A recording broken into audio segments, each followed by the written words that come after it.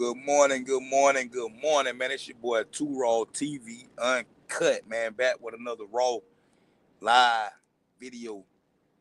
You know what I'm saying? We back this morning. Good morning, everybody. Hey, we're gonna start the day off with our morning coffee. Hey, I got my coffee today. You feel me? I called y'all early enough to get that coffee up in me today. Well, what's up, man? Good morning. How y'all doing? I got an open panel right here. So what I'm gonna do is I'm gonna let some people get up in here. Today, I want to talk today, man, just have an open conversation with everybody today. You know what I'm saying? We can talk about whatever, however, you know what I'm saying? Like, because we all good people up over here, man, and I hope y'all having a blessed morning out there. You feel me? Hope y'all morning getting started off right. Hope y'all got y'all coffee. You know what I'm saying? I hope y'all thank God this morning for waking y'all up. You feel me? And I hope y'all gonna do something today. Everybody who God woke up today, I hope y'all gonna do something today so we can get to show God some appreciation for waking you up today. You know what I'm saying? See, we up. My boy up in the building. See, I'm gonna open up this panel in a little bit, man. Let me get the intro out the way. Y'all coming in right now, so let me go on and get the intro out the way, and then we're gonna start the show off the right way. You feel me? Let's go. I'm gonna drop the link while I got the intro playing, but let's go. Going back to back. Going back to back. We going back to back. We going back to back. We going back to back. Hey, we going back to back. Black truck outside, presidential. Backyard sold out, residential. Niggas broke, get some money, it's essential. What's the grow up? Eat your lentil. I had a play that she was fucking up my mental. Niggas started getting money, really niggas chicken little. You wanna run it up, the nigga go and get it. Shit is simple, can't be doing numbers, hit different colors, shit is simple. Hey, every real nigga I know they kid. Every real nigga I know handle they kid. Every real nigga I know put on the homie. All the real niggas know me. Oh, you don't know me? Every real nigga that I know ain't nothing funny. That's gonna be the family. All my niggas up and rolling. They like people, why you do that time in jail? The feds is on me. What he talking about? He really about that action. Niggas something. I got that from the boy. Who hating in the comments? The broken unemployed. I rap, I sing, better hook than Floyd. I gross 3 M's off a fucking Android. Independent shit, I got it from the Russell. When I'm feeling weak, still gon' get it off the muscle. Whole 60 bands on me. I just had a Nipsey hustle. When that shit was adding up, I put the pieces to the puzzle. Straight about the itty bitty city by the water. Turned down a couple major deals and went hard. Can't scream my name when I'm picking up my daughter. The boy made it from the back streets and hard. We going back to back. We going back to back. We going back to back. We going back to back. We going back to back. We going back to back. We going back to back. We going back to back. We going back to back. Yeah, boy. Good morning, everybody, man. What's up, everybody? Falling through. I got the link in the chat right there, man. Anybody want to join the panel this morning? Get up here and we can talk about whatever you want to talk about. So today, right, I want to start it off by telling everybody, man, hey, thank y'all for coming over here and spending your time over here with your boy this morning, man. Mr. Picklefoot in the building. Hey, show some love, man, and tap the like button for your boy, man. Tap that like button for me. Good morning, my fellow blacks. Hey, I'm over here drinking black coffee this morning.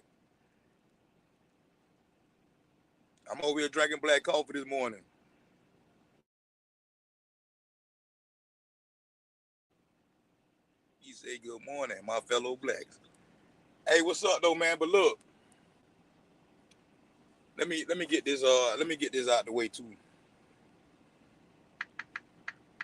So yesterday we did a live, right? We did a live yesterday, and hold on, my bad. We did a live yesterday, and we was talking on here or whatever, and I feel like it was a real productive live. Mr. Picklefoot said I had my coffee earlier with some Southern butter pecan caramel. Oh man, that sounds good, my boy. I ain't gonna lie, that sounds really good. Yeah, I like my coffee black, man. I drank my coffee black. You feel me?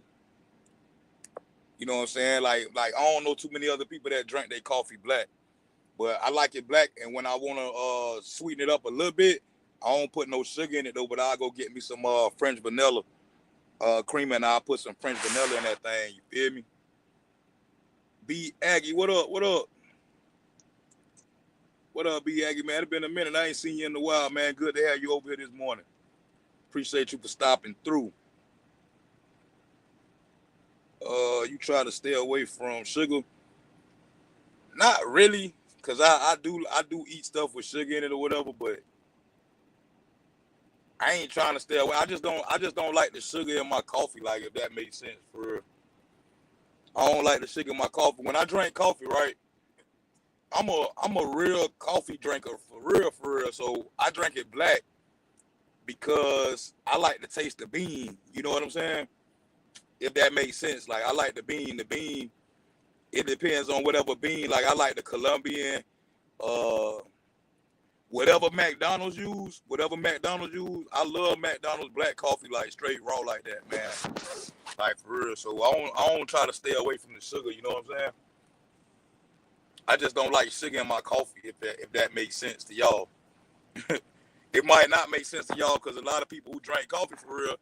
I tell y'all, look, I be saying this. I say, man, y'all ain't no real coffee drinkers. Whoever put sugar and all that creamer all the time. Like when you drink coffee, man, coffee is meant to be enjoyed in its regular form.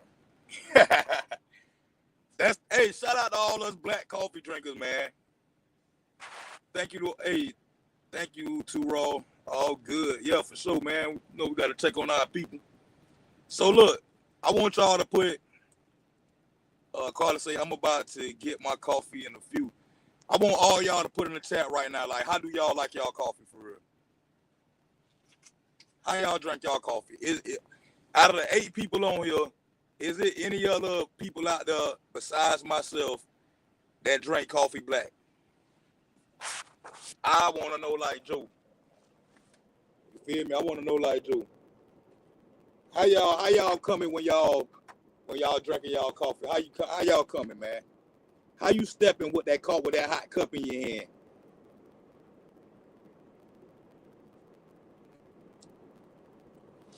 I think I don't meet too many people who drink black coffee though. Like seriously. Either way, we all going to the bathroom. Hey, hey, Mr. Picklefoot, though, check it out. You absolutely right about that right there, my brother, right? You know what I'm saying? But guess what? That's a good thing, though, right? I think too much of anything is not good for you, right? But why do you think those Chinese people, right? Them Chinese people, they live longer than us. I'm talking about they live a natural life longer than us, right? Okay, look at B Aggie. She riding in the car with me, drinking black coffee, swerving through the YouTube streets. Yeah. Black, hey. B Aggie riding with me, drinking black coffee in the YouTube streets. Nah, but look, those Chinese people, right? They live for a long time. You don't never see them drink like. You don't never see them eat their food and then they drink cold sodas behind it. You know what I'm saying? We the only people that be doing that junk like for real. Like we do it the most.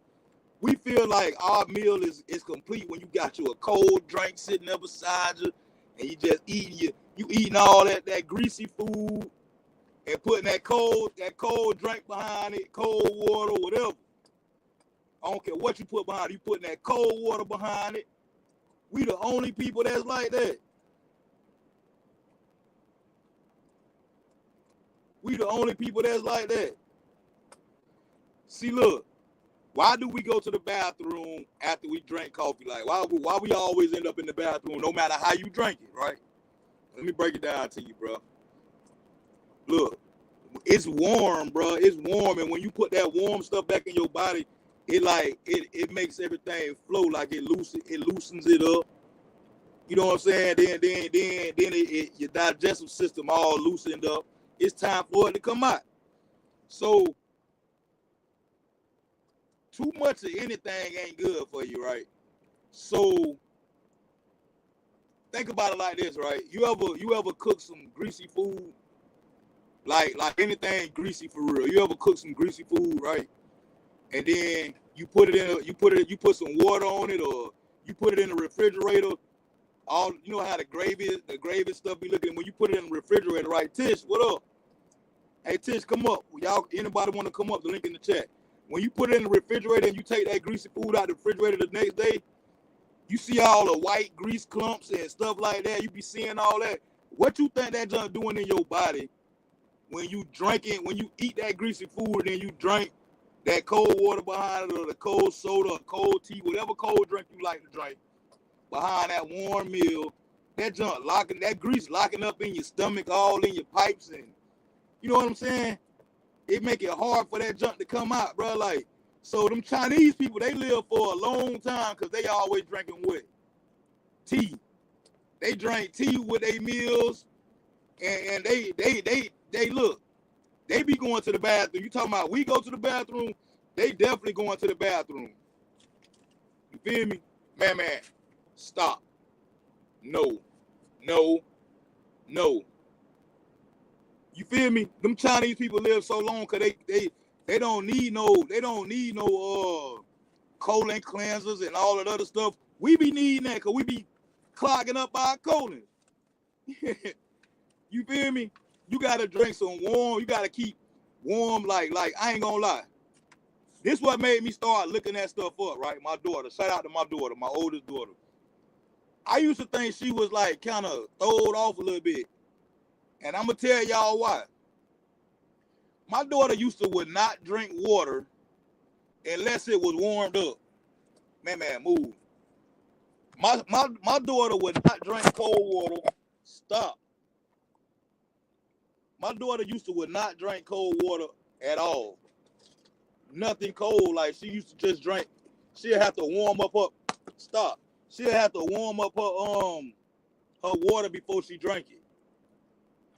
And I used to be like, why she do that, bro? Like, you know what I'm saying? Then my baby mama was like, man, let her do it. It's good for you. This and that. I'm like, I said, let me look this up real quick. I had to go search for smartness. I had to go search for some smartness, right? I looked it up. I say, man, I'll be dang. I say, my daughter up here, like, she naturally got this instinct to drink some warm water behind everything like that. You feel me? Let me see what y'all saying in the chat.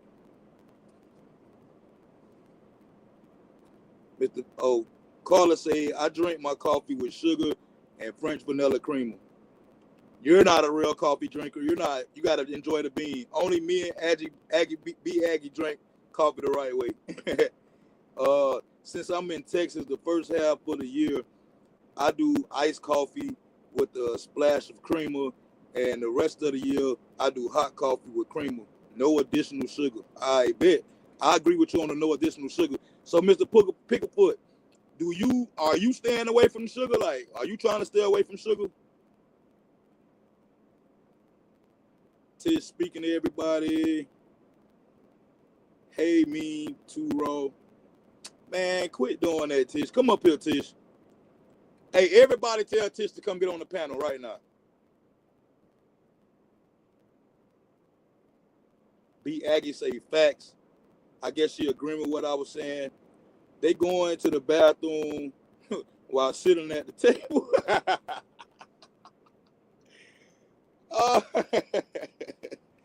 He said they going to the bathroom while they at the table. And they sitting on potties at the table. That's crazy. But they live longer. I'd rather live longer and sit on the potty at the table, boy. I got to start doing that. No, so you can go off on me. No, sir. Man, Tish, don't do that. Tish, listen, Tish. Tish, stop that. I didn't go off on you the last time, Tish. I want you to come up here, Tish, so I can explain this to you, like, for real. I want to talk to Tish. Come on, Tish. We better than that, Tish. I really want to explore. I want to talk to you, Tish, friend to friend. Like I got no love. I got no lost love for you, Tish. Clearly, you took that the wrong way the last time that we talked when you got on here. And I'll go replay the video right now. I'll replay the video right now.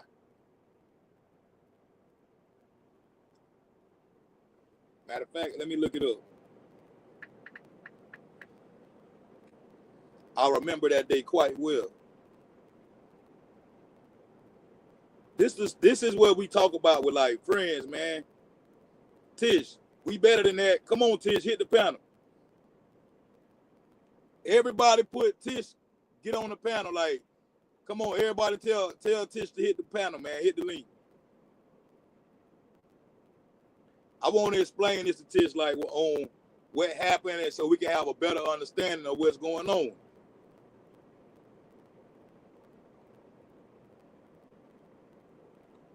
Hold on, let me go over here. Cause Tish, you're not gonna paint that picture. You're not gonna get up here and do that to me, man. Like, nah. You got me going back looking for the live right now. I know which one it was. It was November 17th. I was playing Young Dolph. Live. R.I.P. Young Dolph right out. Here you go right here. Now I'm going to get to the part where... All right, I got you right here, Tish. Here you go. Y'all just need to talk it out. That's what I'm trying to do. Tish don't call me or nothing. But I want to explain it to you, Tish, right here. Listen.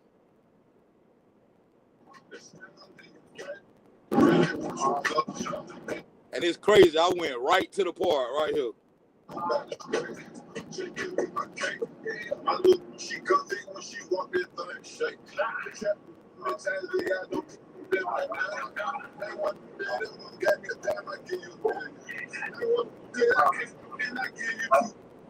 I was playing a Young Dolph video. It was the day that Dolph died. I did a R.I.P. Dolph live video.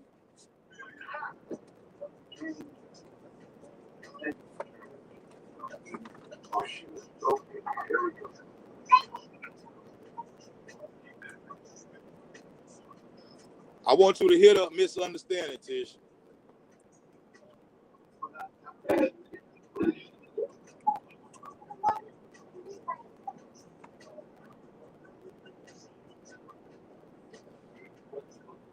What up, Tish? You're representing Young Dolph. What? How you feel about Young Dolph, man? We got 3 years ago. I don't know who he is. I have the slightest idea who he is. No, not really. No. How you come up and you don't know who Young Dolph is? How you don't know who Young Dolph is? I came up here to support my nigga. My bad. I jumped down. I'm sorry. Man, how you don't know who Young Dolph is? I will jump. What you mean? Nigga, I'm almost 50 years old. Don't ask no dumb question like that. And let's stay out of the way in Washington. Young Dolph music is not played out here. I don't know who he is. But I will jump down. I was just coming to support my brother. My bad. I thought you knew about Young Dolph, man. How you don't know who Young Dolph is? Let's go. Like that, I don't see, like, how was I being mean to you, Tish? All I was saying was, like, I didn't know who, like, how you don't know who Young Dolph is? That was me trying to start a conversation with you. And then I was going to get to explain who Young Dolph was. I was going to eventually play a song that would have triggered in your mind to be like, okay, that's Young Dolph. You know what I'm saying? So I don't see what you're saying. Like, when you tell me, so you can go off on me. Like, I don't feel like I went off on you in no type of way, Tish. I ain't never been mean to you. You done seen me have, like, beef with people on the internet, and I never went off on them like that for real. Like, why would I go off on you, Tish? You said, hey, mean too raw. Like, I wasn't mean to you. All right, B. Aggie, she got to go to work. All right, man, you have a blessed day. And I hope all go well for you in your day today. Oh, and B. Aggie, I don't know if you believe in God or anything like that. But yesterday I was telling everybody, like, if God woke you up this morning, like, do something every day to, like, show God appreciation for waking you up in the morning. You know what I'm saying? For getting you started on this day.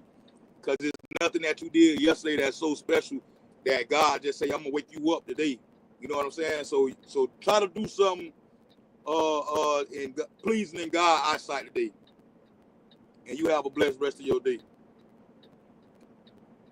Letitia, it sounds like you went off on him more than he went off on you. That's what I'm saying. Like, I'm trying to clear the air with that, man. Like, I'm trying to clear the air with that. That's why I told Tish to get up here. Cause like, all I kept saying was like, how you don't know who Young Dolph is? And I was gonna get to try to explain it to you, but like, you took offense so quick. And I ain't like, I just want to tell you, Tish, I'm sorry if I said or did anything to offend you.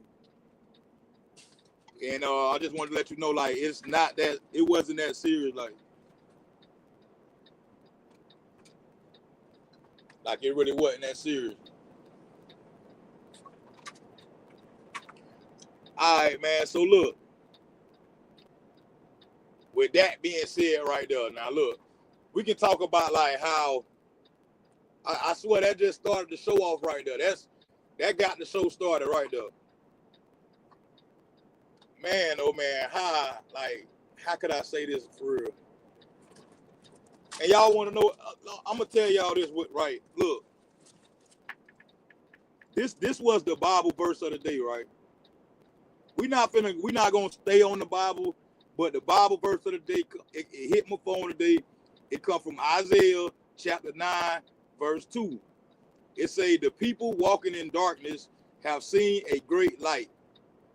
Then it say, on those living in the land of deep darkness, a light has dawned. You know what I'm saying? And when it say this here, it say, on those living in the land of deep darkness. I'm talking about deep darkness. Those people who live in the land of deep darkness, a light has dawned. That means like when something has dawned on you, that means like when something has dawned on you, it means like you understand something that you didn't understand previously. Like now you understand something, you be like, okay, I get it now. You know what I'm saying?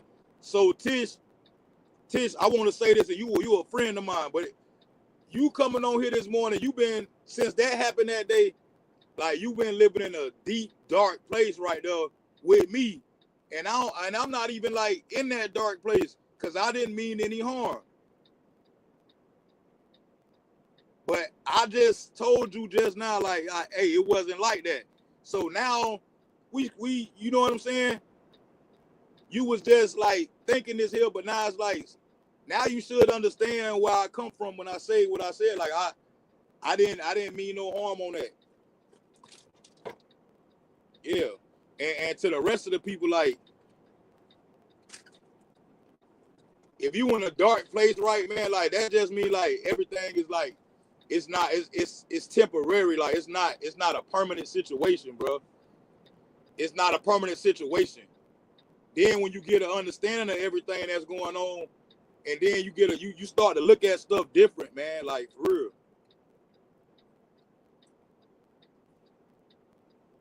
I didn't mean to come at Tisha no type of way.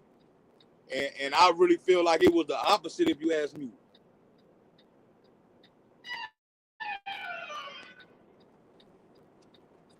I really feel like it's the opposite, like if you ask me for real though.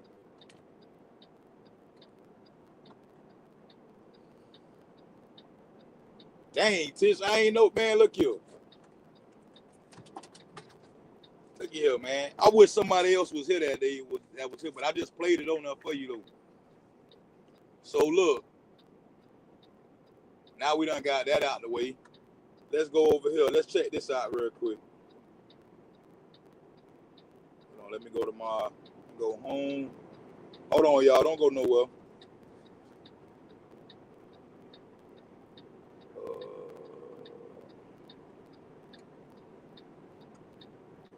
Don't go nowhere, y'all. All right. Here we go. Here we go. Here we go.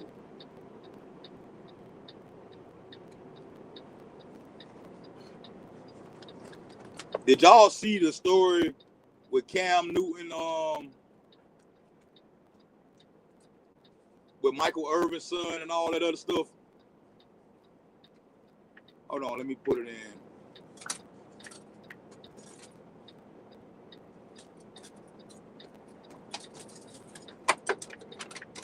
Man, stop.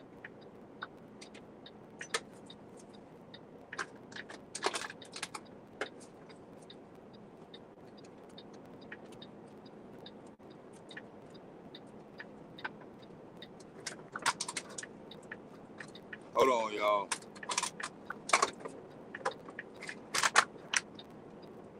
I had to go back and find it. Hold on. I think this is it right here, though. Here you go. He said I be saying crazy shit in my rap. Okay, this is Michael Irvin's son, right? He just went on, and his name is Tarantino. He went 2 weeks ago on the Real Life Productions over there in Dallas, Texas, up there, and did an interview. But he been saying this stuff about his daddy, but like, he just went, Michael Irvin's son, y'all know who Michael Irvin is, famous football player, Dallas Cowboys, number 88, Michael Irvin. Anyway, but his son, man, stop, bro.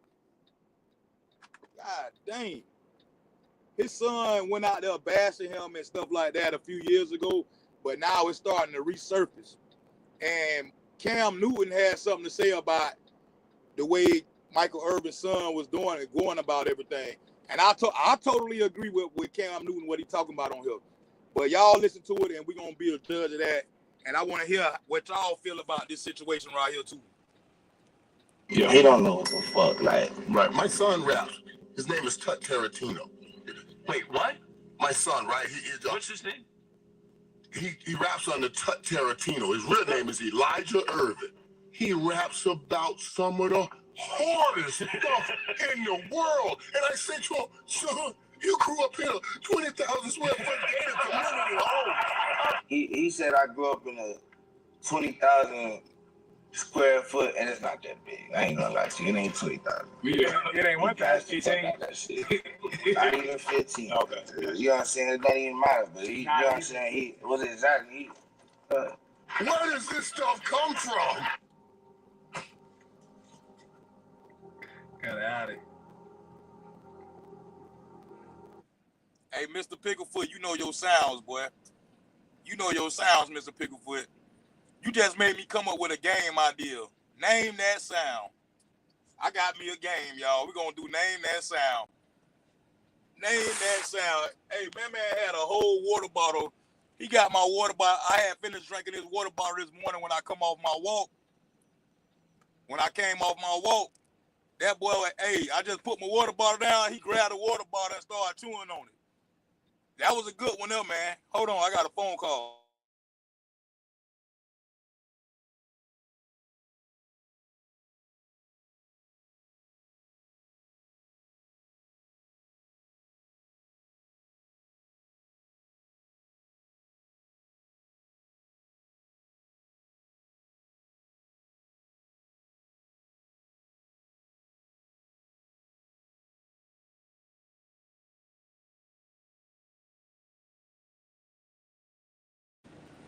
All right, man, look, Tarantino.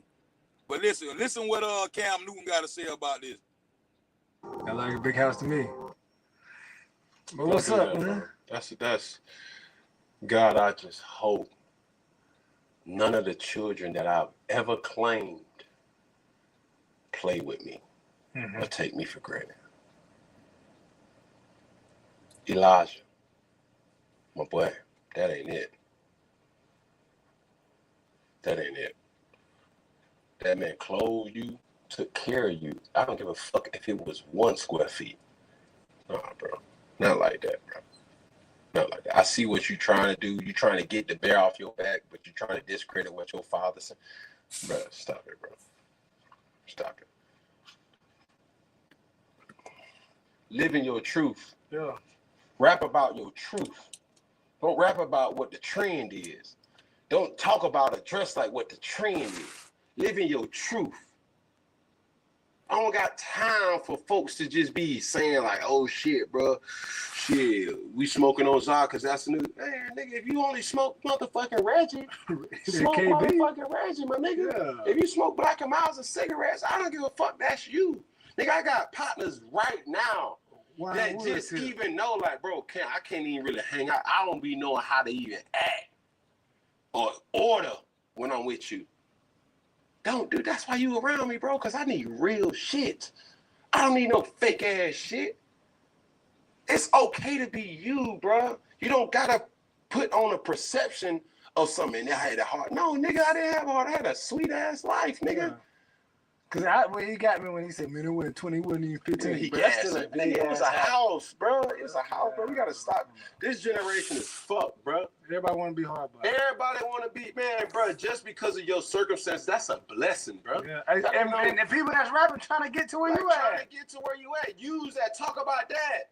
That's plenty to talk about. How you not on the football field, but in the booth. I want to hear that. Yeah. Like purposeful shit. Then once they make it, they talk about their lavish lifestyle anyway. In this day and age, you one beef away from getting exposed. That is you are one beef away. Getting grilled. Like I'm trying to tell you, because when you start beefing with somebody, it almost like it's an old school cafeteria roast. Oh yeah. What's the worst thing? It goes from, bro, your breath say, your mama a hoe. Oh, because she was messing with Mr. Brown down the street. Hey, E, I'm glad you just spoke to Tish. E just came in the door, man. Good morning, E. Let me drop the link, man. Let me drop the link and see if E want to come up here, because E was here that day, too. E was here that day, too. And Carl even said it. I had a feeling Tish got offended Sunday. But I'm like, why? Like, I ain't did nothing to Tish. Hold on, man. Let me drop this link right here. Tish, and hey, look, I'm not trying to talk about Tish or nothing like that, but Tish, you not finna come over here in my chat and then be over here putting down little stuff, putting smuck on my name like that, man. Like, no. And then you don't want to come up and talk about it. Wait, what? Yes, what? That's what I said when Tish. Let me find Tish comment up here, man. And Tish, I know you still here, but you need to hear this, because, like, I'm finna talk. I want to talk to you as a real friend, like, for real, for real. She came speaking to everybody in the room, hey, Carla. And then she said, hey, mean, too raw. I read it wrong at first. I thought she was saying, hey, man, and too raw.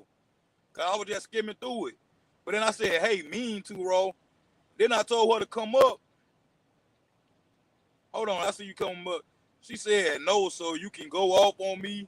No, sir. No, sorry, or whatever.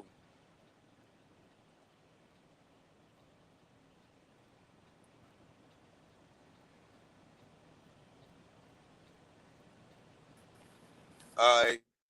E up here. Hey, good morning. What up, E? I literally just woke up. I've been up all night. Oh, my bad. No, I Well, you just came jumped in. up here. I know, I came in. I jumped on. I'm trying to get used to getting up for your coffee convos. You know, I'll be up all night. And I read through the chat and I seen what Tish was saying. And I was like, huh? So what you say? I misunderstood. Good morning. Good morning, misunderstood. Tish came over here saying that first off, she's speaking to everybody, and then she say, hey, mean, too raw. And I'm like, what you calling me mean for? Like, you know what I'm saying? This comment right here. She talking about the last time she was up here. Yeah, and I just played it back for everybody on there. You know what I'm saying? I just played it. I went back there and played the whole thing over. And only thing I kept telling Tish was like, How you don't know who Young Dolph is? And she just she felt offended by that. Like, Oh yeah, now I remember. Yeah. And well, I mean, you wasn't rude about it. We had just got through talking about going into a different route with your channel. You want to do something different. And you just reminded me of your rules, towards everybody, to keep everybody, not in line, but on the same accord, so nobody would be disrespected. You reminded me of the rules, and I had to pull them up. So that was towards anybody. When you do your topics, you want to stay on topic. you know and so when she came up that day, Tish cool. You always let Tish up. right, So, you was on your topic, and you was trying to stay focused on what you trying to do to your channel. And when she got up there and you asked her if she knew Dolph, she was like, "No, I don't know Dolph. I'm 50 years old. Why should I know Dolph?" And you was like, "Tish, that's what we talking about." And I thought that was weird because shit, I'll be 50 in December. I love some Dolph. It wasn't about the age thing. You was just trying to get her to understand that you was talking about a topic. And I don't think she understand what you was coming from, but you weren't mean about it. You was just trying to get her to understand you was talking about Dolph, instead of allowing anybody to come up on your panel and just get off topic and derail your conversation. So that's why you was trying to pull her into the conversation so that's she what I can told join. them today. I Yeah, say when you I was kept asking you, like, you don't know how you don't know who Young Dolph is. That was me trying to open up the door to explain to right. her You was trying to who pull Young her Dolph is. in. Like, it's Yeah, like she so she started can going off on me. right, so she can get with the topic. But I think she took it the wrong way. But you didn't mean any harm. You're not a mean person to her. You know that. And Tish, if you here, like I hate you took it the wrong way. But Tura is trying to do something new with his channel. you know, and that's yeah. What he say? It's so silly to get upset over. Yeah, it is. But Tish is our sensitive sister. She didn't mean any harm. I think she just took it the wrong way because she used to getting on Raw's channel just shooting the shit. But again, she's not understanding that Tuwa is trying to do some different things with his channel. You know, I guess until we get an understanding. So I hope you're not here with your feelings hurt. And it's not right that you get on his channel, you know, and so to say, yeah, you probably don't know Dolph, but a lot of us do. And I'm not even a I fan wanna of I wanna ask Misunderstood this because I went over. I saw one of her shorts one time. I saw one of your shorts one time, and you had a short of YSL Woody up there doing something with Woody. Like, you was like, was that you, Woody, or something like that? And that was before I knew who Woody was. I ain't know who Woody was, and I'm like, who the hell is Woody? He was in the song with Fogiano. You posted that video. He had a song with Fogiano, and you was like, wait, that's Woody? And like, I ain't even know who Woody was at the time, and I was still in my 30s then when you posted that. Like you feel me? But like, it's okay to not know who somebody is. But I knew who Woody was. You ain't get mad at me if I was to come over there and say I don't know who Woody is on your platform while you talking yeah, about right, Woody. Like, I wouldn't have got mad or nothing like that. I would have asked you to explain to me who Woody was. Like, you know what I'm saying? right. And misunderstood. I didn't know Woody until the trial, you know, and that's how I learned about Woody. That's how everybody learned about him. But some people knew about him before others because I wasn't following that trial. Yeah, but we won't get on her panel and say, I don't know him. Just Right, get up right. there and want to derail her conversation to say, no, I don't know. What about this? We won't do that. Get on Misunderstood channel and be disrespectful and derail her conversation. We can stay in a chat if we want to do that. She say I may have made a short of Dolph, but I'm unfamiliar. Yeah, You and would have that's you fine. Yeah. Just like Misunderstood is talking to you about it. She's just told you she didn't know about it. She's in the chat. She's not going to get on your channel up on your up on your panel and just derail it, you know. So it's no offense to no no offense to Tish, but Tish, it's a etiquette that you have to have on YouTube when you enter some people chats. Now the beef sector and other chat sectors, if they do it over there, that's fine. But over here at To Our Family and certain content creators that we support, that just don't happen. And even we trying to get with the YouTube etiquette. We trying to change our language and change what we do to fit into the guidelines because Tuar want his channel to go somewhere. So people they know what you're talking about, right? Misunderstood. Yeah, and if you don't And I have and I don't anything, even think Tish meant no harm, but like some people will come over here and intentionally try to derail your thing and take the energy from your show. But like she said on the video when I played it back, she was like, "I just came over here to show you some love, this and that." I'm like, okay, yeah, but like I was just doing like I was gonna eventually explain. It would have turned out better if she would have just let me explain to her who Young Dolph was. Like it would have made the show like that's why I really brought her up there. Cause I could have kept her yeah, down there and be like, nah, Tish, I'm just playing music. I'm just playing Dolph tonight. So I brought it up to try to open up the show a little bit more instead of playing music. We can talk too. yeah, And I you can explain did. to you about who Young Dolph is. But like it never got there because she wouldn't let it go there. It shocked me that day. Actually, it shocked me because I was like, Tish, huh? Like he didn't mean no harm. He was just trying to bring you into the conversation. She didn't catch on to what you were doing and she got upset. And now she come back and she do this? Like come on, Tish, you know us better than that. And she even tried to call us out saying that we don't support her, remember? Yeah, And she do that too. we went over to her page. Like I told her that night, and I didn't get mad. I didn't get upset. I was laughing with her. I said I came on your panel, Tish, and you was talking to a gentleman, and y'all was all into y'all conversation. I was in her chat. I was waving my hands, waving a white flag, like, "Hey, I'm down here in the chat. I'll talk to y'all too." And her guest acknowledged me before she did. And she was like, "Oh, I'm sorry, E. I'm sorry." But I could have gotten upset, but I didn't because I understand that when you all are passionate about your conversation, then y'all just go. I learned that with Too Raw. When he's passionate about something, I just have to sit and listen and let him go. And plus, that's his channel. I can't overtalk him on his channel. I can't run his channel. That's Too Raw channel, not mine.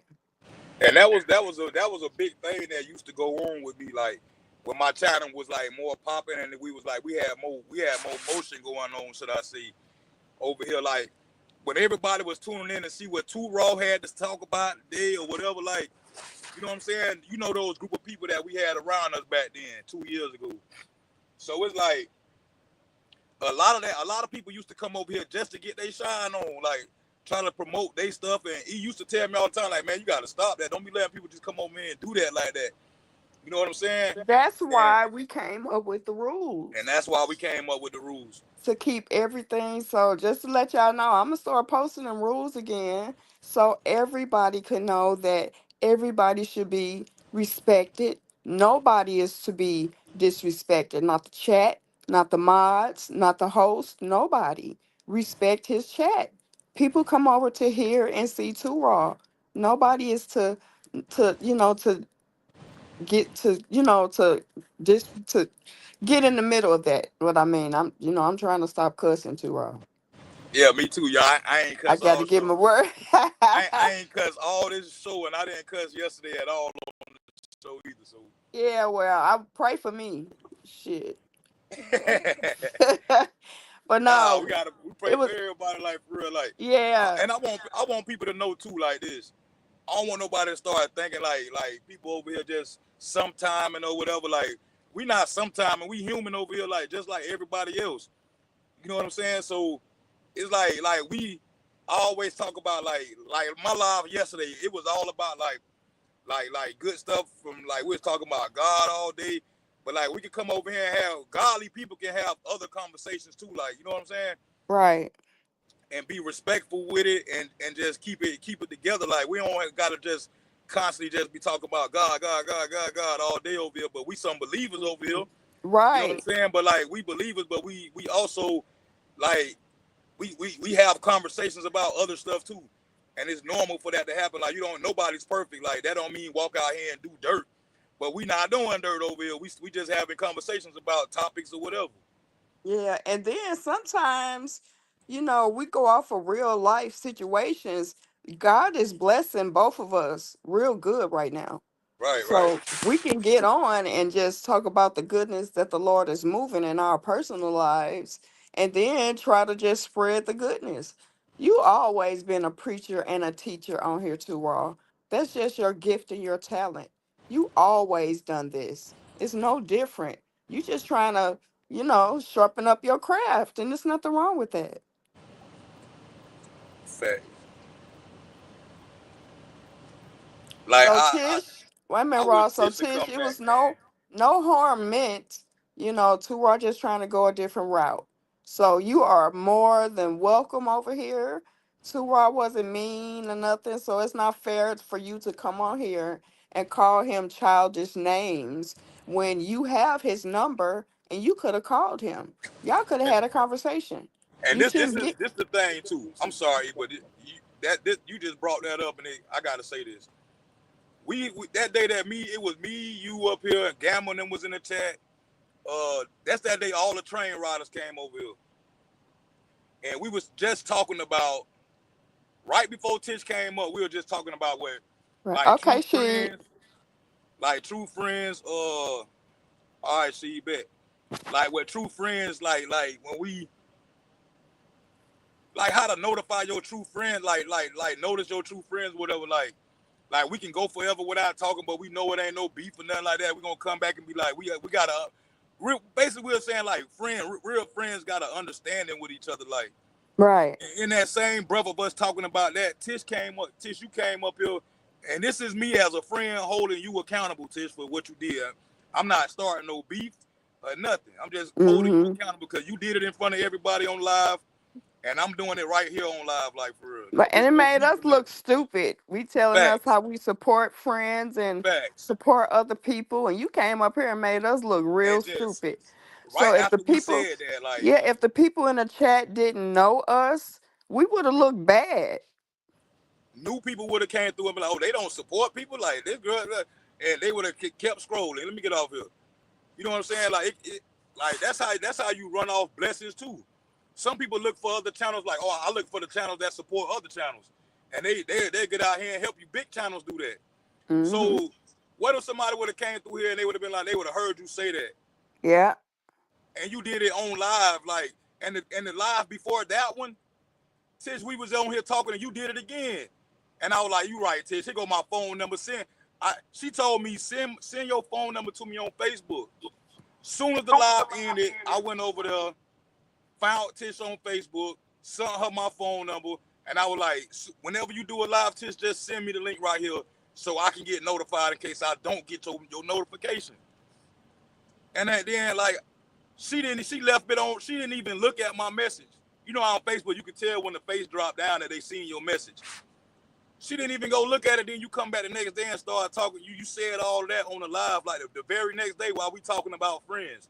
Right. That's why I stopped. I say, Tish, go back on Facebook right now and look on your messages right now, and you will see my phone number right there. Right. And I had to remind her, Tish, I have been over there to your channel, and this is what. Oh, you right. You right. You right. It's like, don't do that. You know. So yeah, I didn't like that. And Tish, we didn't mean any harm about that. It looks like Didn't and, she's not and even still here, don't. and that's fine. Still don't mean no harm. I'm quite Yeah. sure she is here. No, it's three people in the chat. That's Oh, okay. she, Carla, and Picklefoot, and Misunderstood if she's still here. So she ain't around, but I think it's childish to make a big deal out of something so small. That is. That was very small, and she know too raw better than that. You It's know. just for attention, in my opinion. I can see that too. Oh yeah. You know, when you want to do better, you get around like-minded people to grow. You know, Facts. and that's what Two Rod's choosing to do, and that's what I'm choosing to do also. You know, Two, I want to grow his channel. I want to start my channel. And, being around like minded people is good. So, people that understand YouTube etiquette and know that they can't just jump on panels and be, that's almost like being a troll. You can't troll people channels.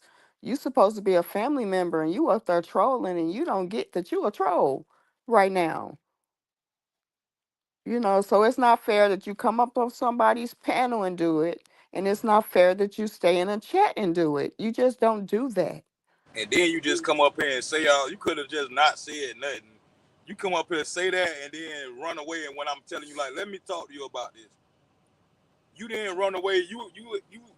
You heard us talking about what we was talking about the other day when we was talking about friends. You hit the link with your finger. You did that to come up here and do that. But now I'm coming to you as a friend trying to say, nah, Tish. And the only reason I'm doing it on live is because you put it in you came on this live saying these things like that, like, and I'm trying to tell you, like, Tish, come up here and explain this, cause if you can come on here and type it in the chat, and you a person that hit panels, you could have hit the panel just now. We could have just squashed that. I could have explained to you everything and all of that. We could have just talked about it. Like, that's what people do. hmm And I just thought about it. So she said it on the last live, and she made it a point to come on another live to tell you about yourself. What the? See, Lord help me. And you came right over here, like in the That's not live. why come back to confront somebody that you feel like just don't come back. I'm not coming to your house if you offended me. I'm not coming back. Right. I'm not coming back to tell you about yourself.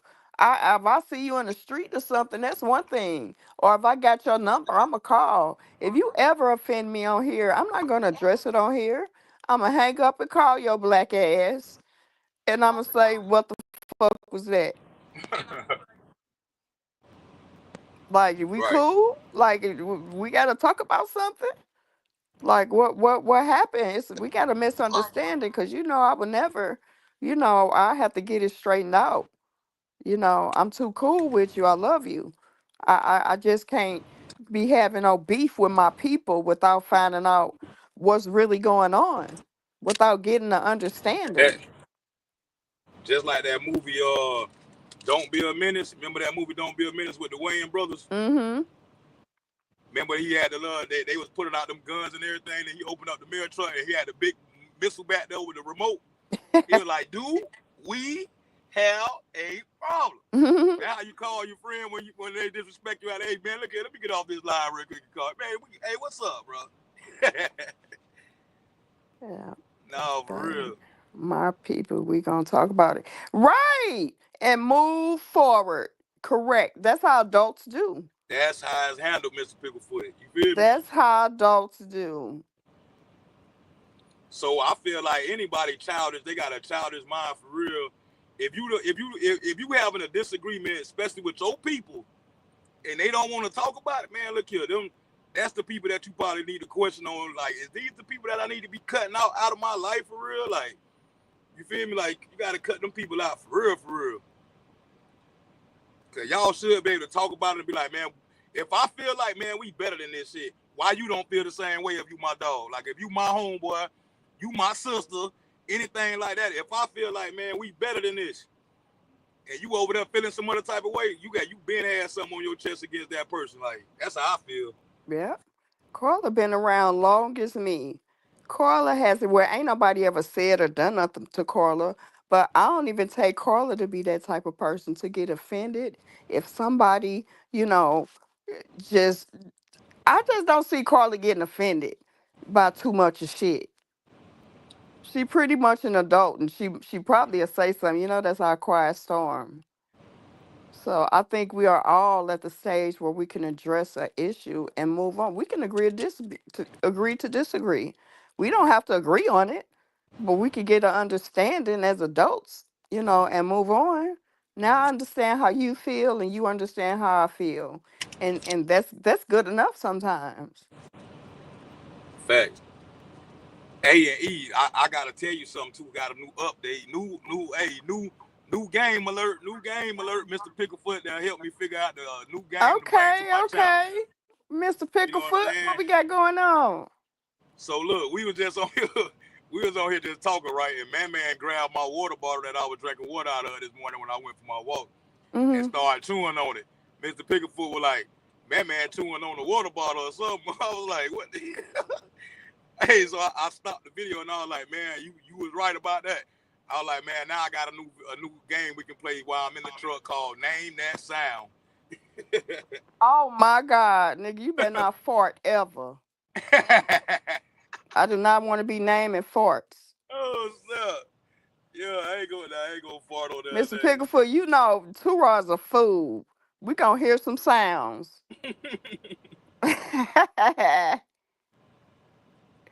Yeah, that's gonna be fun. Mr. Picklefoot like, I'm gonna win that one. I bet you will. He called that water bottle out. I was like, damn, I had to make sure my camera was off. Right, because we catch Gamma eating all the time. We be like, Gamma, what you eat? What you eating on? Yeah. Yeah, I for don't know, real. Carla. I like a good challenge. Mr. Picklefoot, challenge on.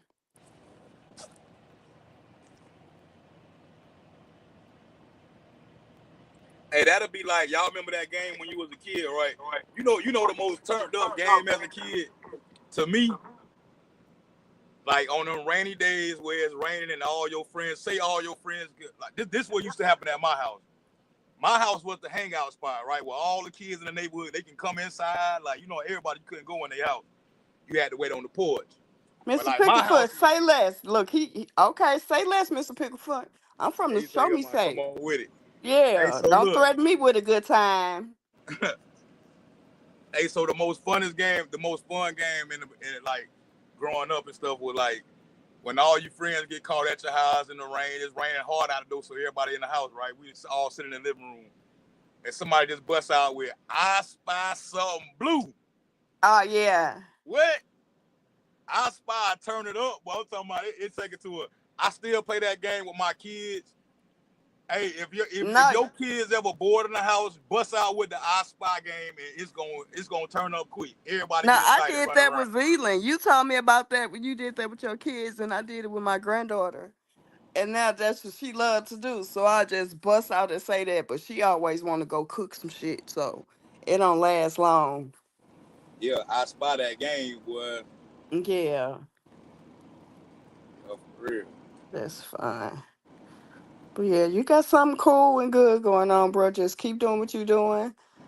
Um, who is Aggie? You don't remember B. Aggie? She was here for a minute, long time ago. No, That's why I I told her. remember. I just needed to remember who Yeah, I she seen her was. today. I was like, dang, what up?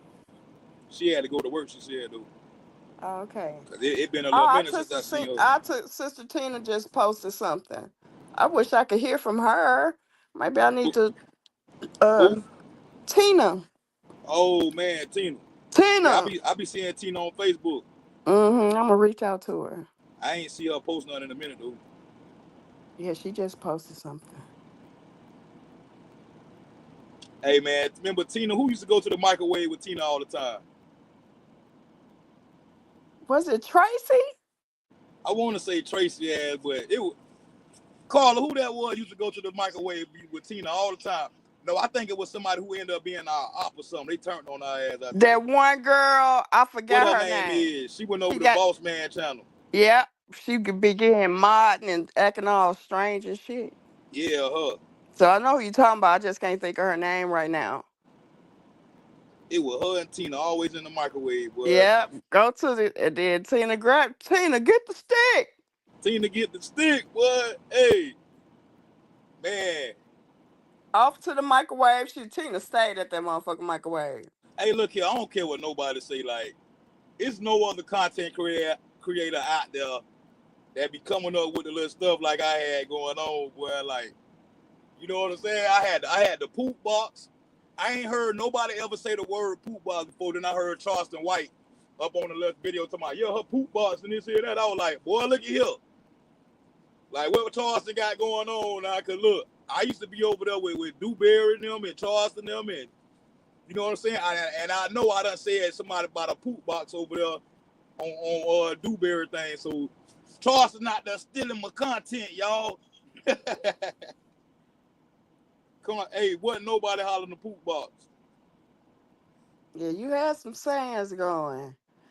And everybody that knew, they knew. Yeah, we always was sending somebody to the mic. Man, go to the microwave, bro. If you know, you know. And then they come right out the microwave hot. Boy, they come out hot. Back to the microwave you go. Yeah, your plate too hot still. Your plate hot. We tell them, man, hey, the microwave was the 5-minute timeout button. Hey, go over there, put your plate in the microwave and wait them 5 minutes till it bing, and then you can come. Come out like a hot pocket, shooting again. For real. Then now you got to threaten the Tina. You want to go back to the microwave? And then whenever I tell them to block somebody, it's Tina, get the stick. Mm-hmm. Whether she here or not, you say that. We know to get the blocking people. Man, I be having flashbacks when we talk about that junk. All the way back to sit in the car, in the dang with the garage door open, just sitting there in the car doing lives for hours, man. I be having flashbacks. I just never forget what you did to the truck. What is GD? Big GD? Big GD. I'll never forget what you did to him when you made him reveal himself. Mm-hmm. That was funny. That was real funny, boy. I ain't gonna lie, that one was real funny. Then you had that one from Bangladesh. What's his name? Sadar. That was our good. That was our boy, Sadar. Yeah, Sadar come over there talking about the pizzas and all that. You gotta get the pizza, man. Look here, Sadar. Quit playing, bro. Yeah, and then he became my boy too. Yeah, then Sadar done hit the panel and everything and came out, yeah, man, this is that. Like, what the hell? Misunderstood, say I'm here. Yeah. Carter say yes, that had me hollering. Hey, that was fun. He was smiling when he went by the mirror, by the window to show it. So he's still there like, I was like, yep, got your ass, got you. That was funny, man. Yeah, that was real funny. He did not want to reveal himself either. Like, you could tell how to look on his face. He was like, dang, they got me, boy. It was several lives he would go on, and Turok tried to get him to show it. So he like, nope. And he didn't mean to do it that day. And so when he figured out that Ross seen his ass, he tried to hurry up and move. But Ross was like, got him. Got him. He was like, man, he was just like busted, like fuck it. He was showing everything around his house too, but he just would not show him. I'm like, dang, ain't no mirrors in there, nothing to reflect off. No. And I was like, all right, I laughed my face off that night. Go show out the door. And I know that that reflection was staying. It was clear as daylight. He was in the mirror. Oh man, I can still see him not standing there too, but. See, I couldn't stop laughing that night, for real, man. He used to be busting in here with like 8, 9 people, having the time of my life, boy, for real. And we gonna get it back like that too, though, man. We gonna get it right back busting.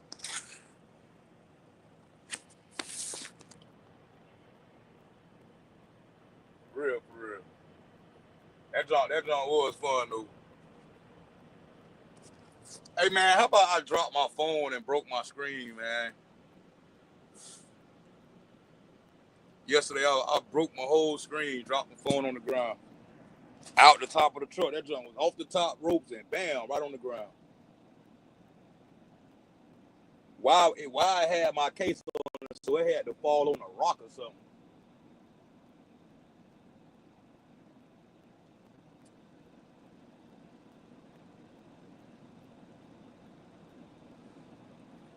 Nah, but all the people that used to come over here and troll me, boy, like they all end up being like real friends and stuff like that afterwards. Like they'll come back and show love. Hey, Big GD, that was the troll of the year. We was talking about getting him a trophy too. Cause like I ain't gonna lie, he did a really good job at trolling me. He did a really good job. And sometimes I ain't gonna lie, like I be missing them trolls, man. I be wanting some new ones to come by so we can get them on the right track too. Get them back on track like what we were talking about yesterday.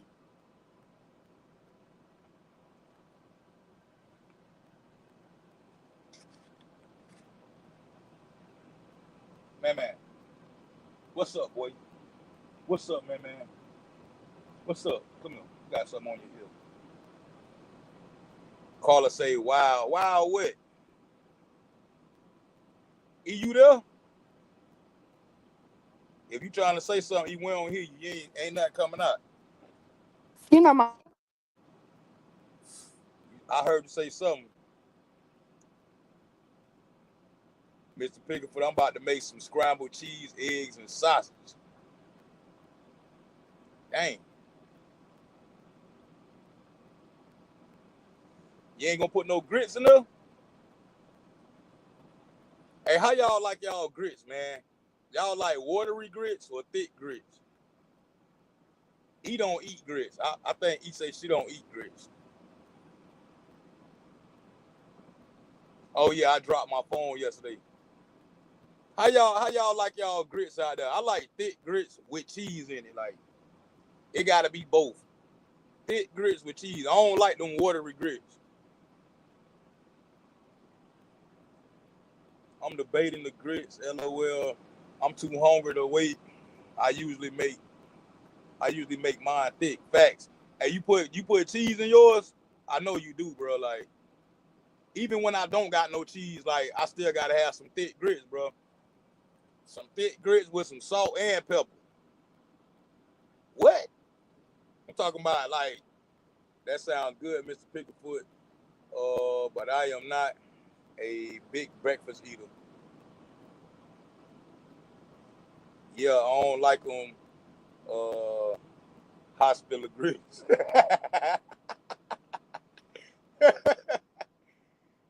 say hospital. Say ambulance, bro. Ambulance.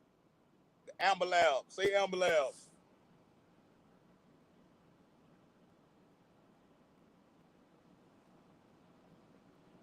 Hey, black folks say ambulance. They take the U out and add an A. He said ambulance. Got there ambulance.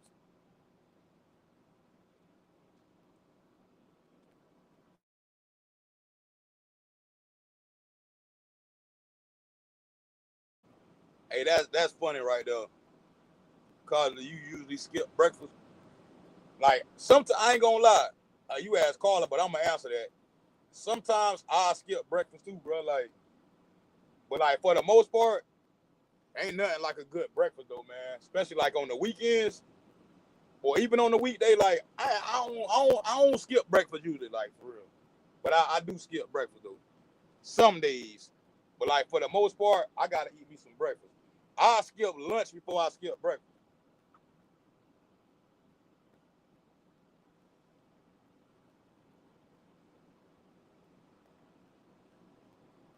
You skip because you on the road or just don't like to eat that early? No, I'm just saying like I eat breakfast, but like sometimes like it's very rare that I skip breakfast.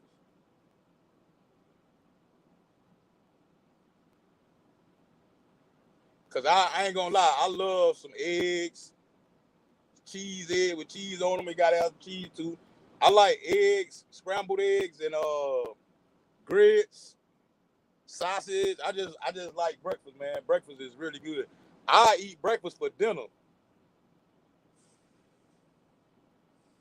I really would. I eat breakfast for dinner, like for real, for real. That's why like I go to Denny's and eat more. I love eating at Denny's because I can go there and get breakfast like or Waffle House. I can go there and get breakfast any time of the day if I want.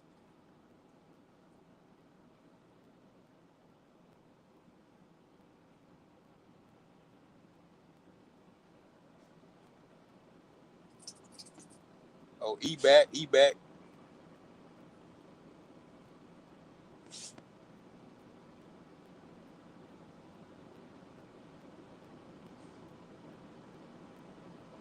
They go the link right there. She said, "Yes, I skip breakfast." Stop. Yes, I skip breakfast. Man, Waffle House is fine. Uh, stop. If the cook get a cigarette, get a cigarette on their ear, got a cigarette on their ear, that fool gonna be busting. Fact, bro. Hey, look, I ain't never noticed that though, but yeah, I can see that. Eat. Hey, yeah, to all you breakfast food eaters, Mr. Pickfoot, did you hear that I eat leftovers for breakfast before I eat breakfast food? So I still eat. It just be a leftover meal for me.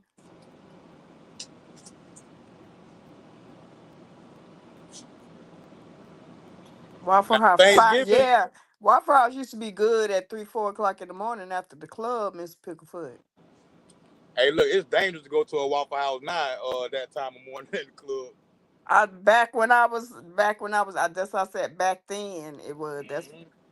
after we had that and we had tag with Uncle Bill's we had here in St. Louis we used to go to Shoney's, Denny's back in the day. I hop too. Like people be piling up in the line. Yeah, IHOP. Yeah. And you know that when we was growing up, the only time that we ever went inside a Denny's was on somebody's birthday. Now we grown, we just be all that Denny's like we just like we own the place. Mr. Fickerfoot, exactly. You could see me warming up some Chinese food as yep. Well, with a moo on. No, I ain't got that moo on, Mr. Picklefoot. What's a moo moo? One of them grandma gowns. Oh yeah. Mm-hmm. That moo be in the trash somewhere, Mr. Picklefoot. He said a moo.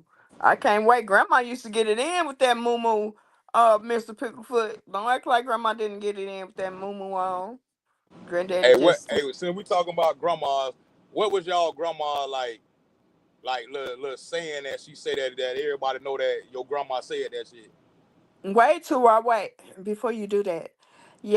And Yesterday, I think I called you yesterday when I got home. But anyway, yesterday I rolled down to see my childhood home. yeah. It's vacant now, but oh my God, the memories I had that flooded through me, I just felt like a little girl all over again. Just remembering what each room was like, what happened. That's the house I used to sneak out in, try to go see little boys, you know, all kind of stories. My uncle played barbershop with me and cut my hair, cut my little bangs out. Got the whooping the first whooping I got from my granddaddy was when my uncle wanted to cut my hair, and I was confused like why I get a whooping. So he got a whooping for cutting my hair, and they whooped me for letting him. I said, "What the fuck? I get a whooping for letting him? He's And bigger than me." they ain't even, you were looking like why y'all ain't whooping him? Right? No, he did get a whooping. He got whooping for cutting my hair, and I got a whooping for letting him. I didn't think that was right at all. Or you got one of them uncles that's like close by age with you. Yeah. I used to be so jealous of people like that. I had friends, right? One of my homeboys was older than his uncle. I was like, what? Like, how y'all even do this? Like, Not only that, too, Rob, but my birthday December 26th. His birthday is December 27th.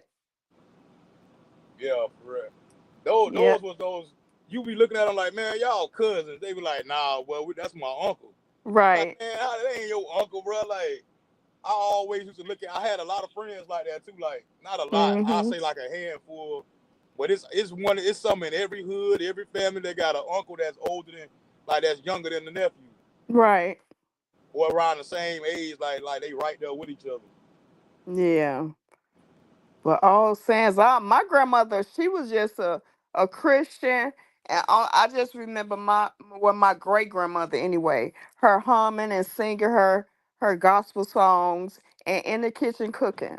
My grandmother used to get up at about 4 o'clock in the morning, and around 11, 12. No, not even that much. Around maybe 8 or 9, breakfast, lunch, and dinner would be ready because I had a lot of uncles, and so everybody used to come over for breakfast, lunch, and dinner. So she always made sure, even for work, like they wives didn't do good or some shit. So she would make breakfast, lunch, and dinner. Everybody knew to always come to grandma's house to eat. And she always had some handmade desserts or, some treats or something. She used to make us popcorn balls with peanuts in it when we was kids. So I have those memories. I have a great grandfather. He was my great great. He was 103 when he died, but they say he lost amnesia, so he could have been older than that. But he used to give us little boxes of raisins and a nickel. And the older I get, I'm like, damn, when we gonna ever get more than a nickel? But I recently asked, I called my big cousin. I said, why Grandpa Reed didn't ever give us more than a nickel? She said, well, we got a dime. I said, ain't that a bitch? I just wasn't old enough yet. Yeah, but your family got a lot of good sayings. I know. I get a kick off of them all the time. And my favorite one is, if you don't like my apples, I'm be don't shaking my shake my motherfucking tree. back. Now, when somebody say that, that's my grandma. Everybody know that that's her. Like everybody know. Right, Carla, my grandmother. And I tried it at one time. Sometimes it works and it helps, especially if you got kids, to start that early. And then grandma had the rest of the day to just love on her grandkids. See, my grandma didn't make it to see the old age and see us grow up. She died when I was like 9, going on 10. I was Mm-hmm. like I was like 15 days from 14 days from being 10 years old when she died. She Mm. died at 49 years old, like bro, and I was like, dang, bro. Now I'm talking about my great grandmother. My grandmother died when I was young. My mother, she Yeah. died when I was young. See, I And don't I even remember always, my great grandma. She was already. yeah, I was no. alive when she was there, but I was born when she was alive. But she died when I was a little baby. Like, That's when I peeped out church folks is messy. Because my grandmother used to make huge dinner. That's why I cook every Sunday because it's ingrained in me. But my grandmother used to make huge dinners on Sundays. And then some Sundays she would invite the pastor over. So some church members was come over and we used to watch them eat 3 plates and pack up 3 plates. And we used to be, I even not noticed it, but I used to hear my mother them like, they gonna come and eat, ain't they? And they gonna pack 3 plates with them. So me hearing it and seeing it, I used to be like, why they do that? Because they used to come eat some shit up and take some stuff. yeah, my grandma used to. She say, what's the name too? She used to be like, Lord have mercy on my soul. How many chickens have I stole? Went last night and the night before, and I'm going back tonight to steal some more. Oh man. She would say that. Then she would say, kiss without twisting out my mother wrist. Be like, Yeah. Carla, man, them homemade hot tamales, I already know they was good. Cause I got an say auntie that. that Oh make yeah. them. No, she Yeah. said that's And what her she, grandma say when somebody dressed good, like hot tamale. oh, okay. I always say, okay, I can't that hard in the way I can't see it when someone Oh no. dresses good. Okay.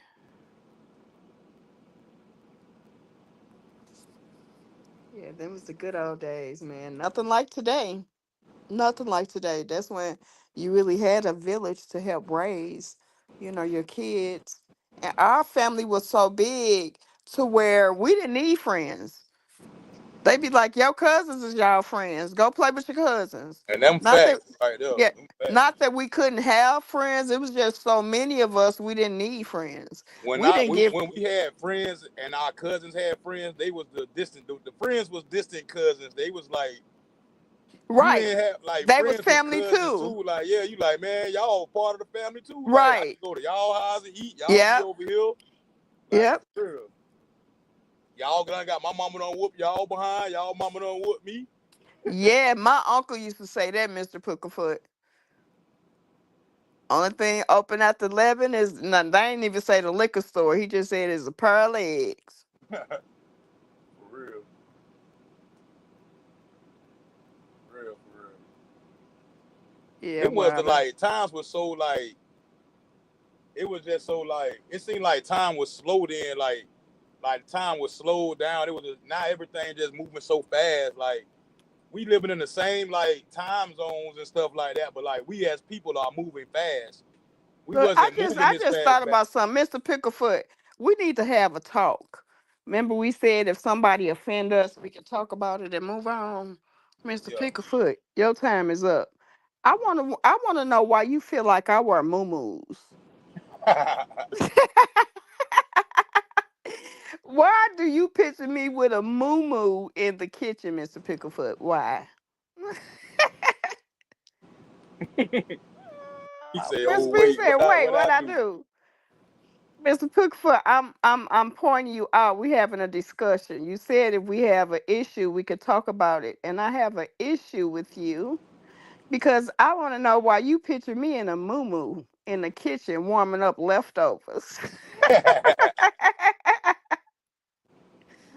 At 7:57 That's a.m. it. And I'm He offended ain't and even you say need 8 o'clock in the morning. to Say 7:57. Nah, he gonna make a specific time.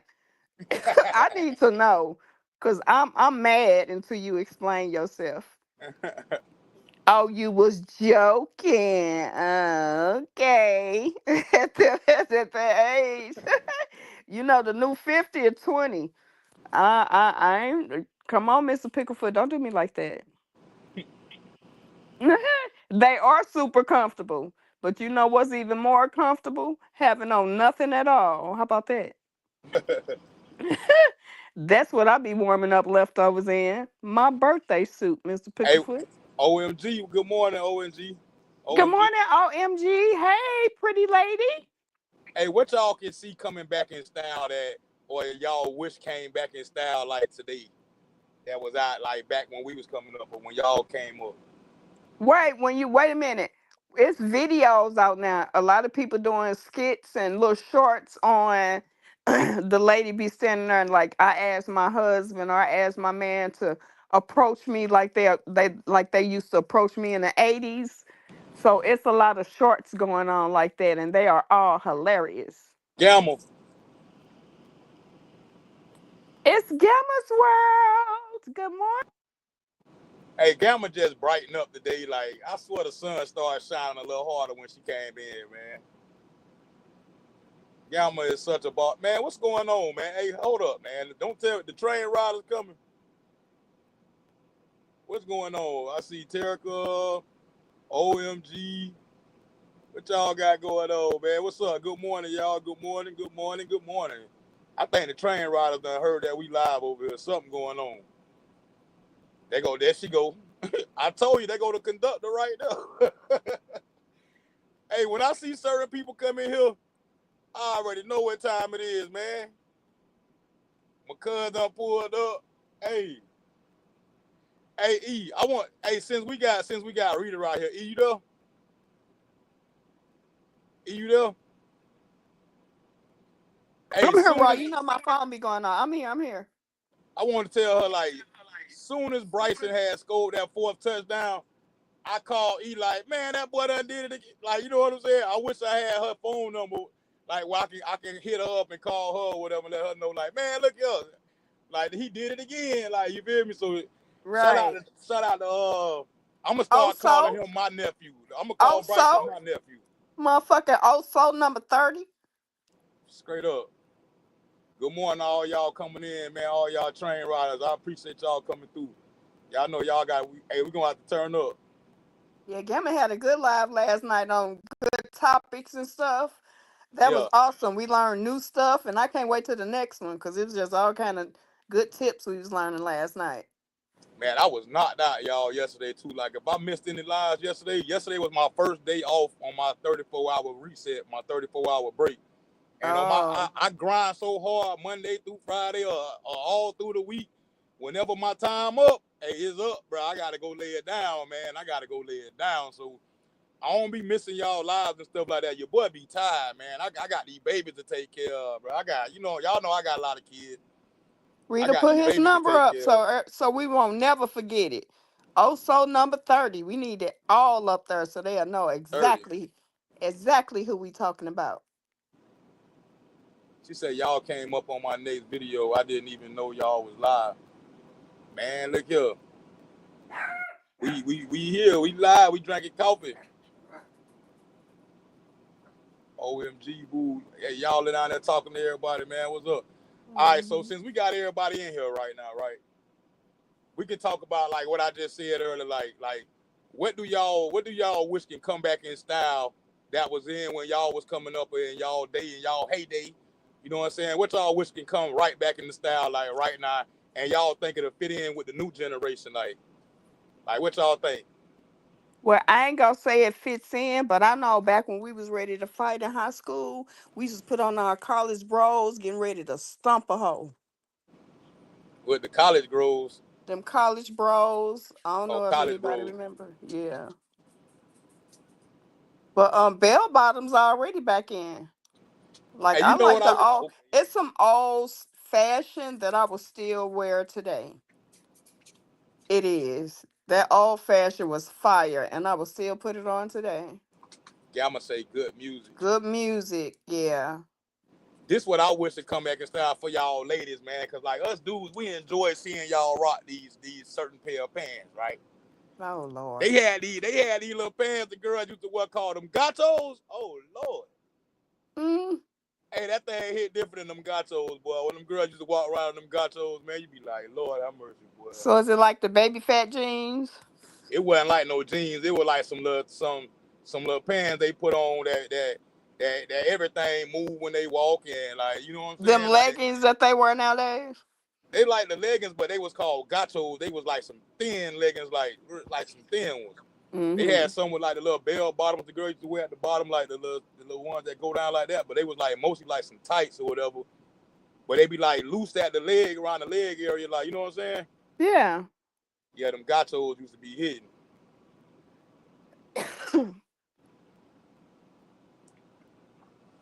Right. They saw, and you know what, Trikel? I just got rid of a pair of mine because they got too small. I had my son bought me a whole Mother's Day outfit with some gauchos. Yeah, she said they terrible. No, she said they start right below the knee. Yep. Them gachos used to be hidden, boy. Hey, So us yeah, dudes, I knew those, teenagers, but like yeah, them who are gachos, boy. describing another pair of pants though? I Hmm. Rita said she give me 3 minutes. She finna go live for 3 minutes to bring the train. Hey, just bring the train. Don't bring them haters though, man. Cause hey, look, they can come watch it, whatever. But as long as they don't engage or whatever, they can come watch the show. Me too, Erica says I love wearing clothes from the '70s. That Yeah, like dressing I mode. love Good Times. The Renona. I love the way she dressed. I would wear her outfits right now. Even back when Diana Ross and Aretha Franklin back in the day, they used to dress their butt off. I would still wear some of those fashions. Back to what we were saying, the Kennedy wife, she used to be a bad dresser. Hey, when I look back at pictures of like my grandma and them, how they used to dress growing up, Hmm. man, and my grandma and them were fine. Like they was the William girls, they was fine. That's what they were known as, the William girls. My mother had the biggest, prettiest, thickest afro that you would ever want to see, baby. She had a beautiful afro. And then she used to dye her hair. She would dye her hair that honey blonde color. And then that Farrah Fawcett look hairstyle where she would put the rollers, roll them all to the back. She'll comb her hair to the back, and poof it up with her hands. Man, Yeah. that used to be so pretty to me. I like natural style hair too. Like y'all, the women wore like more natural hairstyles back in the day. That's what I'm talking about. That poof, that was a natural hairstyle. You know when they had the natural hairstyle left when women started doing, they the first thing that they started doing was, to me in my era that I noticed was them dang finger waves. Like my grandma had it too. Like they had the finger waves and they used to wear them little short haircuts that be curled up real good. They used to sit there in front of the mirror with that hot curler curling up the back of it, getting it right. Yeah. Mm-hmm. Yeah, I remember getting perms and my mama slapping me on the back of my neck, telling me to hold still while you burning up my dang on scalp. Gemma said she'll be back. She got a meeting. And Rita said, hold up now, the motherfucking train loading up. Oh Lord. Motherfucking It, train about to get rolling in this bitch. and now that she say that, man in here rolling, jumping here, what? Sit down, bro. Turning up for man, like, hey, sit down, man. Calm down, man. This nigga jumping, he everywhere. Yeah. Drop who link, Rita? Can you I guess she drop? telling them to drop my link. She telling them to go over there so they can drop the link in the chat over there. Oh, okay. Sit down. Yeah, those old fashions was something else. The like Rita, like Gemma said, the music was so, it was just a different feeling, like you said. The smooth talk, the men used to be having, they had that swag back then, whether you was broke or not. Like Mr. Pookerfit had that cigarette in that ear. And like that female, Samora said, you don't fight. That female that carry around her ID and her cigarette pack. So it seemed to me like black folks, like when we talk about the past, like black folk, we came with our own little swag and everything. It's like we done lost that, like where our swag went as a people, like a culture. It ain't Like gone. it It ain't ain't gone. there. It's not gone. It's just more bull crap added to it. You still It's got some. not present. Like these kids walk around. If you look at if you ride around your town, right, and you see the kids, like how they coming up now, like and how we came up and Look, like it's how we was again taught to raw. stuff. It's where you're looking. If you looking where the saggy pants is at, then that's what you see. But if But you that's look what used other, to be like where the saggy pants wasn't there, like back in the day. Like that wasn't there. Like yeah, it was I'm not the looking in the saggy same pants wasn't there. place. That's something new. Mr. I'm looking in the Pookerfoot same said, place. "Bring back the corduroys." Yeah, corduroy used to be hitting. I ain't gonna lie. Yep, I they had a pair of still hit. corduroys See, back in the Mr. day too. Picklefoot, I would still wear a pair of corduroys. They just got to hit different. Yeah. Not just that old country shit, but it's some corduroy that hit different. I wear corduroy. I don't think that'll ever go out of style like that. The corduroy is like for real. It's some old styles that's coming back. That's why the bell bottoms are back. That's why even the pants that you're talking about, those are back. A lot of fashions is just coming back in style. So if you up on your fashion, I am for one, you would know these things. It ain't just saggy pants. And if I see a young man and their pants is sagging, by the time I compliment them and give and fill their heads up, they pulling their pants up. Hey, she said they need their introductions. They need their theme song. They like Dion. Well, play my theme music. Oh, play it to hit it. All right, hold on. Let me get y'all right real quick. Let me turn this thing up one time for the train riders. They coming. Hit it. Let me get y'all right.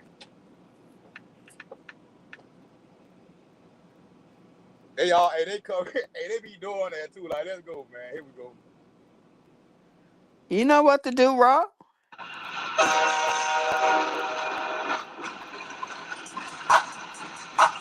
It's that time.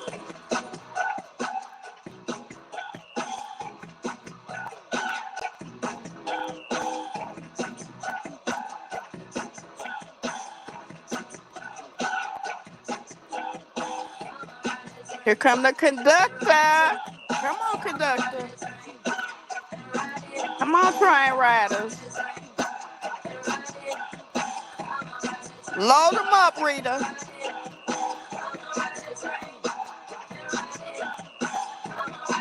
Cute your wife.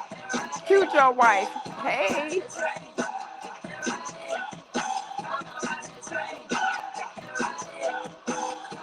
Hey, I swear, y'all the fucking dopest though. Like I wasn't even supposed to cuss on here today, man. I'm trying, y'all. Y'all pray for me, but y'all the dopest. Like I ain't gonna lie. I done been around YouTube for a few years, but like, look here. They need their theme music. They like low down dirty shame coming through here. Like, man, he need his theme music, man. Let's go. Hey.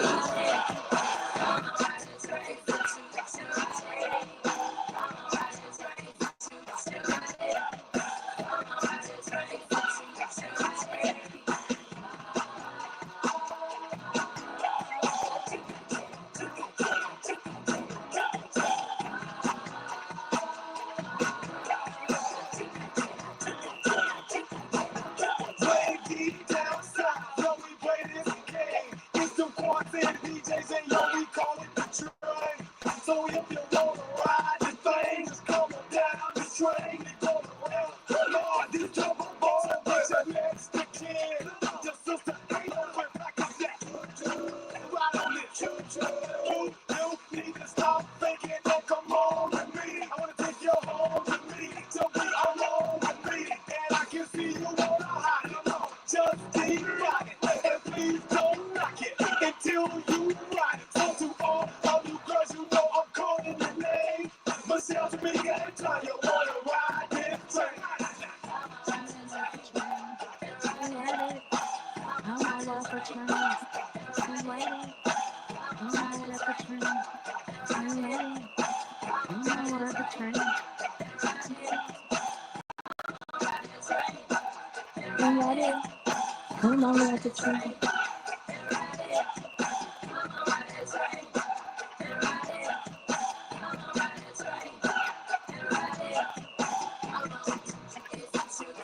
Welcome in, everybody.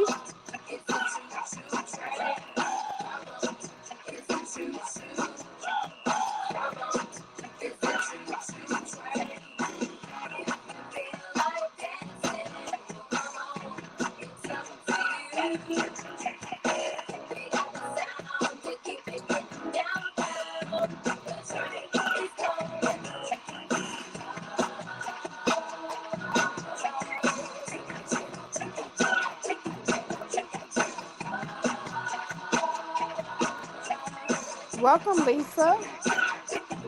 I can smell the tranquil breezes from a mile away. Graduated from boom up the Alizé. You're looking tough to death, got your weed done right. It's on some time, now it's on the night. Yeah, right about now, it's about that time for me to holler. Girl, I wanna Hey. holler. Hey. My Impala.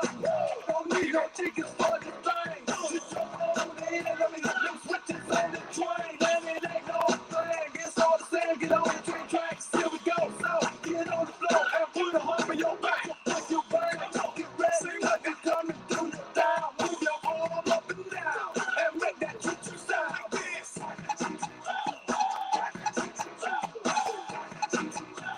Hey. Miss Judy, good morning. May 22, good morning. Tracy Jones, good morning.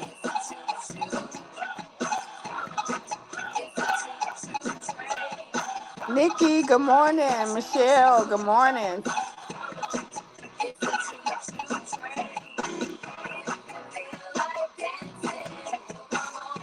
Good morning to the train riders. Warren G, my girl.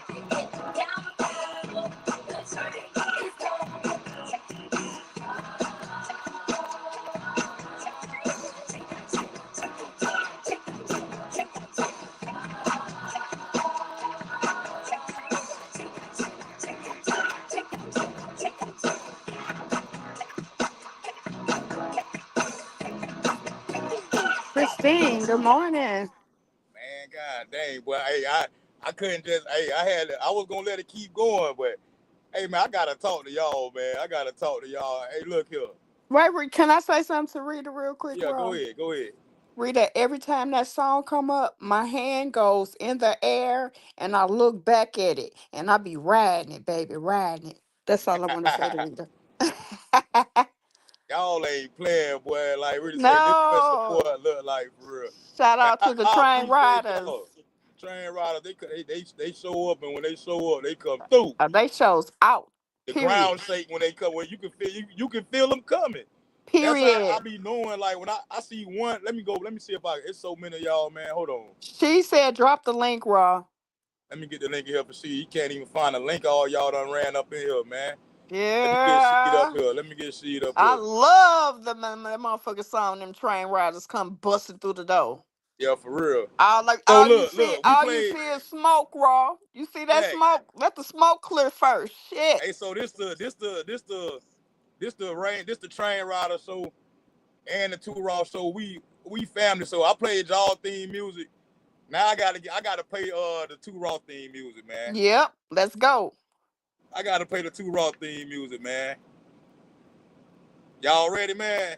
And look here, don't judge me, but this our theme music over here too. Why our theme music playing? I gotta let Sheed up. I'm gonna drop the link in the chat, but let's go. Indigo. Hey, boo. Yeah, we finna set it off in this Hey, motherfucker. hey, I'm finna put you bitch hey. ass niggas in the trash. I'm tired of you bitch ass niggas. Y'all annoying me Yeah. right now, for real, nigga. You wanna talk shit? You wanna run your mouth? You want the truth Hey. to front your motherfucking house? We'll set this bitch out.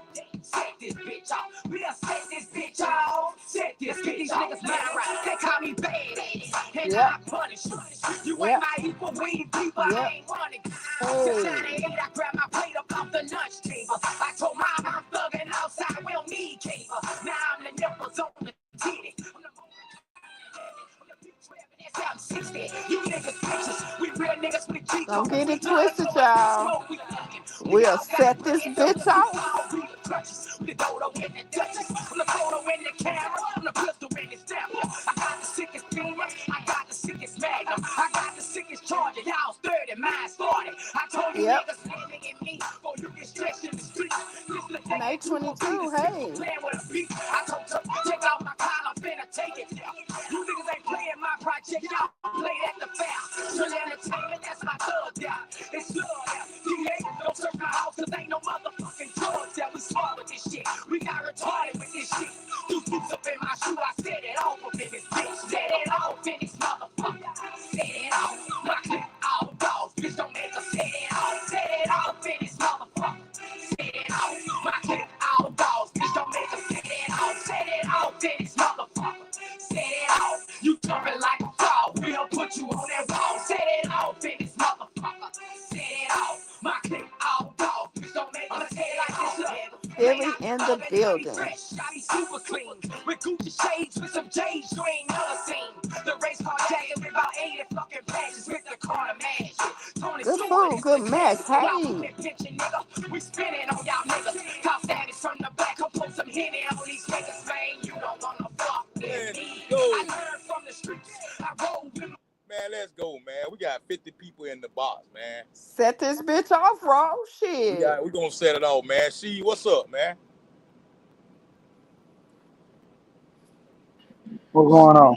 Salute, Sheet. Hey, good morning. Morning, going on. Working.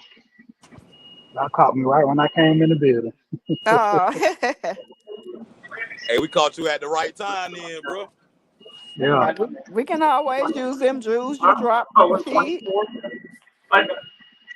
Hey, the train riders be saying that I be having like it sound like a pig be in the truck with me.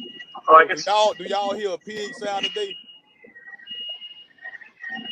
No, don't hear me. And nah, they are. Whenever I go over there and get on Rita, when I go to my cousin Rita page, I jump up on her channel. They always say like, "Oh, it's a pig in the truck with them." Like you can hear a pig wanking. I'm like, I don't hear that. It sounds like I heard a frog. What's all that noise? That's Sheed mic. Yeah, you know. See, you gotta, yeah, mute that. My bad. I got you muted. She is loud right there, bro. She say just a beat. All right, so I got a road runner in the truck today. I ain't got no. We can ride with the road runner. So Yeah. now I'm starting to think that something be going on when I be over there on her platform because everybody be saying it sound like a pig in the truck, like a I heard a orange sound, frog yesterday. a frog Mm-hmm. on my truck. Yep. Hey man, look here. Don't do that, guy. I gotta go get me some white candles, man. I feel like y'all gonna make it. Hey, somebody burning candles on your boy. Like we can't have that. Well, I gotta go burn some white candles in my truck, nah, man. Good morning, Adana. Good morning, Queen EL. And look here. I want to tell y'all something too, though, right? So I've been hearing it sounds like a phone ringing like from a distance. Like I've been hearing that for the last like few days. Like I say about 3 or 4 days, I've been hearing this out loud.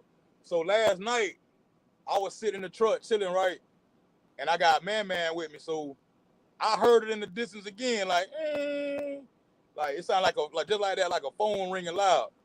And it's like when I heard it, man head popped up like, what the hell was that? Like he looking around. I was like, I know I ain't tripping, bro.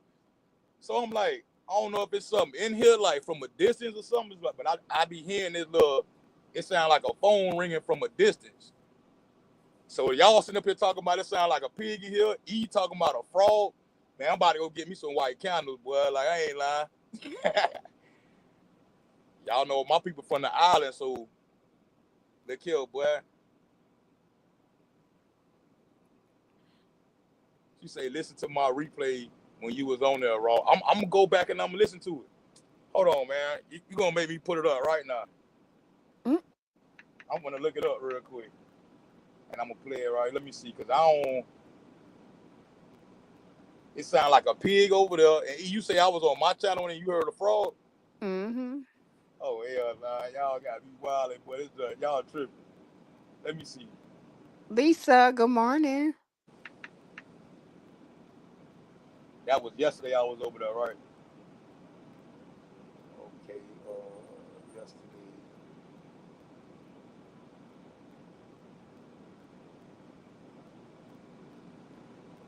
Let me go to her live.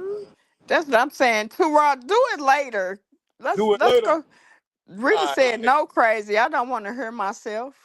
Now, I wanted to hear what's going on because like y'all got me. It sounds like something going on here, but I'm gonna go burn some candles though anyway. Yeah. You can do that later and then Oh do shit, show now. us let us hear the clips later on. Hey, she talking about the pig done sent a pickle jar. You better burn the candle. I ain't lying. Oh Lord. 1G, my girl, I spoke, boo. Erica, what up? It's so many of y'all. If I forgot to say y'all, man, I see y'all though. The big Erica that entered the building. Hey, Erica. So what you telling me to, is you riding around in a truck like old McDonald who had a farm. Hey, I got a dog in here. We got a pig. We got hey, man, everywhere. Frog. Oink, oink. We got a frog. Got a dog, man. Look here, bro. The phone Raw ringing old in the McDonald. distance. Surrett, this was us, Surrett. Hey, Sarat. Good morning. He riding Hey, around with the nah, but heat in look. the truck. So look, y'all gotta understand though. Like, nah, that junk be real though. You Thank gotta you, Nate understand Marie. that somebody like. Do y'all believe in that though? Like people will burn candles on you and do stuff to you. Like they'll try to sick the spirit world on you type junk. Like y'all believe in that? I do. Yeah, to an I, extent, I should say. Yeah. that didn't even happen. That ever happened like any of y'all? I just believe if it's good, it got to be some evil too. Exactly. And I also have seen it for myself. I'm not into it. That's something I stay away from. But I've seen it myself. Even the weird things, everything in church is not of God. Some is an act, some is you just showing I want attention, but some people do practice that in church, that's weird. I had a high school friend.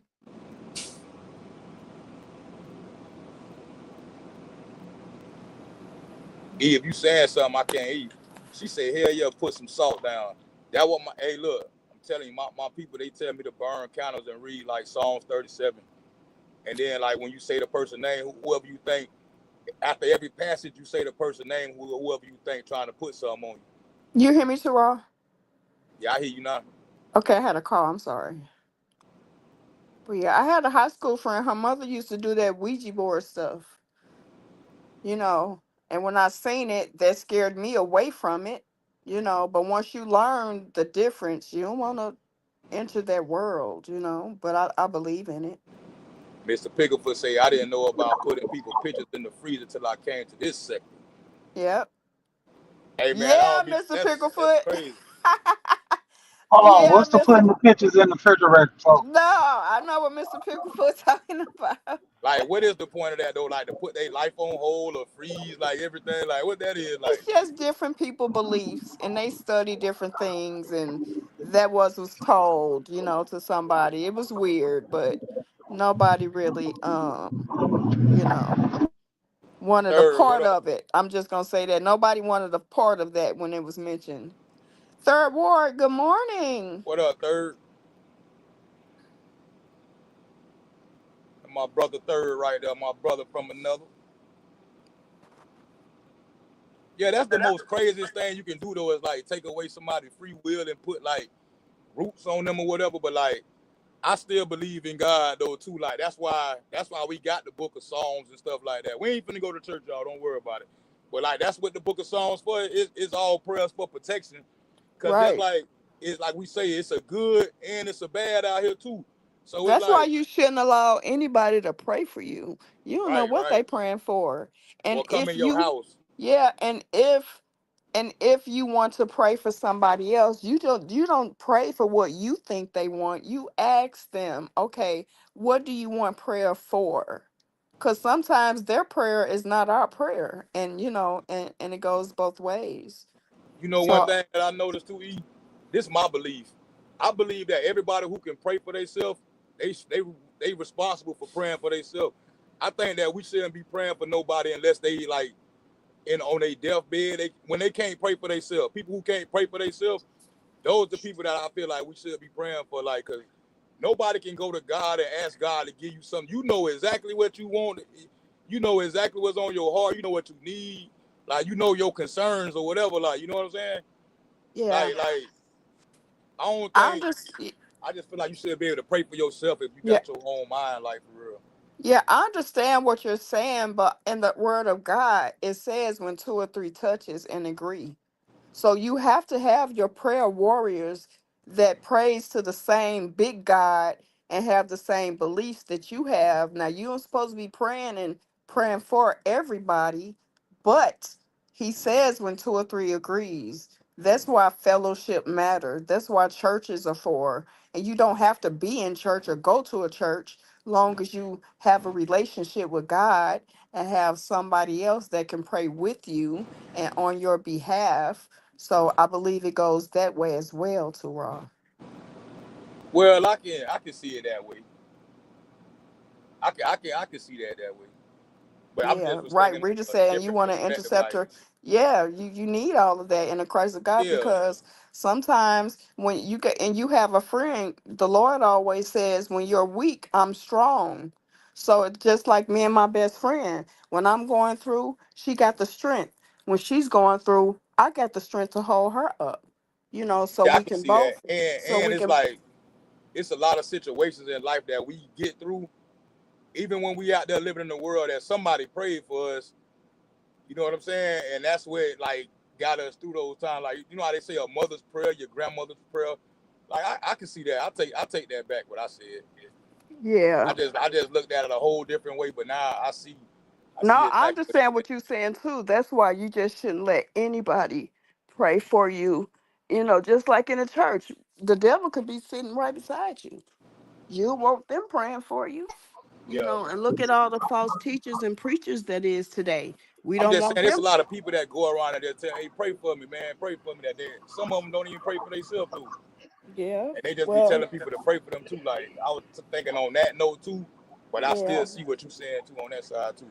Well, some Yeah, people, you know, if that's what they're taught and they need prayer, maybe they don't understand that you shouldn't ask anybody, but they were just taught to, you know, to pray for others and have others pray for you. It's all what you're taught when you're coming up.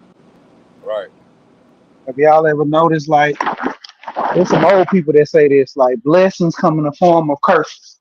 So you might have somebody pray for you that don't even know what they talking about. They not influenced. They're not carrying the word, but they miscellaneous praying that they do will open your mindset up to seek more prayer to, cancel out whatever they doing. See, that's the thing. When a lot of times you open one door, one another door opens. You might be going into something good and some bad happens, but that's the thing. When that bad thing happens, what it do? It put you in the mindset to even seek better counsel or something that can help you. Right. That's when you need to learn how to pray for yourself when you running into that and you're not realizing who's praying or what they praying about for you. Again, that's why I say you got to ask people what they want prayer for. You don't just Yep. go in. When I That's was like in that that though. Yeah, when I was in a ministry, we used to go out and pray for the homeless. And me being me, I went out there unknowledge, didn't know what I was doing or talking about. So I'm thinking, oh Lord, this one man I got no, this was just a female. It was a man too, but this one female I got to. And I'm in my head, I'm Lord, I thank you for, for covering her on these streets. I pray that you help her find her way back home. And she said, no, she stopped me. She said, no, I don't want to, the prayer, don't pray for me to go back home because that's where I was getting abused at. That's what I'm running from. She said, I just need prayer that I make it, I make it another night. I don't want nobody to take my belongings. Don't steal from me. Just pray that I'll be okay. And I said, and I just like, wow. And it made me think that some trauma is at home. They don't want to go home you know so that's why you got to ask people what they want you to pray for. Yeah, that's deep right there, though. Yeah. And that make a lot of sense too. Like, Mm-hmm. Because I didn't know no better. I had to learn. And until you learn better, you'll do better. But until if you don't learn or have nobody to show you, you'll be a lost soul out there. That's how I was when I was a little kid. My family, they did a lot of ministry, feeding the homeless and stuff. Mm-hmm. And a lot of those people that are out there on the street, majority of them made bad decisions, but a couple of them, they want to be there because of neglect that they had out. They get more love in the street from just people that are homeless that, look out for them than their own family. Right. You know, you got family members kicking other family members out. Like me and my wife was going down the street one day and I seen this young girl and she was like, "Oh, that's sad. Man, that girl looks so young to be homeless." I said, "What if she on drugs and she's stealing everything in the house?" I said, Right. "Is it still sad?" I said, "That's the thing. You don't know nobody's struggle. You don't know nobody's pain. Only thing you can do is just hope for the best and pray for them to, have a good life and sane mind. But other than that, that's all you can do because you don't know what that person's struggle is. I went to a AA meeting with one of my friends. This guy Mm-hmm. said he raped his sister and his mom because he was on Mm. drugs. And he Wow. said, man, I don't feel sorry for none of that because that wasn't me. He said, "Do I feel bad about it? Yes, but I don't feel sorry about it because that wasn't me. That wasn't my intention to do that to my family, hurt my mother, steal from them, all this stuff." He said, "But the drugs made me be another person." And a lot of people, like I say, when they on them drugs, they become a whole nother person. Yeah, and see you. who was that dude? That's just It was a somebody you guy know. that I met. It was a guy that I met in the AA meeting because he did Alcohol Anonymous, but he did like the drug meetings too. Dang. Yeah. Shit, I had an experience like that. I actually had a family member that I did not like, and that person did not like me, you know. And it was so bad on me when I went to church. I had to talk to my pastor, and I was explaining the situation, and he looked at me and he said, Erica, you know what? He said, that's it's not that person, it's the spirit living within that person that's operating. So I understand what you're saying, she. A lot of times when different entities that's within us, like drugs and alcohol, or anything could be a addiction. When you have an addiction on something, it's not that person working. It's that evil spirit working on the inside of them. And my daughter had a friend. I didn't let my daughter go to many people houses, and this mother didn't let her daughter go to too many people houses because her mother was assaulted and things like that. So she was trying to protect her daughter. She wouldn't let her daughter go out to do anything. Ariana was her only little friend. But come to find out, she's trying to protect her daughter from the outside, and her brother was raping her daughter on the inside of her house. Dang. So you trying to protect her from the outside, and the predator is inside your home. You got to watch everybody. Boy, like you said, a mouthful with that. That's like Yeah. that dude, what's his name? Saucy Santana? I think he like he be dressed like the man. I don't want to step over no lines, but basically, dude got assaulted by his own family member, and for years he never. Every time he told his parents, his mom, she never believed him until one of the cousins got assaulted, and then that's when they came back because they said he started acting a lot more flamboyant since Mm, he started coming out about it. But everybody's like, "You lying? That's the best uncle. He's a good guy." What? Yep, and Man, that's why look here. he said if that would have never happened to him, he honestly think he wouldn't be the man he is today. You know, mm, The because worst that thing, changed his whole life.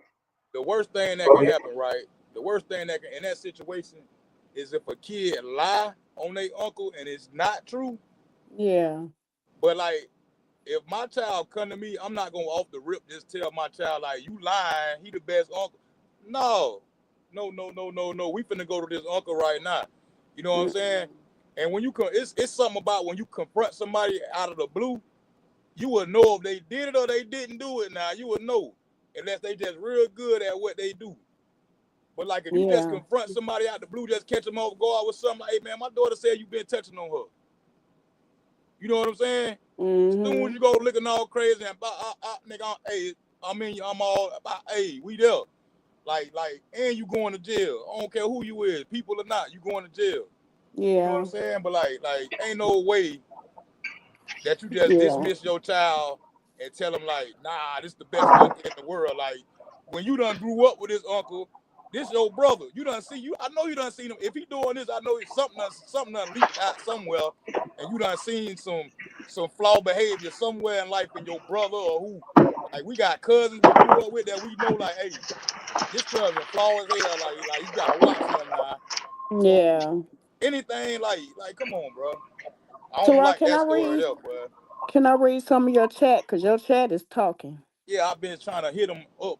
Go ahead. Yeah, your chat is talking. Good food. Rita, I left out with Rita. She said yes. You want the interceders as well. You do, yeah. Good food, good man says you can pray with the devil. You can pray with the devil, my phone, y'all.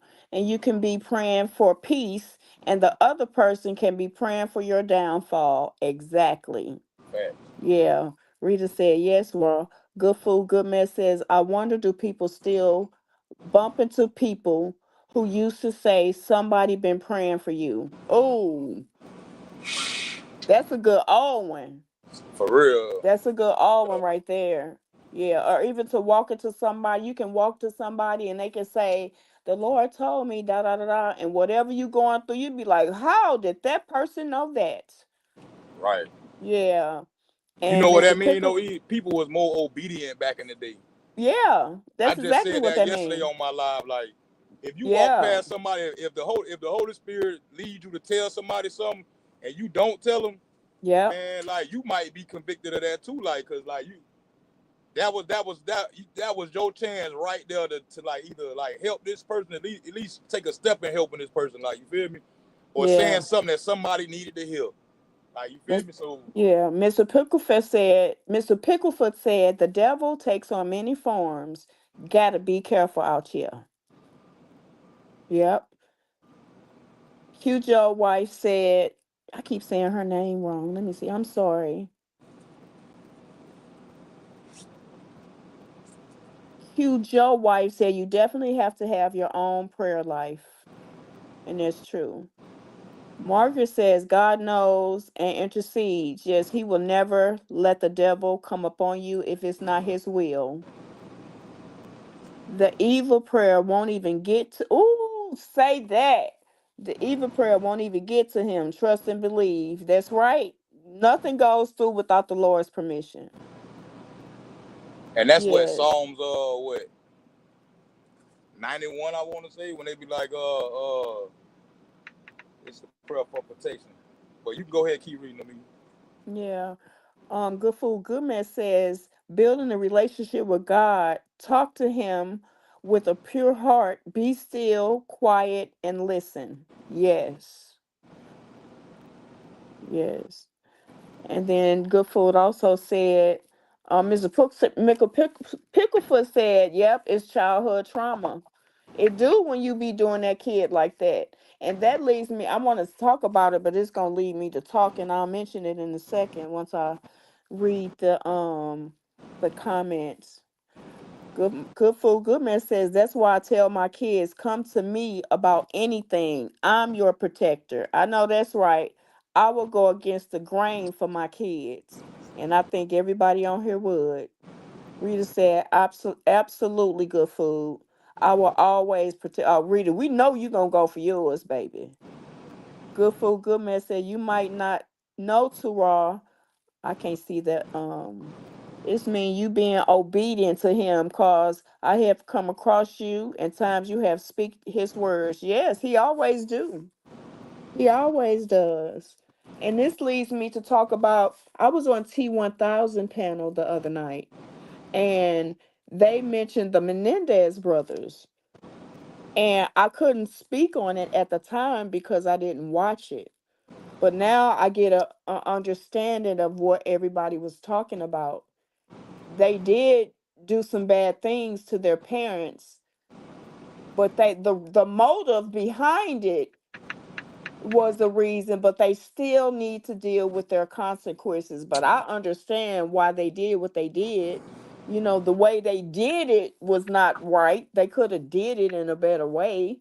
You know, it made them look arrogant. It made them look like they did it for money, but it wasn't for the money. That father sexually assaulted both of the boys. He first started with the oldest one. The oldest boy got tired of it and told him to stop. He did stop, but he went to the younger boy and started sexually assaulting the younger brother. Then when the older brother found out that he was messing with the younger brother, that's when the older brother said, oh no, you got to stop this. You know, you can't be doing this to my little brother. So then come to find out the father was molested by, I'm sorry, was assaulted by his father. So this was a generational curse. Well, So when it got to these young boys, they put a stop to it. You know, yeah, again, I didn't know that. I just thought they were two boys who killed their parents. no, I did too. I did too until I had to go look at the story myself. They didn't just kill them because of the money or because they wanted to or because they were spoiled. They killed them because of the trauma the father put, even the mother. He had the mother. He traumatized the mother. The father traumatized the whole family. So He that put was a twist to the story then to me, like, what's the difference on that? What's the difference on that situation there and the stand your ground laws that's in effect right now? you say what? You know they got the stand your ground law where you can protect yourself if your life in danger or anything like that. Like these Yeah, boys, but they basically like killed their parents because not like you say not for money, not for nothing else. They did this because like they was getting abused like for real in the yes. worst way by their dad by they Mentally, you feel me? physically, emotionally, they was getting abused in every way, as I don't well as think they their should be mother. punished. I don't think I, they should be punished. I think they would have got off if they only killed the father. Killing both of them, that kind of condemned them, you know. And No, the biggest thing, no. I knew that about them when they No, go I'm ahead. sorry, she. You go ahead. I shouldn't have interrupted. Go ahead. No, I'm just saying about them killing the mom. even though the mom was kind of sheltering the dad from being all that stuff, killing the dad would have just, kind of lightened the blow. They still would have got in trouble for it, Right. but it wouldn't have been as bad. Now, Okay. with I see what you're the saying. boys, I knew about that long time ago because that was the first thing they were talking about during their case. Right when it happened, I was young and I was hearing about that case. When I was a little kid back in the 90s, I was hearing Right. about that case and how they were doing. And I was like, because I was asking questions as a kid that I sat down and watched I think one or two of the trials with, my family. And they were saying that, it had to be a motive to it because these kids had all that money. Why would they kill their parents for more money when they can just wait till they dead? You know? Right. And then the father also had them thinking that he took them out the will when the father actually left them everything. So they was tripping off of what they was thinking. See, they was so traumatized. They was hearing the wrong things. They was seeing the wrong things. It was messing with their minds. So when they, it was a part of the time where the father did threaten them. That's why I'm gonna take you out my will. And then he was letting the lawyers and stuff come over, and they was seeing these secret meetings, and the father was saying things. So they thought the father would, like, we went through all of this and then he ain't gonna leave us nothing. That's what he made them believe, but he actually left them everything. And Man, I look, think, and I also think that the reason why she was right, it was overkill for one. And for two, they planned it, and they could have played it out like, if when the father was abusing them, we gonna take next time he do this to us, that's our opportunity. Because we can say it was self-defense. I ain't gonna say that. I can't agree with that. Cause Yeah, no, look, I'm just saying the look. Let me explain why though. right, Ron. Wait a minute, let me finish, because they came up with a plan. The one brother was watching a TV show. That's when they came up with the plan. They didn't think that throughly. They were young, they didn't know the law, and they was traumatized. So they was trying to get rid of the problem, but they didn't know how to do it right. So that's what messed them up. Like she said, they shouldn't have did nothing to the mother, but the way they created the problem by breaking in like it was a robbery or the mob or some shit, trying to make it seem like it was somebody else's did the crime. And they said then they went to the shopping spree, they bought cars, they was living it up, baby, just having fun after they killed their parents. Cause So they it feel all like their parents owe them that, man. Your mama them let y'all down. Your mama let you down. Look, I ain't gonna say it's right what they did, but we can't sit up here and say that all these episodes of Snap that we watch where women just snap and kill their husbands and people get away with murder. mhm. Like we can't sit up here and say that these boys didn't snap. And then the way of it, they live in spree or what they was doing and how they plotted it out, they probably been plotting like to take them out because like you let your children down like when you doing that like the daddy could not be in that house doing that to them boys to both of them boys without their mama knowing about that. Like I'm Mhm. sorry, But I'm I'm only sorry. going off of Terrar. I can assume and guess and wonder, but I'm only going off of what I seen. And It then only good makes mess, sense though as two good. parents. I done lived in a house. Listen, I ain't trying to cut you off, but I done lived in a house with my kids' mama. If you ever done been a parent and you got two people in the household, you know if something going on like that with your child in this household with both of them, the boys. Come on now, Let me you tell you something, Terrar. It was so bad. I'm gonna read what Good Food Goodman said, but it was so bad to the mother knew, the cousin knew, a yeah. friend knew, the family members knew, people knew. But the father had so much power and control over everybody.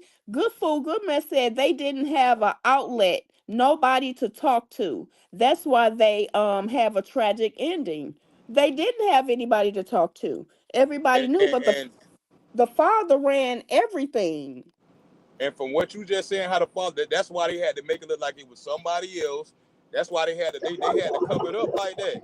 Because they like who gonna believe us? The whole family knowing ain't nobody doing nothing about this. The whole family let them boys down. Yeah.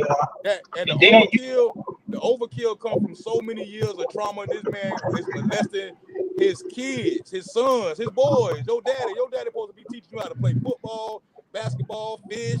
Your daddy be your hero, and he ain't here doing Let this me to tell you you, something too, Rod. The man. That dad that'll gave cause them anybody all of to that. Wait, overkill. the dad gave them all of that, but it was still a abuse mechanism. They had the Yeah. best schooling. They had the best. The one brother was on And the a one thing that tennis. messed it up was they daddy and touching on them, doing inappropriate things to them. Like that's the one That was thing because that, he learned it from his father. and that's Right, I'm crazy just though. But gonna say like, that the father was raped by his father.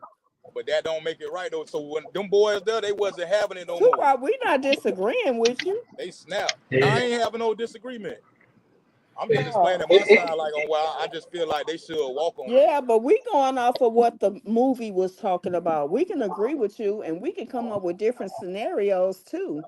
Cause me being me, he would have been out of there. You ain't finna do Yep. me and my brother. They got to an age to where they could have been left themselves.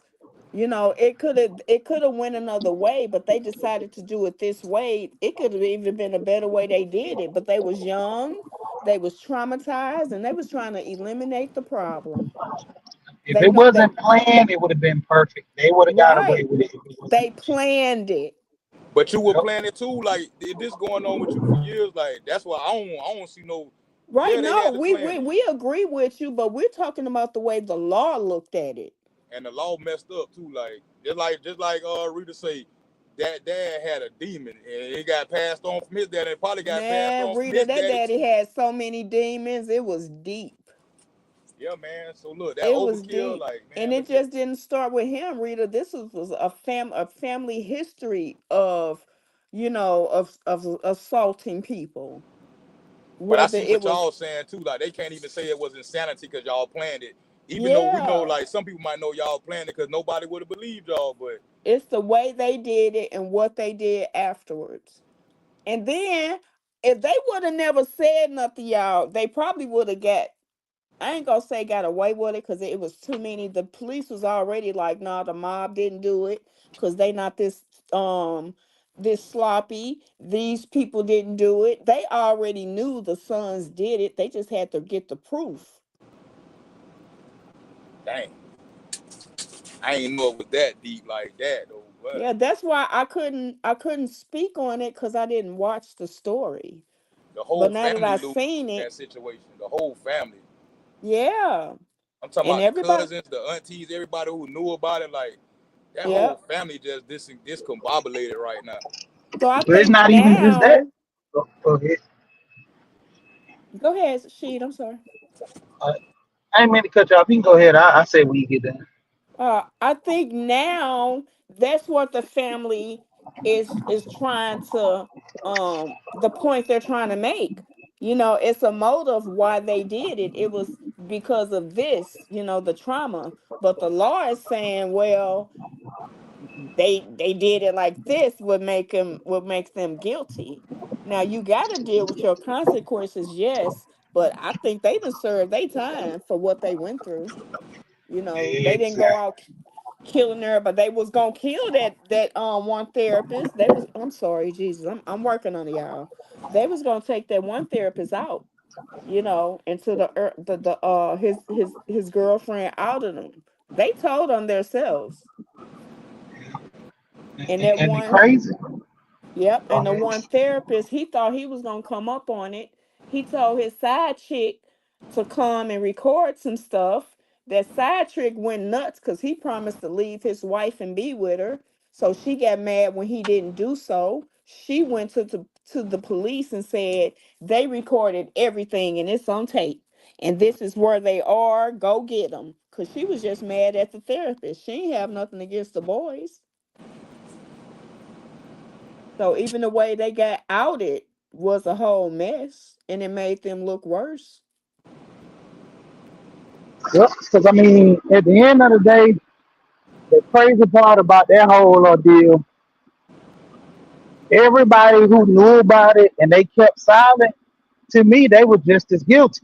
They They let were. them boys go through that trauma, you Yep. Facts. know. And Yep. that's the thing with a lot of families are doing it.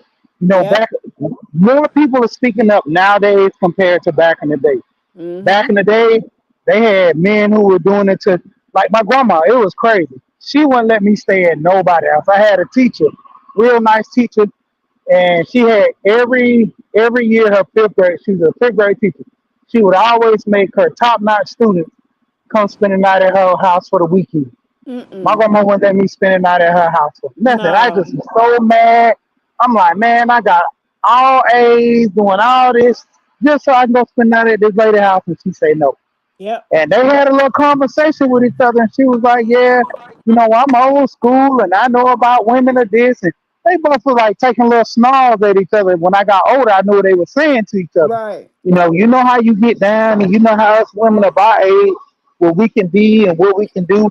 And I was thankful that my grandma didn't let me go. That's even like my boys. I don't let them do that, man. They had a camping trip at a church my wife go to, a different church. And I was like, nah, they can't. I said, now, when they get older, you know, I can see that 16, something like that, yeah. But I'm like, the age they're at now, 13, nope.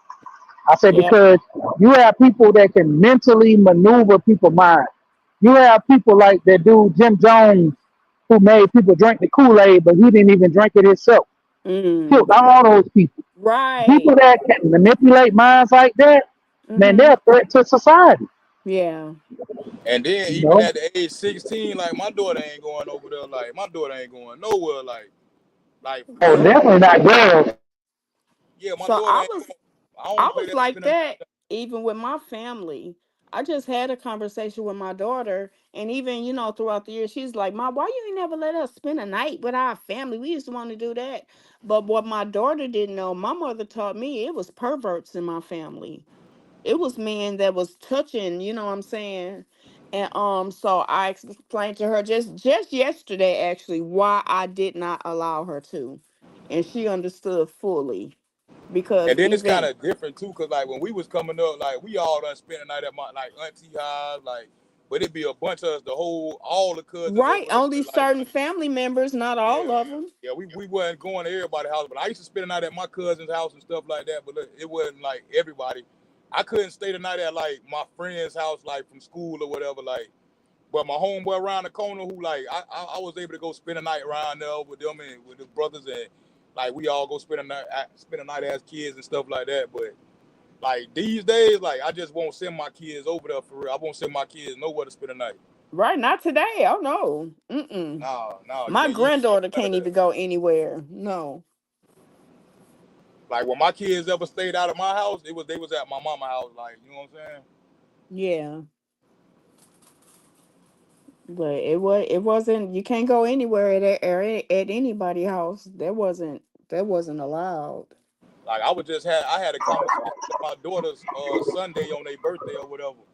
Like they was all on the porch. It's like 8:30 at night. I'm like, man, it's dark over there on the East Coast too. I'm like, man, what y'all? They even though they on the porch, I had to explain to them like just cause like y'all sitting on the porch, like that don't mean like you know what I'm saying. Anything can happen. But I'm like, hey, bro, like when I was a kid, we had to be in the house before the street lights. Like everybody on here know about that. Like them street lights come on and you ain't in the house, I you know already know what about time it. it is. Nah, it So wasn't. We had to be before the street lights came home. It yeah, wasn't when like they before. came home. You better be back here They better before not they beat come you on. home. I'm talking about you Yep. better not be walking in the yard. I done been walking in the yard in the street like pop on boop and I get to stepping quick like oh Lord like Yep. it ain't gonna be no way I can tell them like that light just came on like you feel me?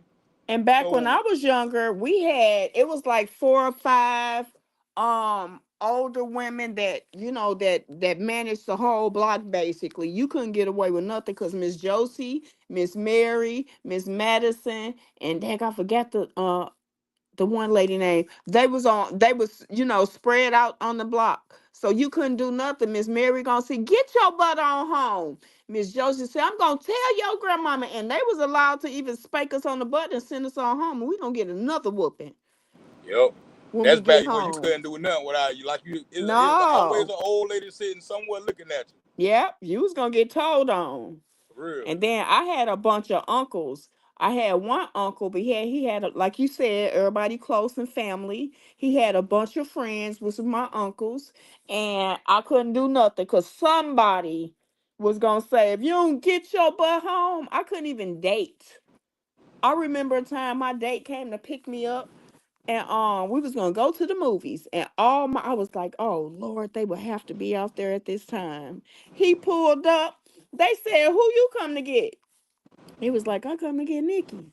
They like, "Nah, not tonight. She ain't going nowhere. You might as well go ahead and go." I was like, "I ain't never gonna go no."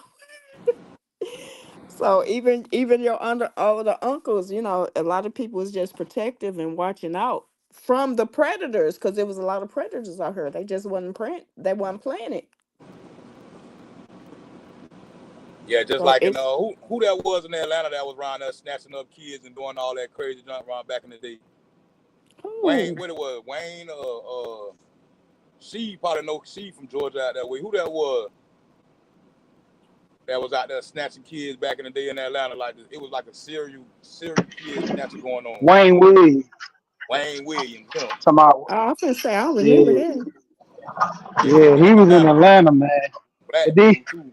but that, yeah, he wasn't even all the way really.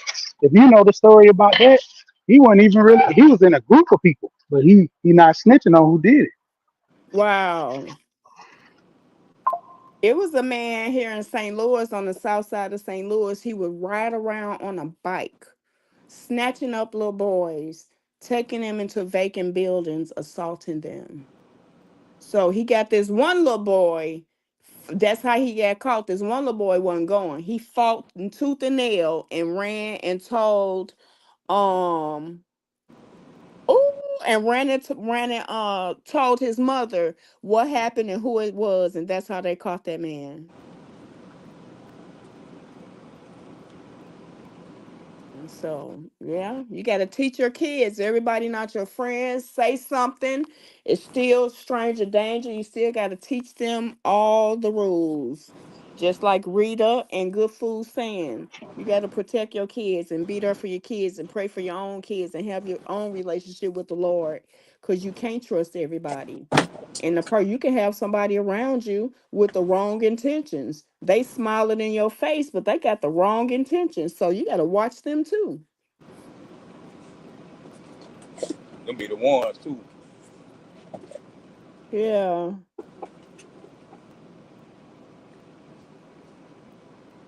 Um. Yeah, Yeah, I'm them. trying to get out of this noise, Mobile, where I can talk. But go ahead. Oh, they stopped me. But yeah, ain't nobody safe.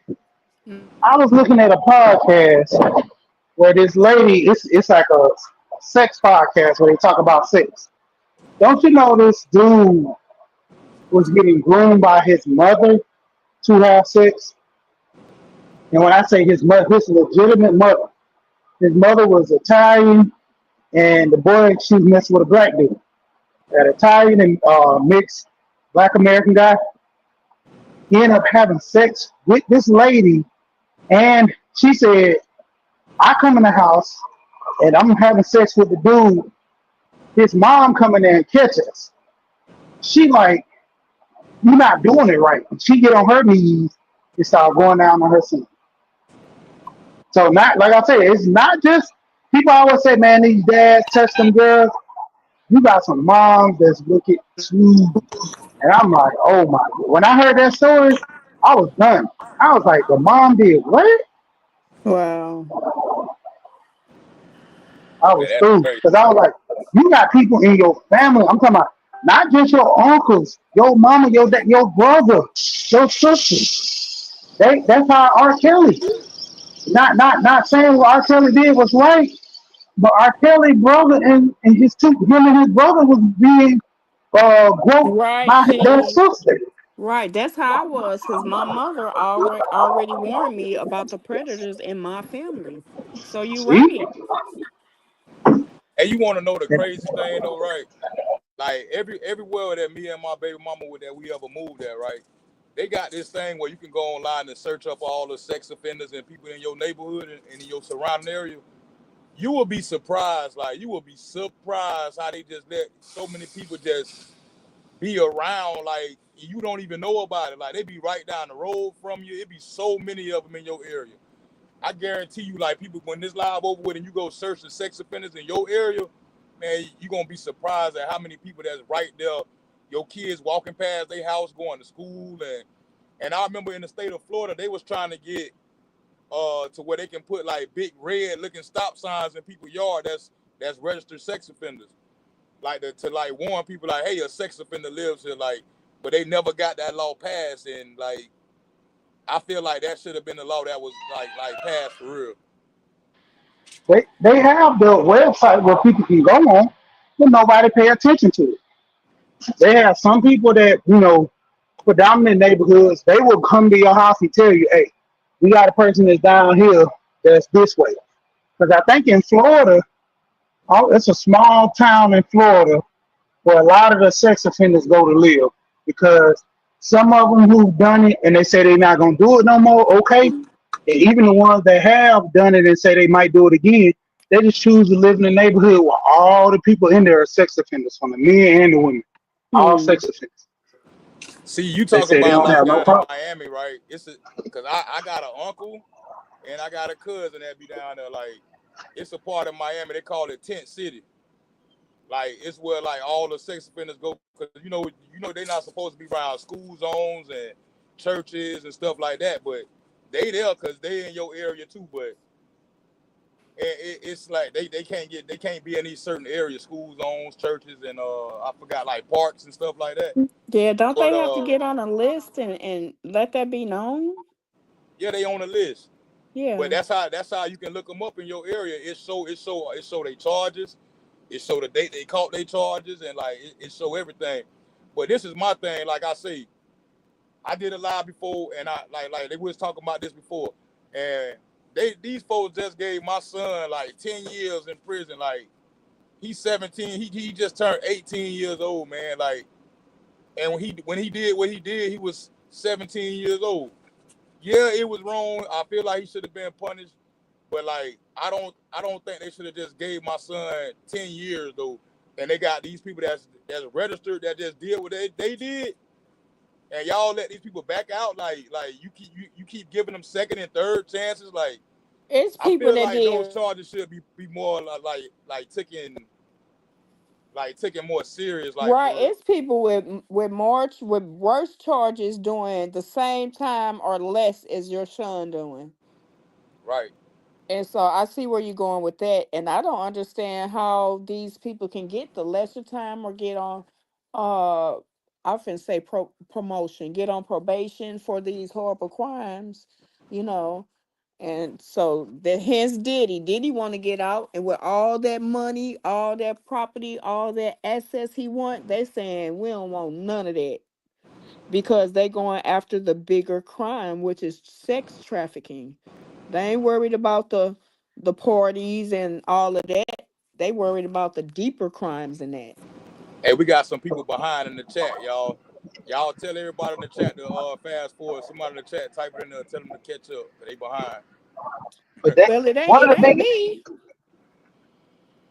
one of the biggest things with that Diddy situation, my Hmm. thing is this: where the parents gonna go on trial for this? This is the second, not even the second, the third major case of child being put in this situation. Shit, We had the I one with need you to say that Epstein. to the people in the back. We had the one with Epstein. Yep. We had the one with R. Kelly. Now we got the one with Diddy. How Hmm. can they said it was a 9-year-old, youngest is 9 years old? And Hmm. I blame the parents, but I also coming at that lawyer who's coming at these people who they said, because they have evidence. A lot of the people who are coming through have evidence about this. A lot of Hmm. those women who was in the R. Kelly trial, come to find out, were either lying or Hmm. they were committed to doing it because of their parents. That one girl, Hmm. I never forget that. That man who went to he was the only parent that was a male that went to R. Kelly house, and he was knocking on there trying to get his daughter. I And when it seen came that. down to it, they that's when it sparked real big about it. But the crazy part about that, when they had the interview, they said, well, he had your daughter in the house, this and that. And did you know your daughter was going there when she was 17 and 18 when she went to college? Yep. He was like, well, I'm a truck driver. I'm working. He looked back at his wife. His Yep. wife was looking like, who we looking at? It Hmm. was her. She Yep. let the daughter go through all, and I'm like, come on now. I'm like, that's when the parents go on trial for this, because Right. nobody can't do this without the help. Diddy Yep. couldn't be who he is without the help.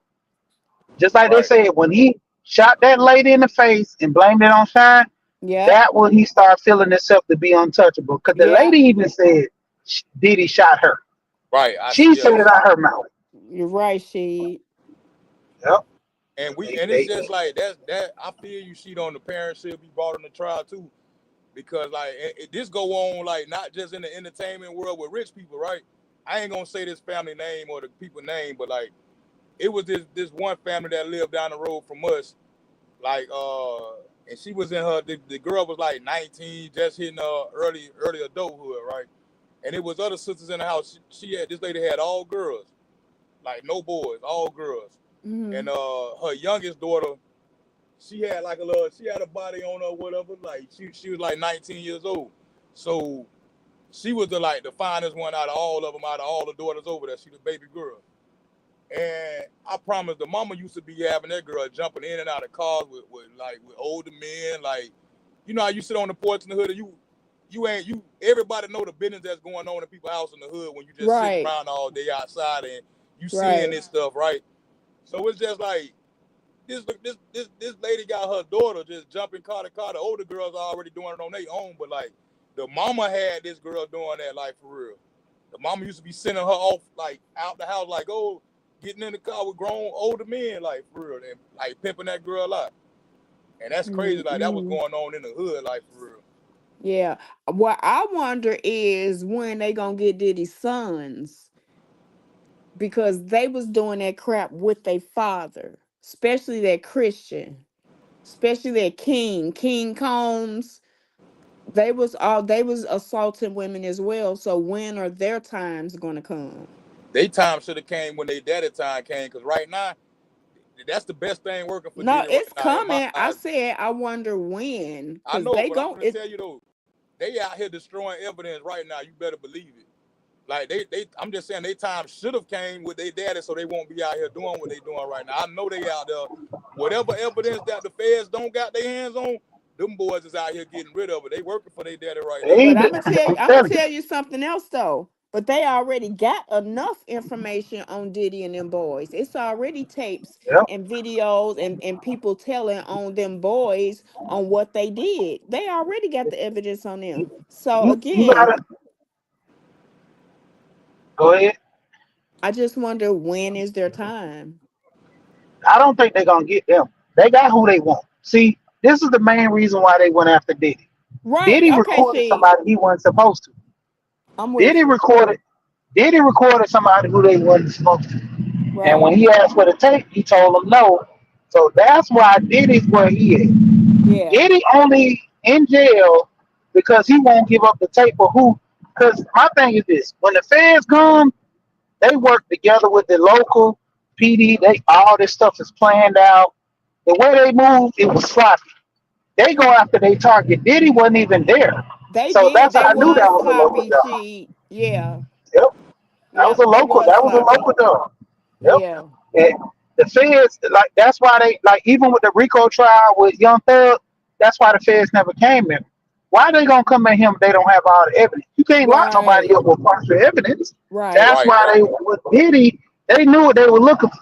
They were trying to get a specific tape. That's why Diddy on trial because he won't give up that specific tape.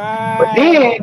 if you really want to know the whole truth about all this, then he got locked up because he won all that money in that lawsuit with that liquor company.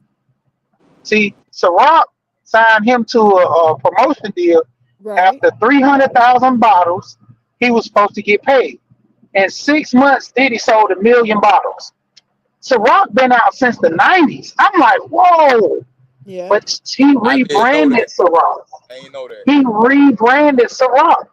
Because there were Yeah. guys that were telling me, they was like, man, I've been drinking Ciroc in the club back in '96 when Tupac was alive. I was like, man, get out of here. And you right. They was like, man, Ciroc I been didn't hear about it until Diddy rebranded it. yeah, exactly. And And that's when see, I started drinking it. then he took that Ciroc. It was a low level liquor. It, to be honest, it's not even liquid. It's grapes. It's classified as grapes. Like the way they distill it and all that, they went through the whole process. It's not even vodka like that. But Damn. the crazy part is when it came down to it, Diddy took a liquor that was failing. He said, "Give me any one of them." That Yep. guy was named DiMaggio, he owns like 30 some liquors. And Diddy was just a So, face. He didn't even own it. He was just a face yep, of it. yeah, he was just a promoter. But see, when Diddy Yep. found that he sold those bottles in 6 months. Diddy went and bought stock. Diddy went and bought major percentages in the company. So even if he didn't get that big old contract as he was supposed to do from that distributor, he was gonna Right. make money off the stock of that. And Diddy just didn't ask him for the money. He just kept playing the field with it. And when Yeah. Diddy, only reason Diddy did that was for two reasons. For one, he told him, "I'm black owned. Everything I touch, I own.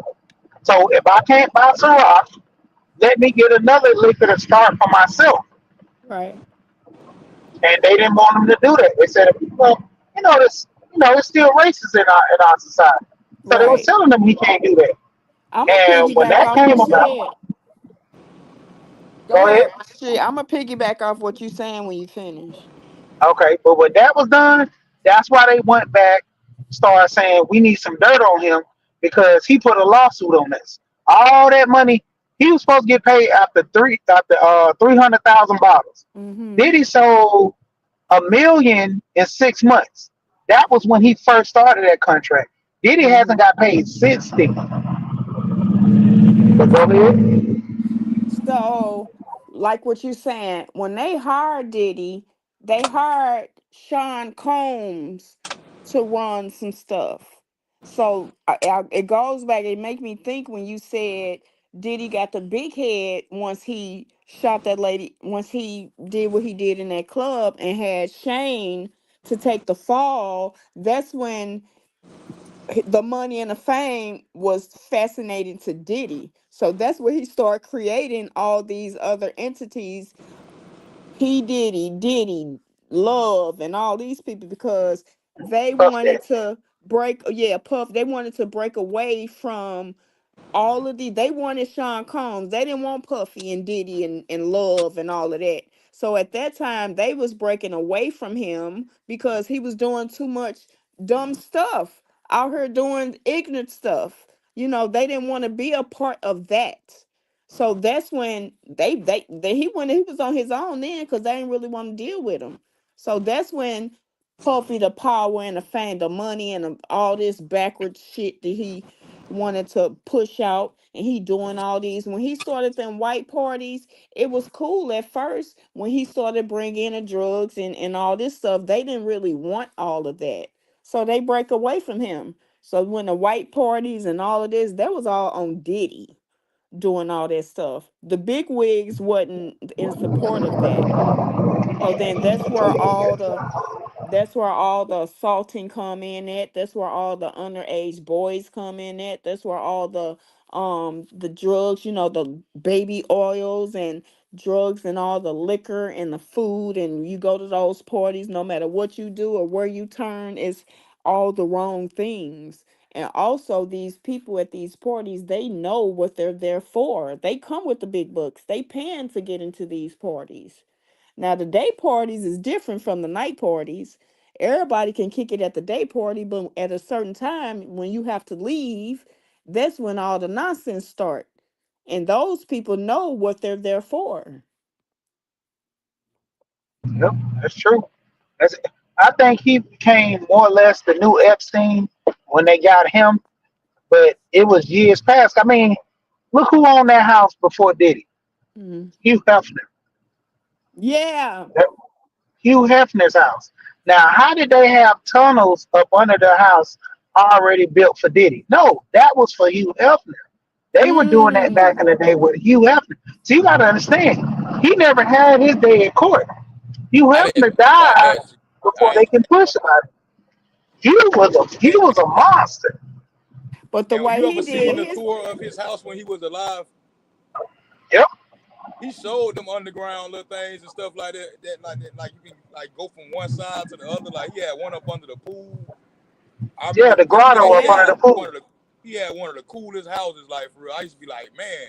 on But the MTV only Crib. difference between him and Diddy, I believe, Diddy forced women to do that. Them women wanted to go with Hugh.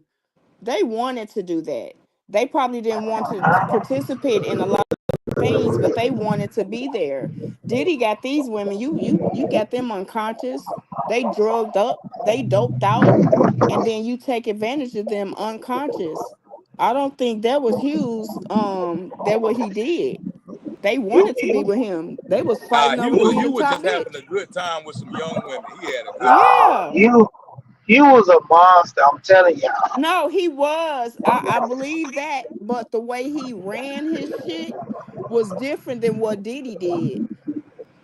And so you, He had a good I'm gonna say cut. this. He ran here just like Diddy. We see what everybody else see, but we don't like. Nobody knew about the after parties until right? people started talking about it. Yeah, Hugh Hefner had underage girls there at his house. One of the dudes I know, he went to the release of Terminator 2, and he went to like the animated guy. I used to work with this guy at a moving company. He went to one of those parties. He said the girls there were so young. He literally thought these girls were in middle school. They were short, and he was like, it could be they just grown women. They short, but when you talk to them, you know their level of maturity. Like you right, could talk to them and say, "You're not a grown woman. I can tell by the right. way I talk." Yep.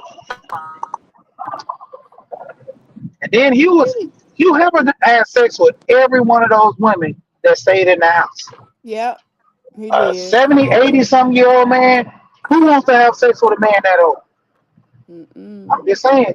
It wasn't intentional. Like I said, it just what everything that we seen was what they wanted us to see. The biggest issue with Puff was that he had too many people that ran their mouth. Like the Epstein Island. Epstein had a whole island.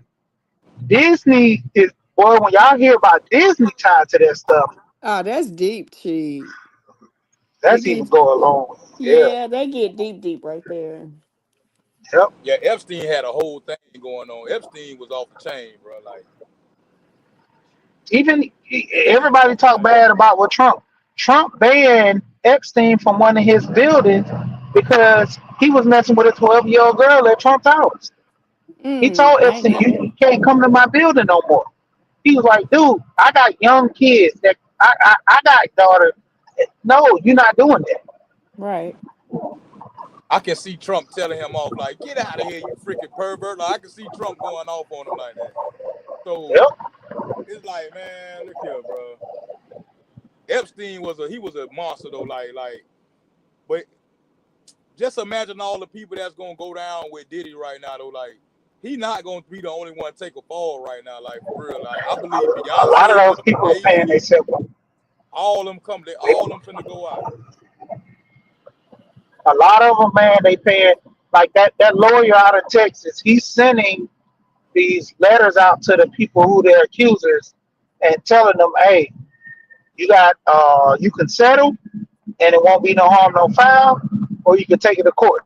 A Mm-hmm. lot of them are settling because they said they don't want their name in the limelight. You got to Right. understand, once you go to court, your name is on public record. Anybody can pull it.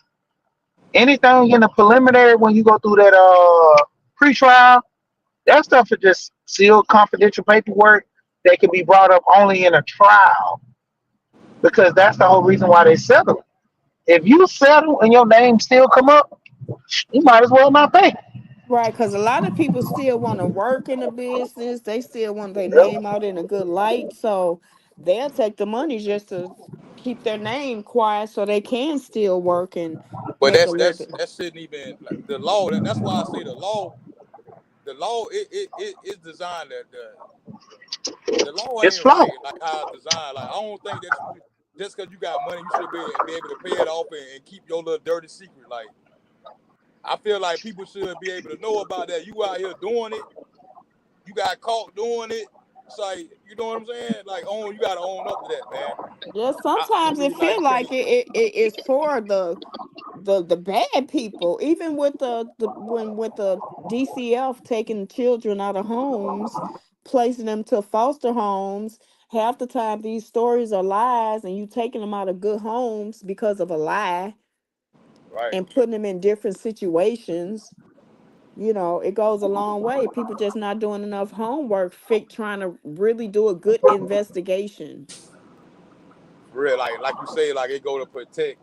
It's to it kind of the law protects innocent people, but it also allow people that got enough money to wiggle up out of something. It let them wiggle out of their little situations too, Yeah. like It, without being held. sadly to say this, that's why I said when Trump got elected, Trump showed that money can over Trump anything. Yep. This guy got how many convictions? How many people who lost their right to vote when they went to prison? But yet, Facts. he's able to run and be a president. You talking That's about vote? What about work? This nigga got the top job in America, and nigga can't even get a regular job if he got a felony. Exactly. That's the part that you can't even carry a firearm to protect you and your family. right, Like good people who done changed their life after they felony caught a felony when they were like 18 years old and now they 40 and right. protect their family, working hard people. Fellas ain't got a chance, and he get the top job. So Something y'all I need to what people change say some of that. about that. Yeah. That's what to me that was the most unfair shit to me ever. He's a felon Yeah. over and over, and he still gets to not even be the president, but he shouldn't even get to run, I let thought Rocky would alone fire win. somebody. Boy, I was gonna say, well, what Rocky got going on over there? Nah, that's she. Shit. Yeah, that's me, man. I'm working. Nah, but even my thing, I know I might get shot in the foot because I've been saying this on my channel. Even though I I voted for Trump, but my thing was this: a lot of stuff that in the cars with the government.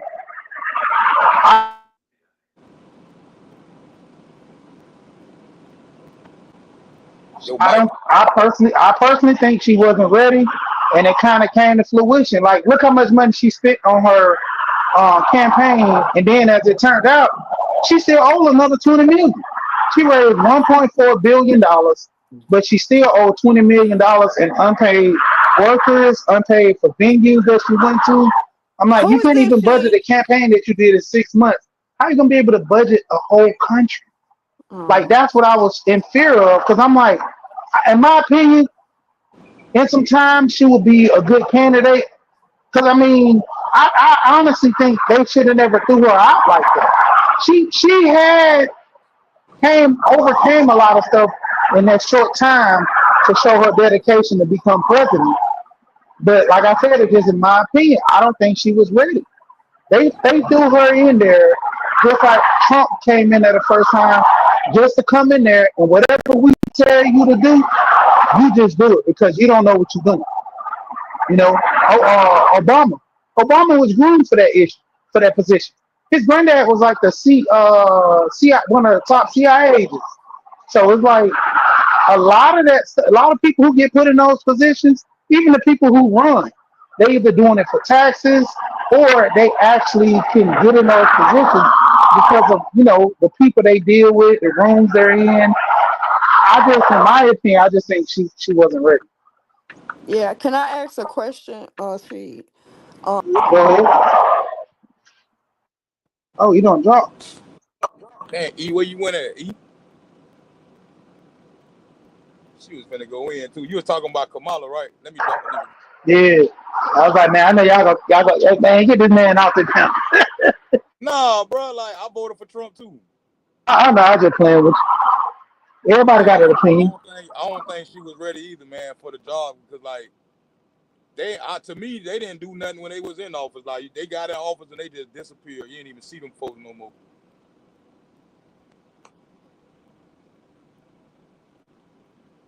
That was the number one thing I said when it came down to it. Everybody was saying that the men were misogynistic. I'm like, if you look at numbers, even women, when you buying groceries, paying for gas, you see all this stuff on inflation. They kept pushing the whole issue of women's rights.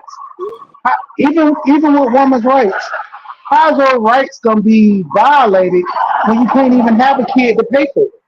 Like, Even when Trump said that he was going to make it a state-to-state issue, they were pushing. No, no, we're going to stick this. We're going to nail it down. He's trying to take away rights. They tried to escape the border issue. Go ahead, E, but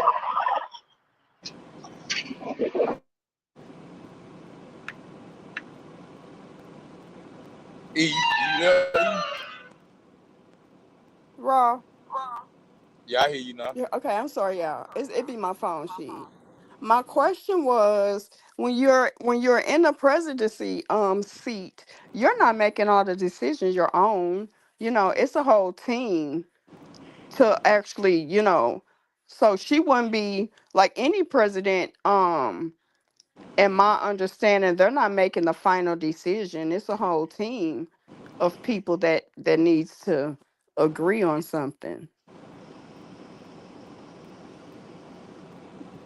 Am I wrong about that, she? you're right. But my thing is, you will have the majority, and you don't. In my opinion, I didn't want her to be the puppet. So, like right now, Biden dropped this economy hard. Who's getting the force of all that? The Democratic Party. You know, when we say Biden even said they spent what $60 billion or something like that to help with the inflation. The first year he was in office, it was at 3%. When he's getting ready to leave, last year was 15. This year is 20%. How's inflation going so high, and you spending all this money to help with the inflation? You're bailing out the companies, and the companies still increasing their prices. So Mm-hmm. stop bailing out the companies and bail out the people. Like Trump didn't even do all that with bailing the people out. But the thing is, he put stuff in position to start it. Yeah. So I'm learning this politics. This not my strongest areas, but I'm learning and I'm looking and listening to a lot of stuff. So that's why I be appreciate when she stop by, cause he gonna drop them jewels, and I learn something every time you come by. She. Yeah, because the reason I really got into it was because, more or less, like you start spending your money, you want to see where your money's going at the end of the Right. day. You know, when I'm spending my money at the grocery store, like I tell my wife, I'm like, man, it's getting expensive. So we gotta make a budget, see what's going on, or something. Yeah. That Yep, grocery total is different from back in the day. I tell you. exactly. So a Even lot of gas people and look. everything else. A lot of people changing their diet. I wonder if it's because. I wonder if it's because they can't afford the food. But sometimes even changing your diet, those foods is just as expensive as, the regular food. But, because one time, look, my church, we had a no meat fast. And I was like, oh Lord, can I do it? No meat. So when I end up doing it, going to the grocery store, first of all, I found out it's a lot of meat in certain things like tomato sauce. You want to get some Prego sauce or something, there's meat in that. So then it made me look at each ingredient. And then my grocery bill was amazing. I was like, I might need to do this for another couple months, save some money. But some things you do in life, you switch it, you change it just to be able to save and put money other places. So I understand that she. Yeah, because even with processed food, like meat was mainly for the rich. Because back in the day, who can afford when you got fields where you can plant vegetables versus getting cows and stuff? Cows and sheep, all those animals, farm animals, cost money because you had to be able to feed those farm animals. You had to house the farm animals. You had to be able to take care of them. So all that costs. That's why a lot of Right, people were more healthy because they ate more vegetables. right. And that's why soul food was created. Y'all give us them scraps and we gonna make some gourmet meals. I ain't gonna lie, them scraps be busting, boy. I ain't gonna Man, lie. I'm telling you, that's where that Scraps good be old meal come from. They thought They they was throw them doing chicken gizzards something. over there. Hey, we eat gizzards and all that other. Man, look. I don't eat the liver though. Y'all eat liver? No, I don't like the liver. Yeah, I don't like I the used But liver. to I eat it, know not too much more now. I know a lot of people that love liver and onion. But boy, you give Yeah, me some gizzards, boy, and some hot sauce. What? Little Yeah, I don't ketchup. even eat gizzards no more.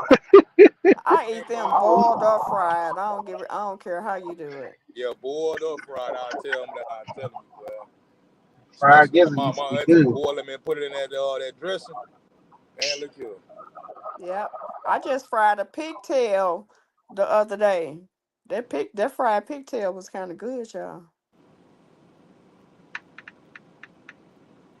That's For one thing those, I ain't ever ate no pig tails. I probably did and didn't even know what I was eating. yeah, I was just for those that eat pork. Yeah. But bro, I got to get ready for the gym, bro. All right, I'm sitting over here getting ready. I think so. I don't know what's gonna happen over here, but I'm sitting over here chilling. Yeah. But glad I stopped by you all. Y'all have a great day. Yeah, She, you man. too. And it's my All right. time to say peace in her grease to everybody. Peace in her grease. Y'all have a good one. He finna get up out of her. I'm up out of her just like that. I'm up out of here, y'all. Straight like Peace. that. All right. Like he left. I was just Yeah, about to but say, man, go ahead. nah, AC, you be doing all that. You know about like buying and selling properties and everything too, right? Yeah, I know a little bit about it. Well, I probably I don't know. You got my number, ain't it? I gave you my number on here. Yeah, I screenshot. I forgot to text you the other day. I do that. Yeah, I got Alonzo. If you really like need somebody to push hard for a sale or do something, if he got somebody local in that area or you got somebody he can talk to, he'll break it down thoroughly. Because Alonzo got his real estate license. Alonzo So said $1 million homes in New York. So Alonzo, I don't know if he's still active with it, but Alonzo can push a deal. yeah, see, I already got the buyers and everything like that. I just had some more Yeah, questions on some stuff like on the back end. So you can hit me up or whatever after this, or we could do a three-way with Alonzo too. Shoot, but I just got some. I got a property I'm trying to sell. You feel me? But I already got some buyers, like I say. But I just had some cool, questions cool. with the probate and everything like that. Yeah. Yeah. All right, I'll tell him. All right. I'll try to reach him. I'll reach out after this. Yeah. No, I was saying And like when it come down to it, a lot of times with like the party, my thing of it was I always voted Democrat because they always say Democrats were for the people. You know, they were saying the Republicans were racist. But as time went on, I started learning that every Republican wasn't racist, and there were some racist Democrats. You know, Martin Luther and King the was more a I, Republican. People don't know that. Martin Luther King was a whole Republican out here. the more I started looking at seeing what's going on, that's when I started learning more. Because a lot of times, man, gotta call.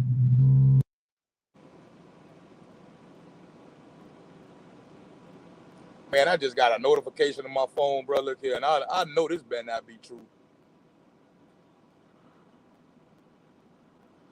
Man, I hope this lady ain't finna go live talking about me, y'all.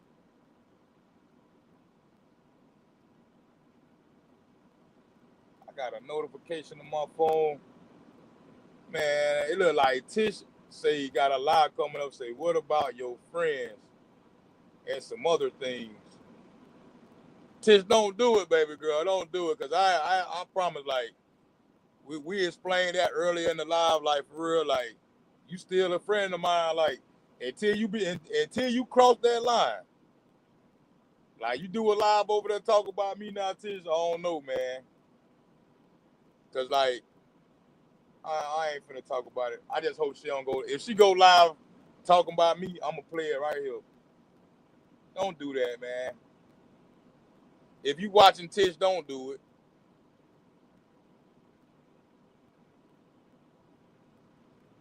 Dang, man, Hey, T, y'all hear this what right? happened, man? I missed the memo. What happened with you and Tish? Man, look, bro. I did a live Sunday on the 17th when Young Dolph got killed, right? So Yeah, I was playing the songs on there, playing Dolph songs, right? yeah, So Tish, she told me to drop the link. Now I dropped the link for her, and I opened the panel up for Tish. She came up there while I was playing the music, and then I was like, man, look here. I think I'm gonna do this, y'all. Tish came over here today, right? The first thing she said on my channel when she came over here was she spoke to everybody like, "Hey, y'all," and then she came and said, "Hey, mean." She called me mean. She said, "Hey, mean, too raw, TV uncut." You know what I'm saying? And I was like, "Why you calling me mean, man?" Like, but she took offense to something that happened like on the panel Sunday when she came up. I'm finna play this for y'all, right? I played it for everybody earlier while Tish was here. I asked Tish to come up here and talk to me, man. Like, cause she came in my chat saying that I was mean and saying like she ain't gonna come up on my panel so I can like disrespect her basically or whatever. I'm like, I ain't like, why you saying that? So look, this is what happened right here, y'all. I went right to it again. I'm as flat as I did who he is. Watch this.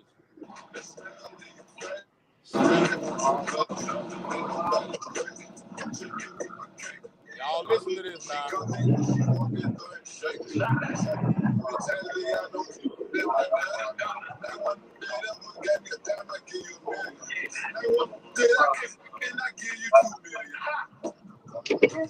I want y'all to be the judge of this. This the live. I'm playing the live right here.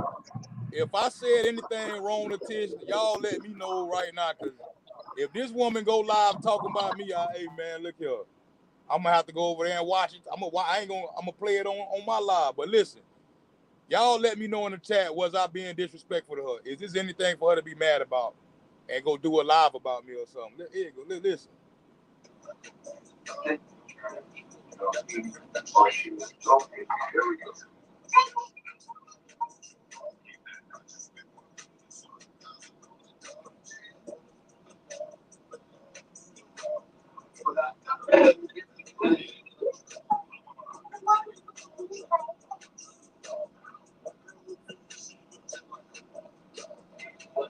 Tish, what up, Tish? We up here representing Young Dolph. What?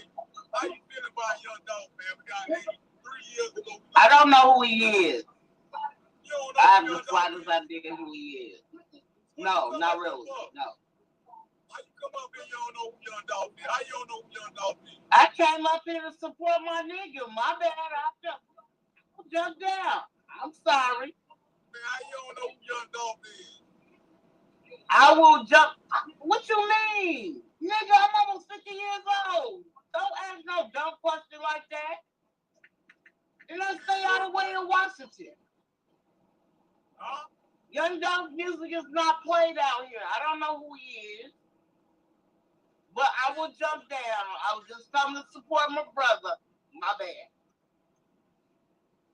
I thought you knew about Young Dolph, man. How you don't know who Young Dolph is? Let's go. And that's all that happened right there, bro. If anything, she got mad off the rip at me. Like, hold on, is that all? that's it, So, bro. so you were mean because you like, hey, Tish, come on now, this a generation thing. If if you all don't know who Harold Melvin and the Blue Notes is, then you need to get on. You don't know who Harold Melvin and the Blue Notes. That's how that conversation gonna go. The Commodore or something like you not gonna know that generation. Hey, that's just not your lane. It wasn't being mean. You was cool with it. You wasn't like you was coming at her. You was I like, was what's trying to, going on? hey, this what I was trying to do, Steve. I'm a content creator. You a content creator. To all the content creators out there, right? I was doing a show about Dolph. Look, I was just playing music. That's it. So I opened up the panel when Tish came up there and she said, I don't know who Young Dolph is. The only thing I said to her was like, how you don't know who Young Dolph is? I was trying to open up the conversation so I can explain to her about Young Dolph and pay homage to Young Dolph on my RIP Young Dolph video that I was doing. Like, you feel me? I'm trying to explain to you who he is. I'm playing his music. The next song, Tish, I'm finna play. I was gonna play a song that I knew she probably heard before. Like, you know what I'm saying? It was just like one of them moments, and she just went left on me. I feel like, and now Hey you want to man, go over there talking about what about your friends? but the thing is, in all honesty, Tish already having some little side stuff going on, so you got to chalk it up, man.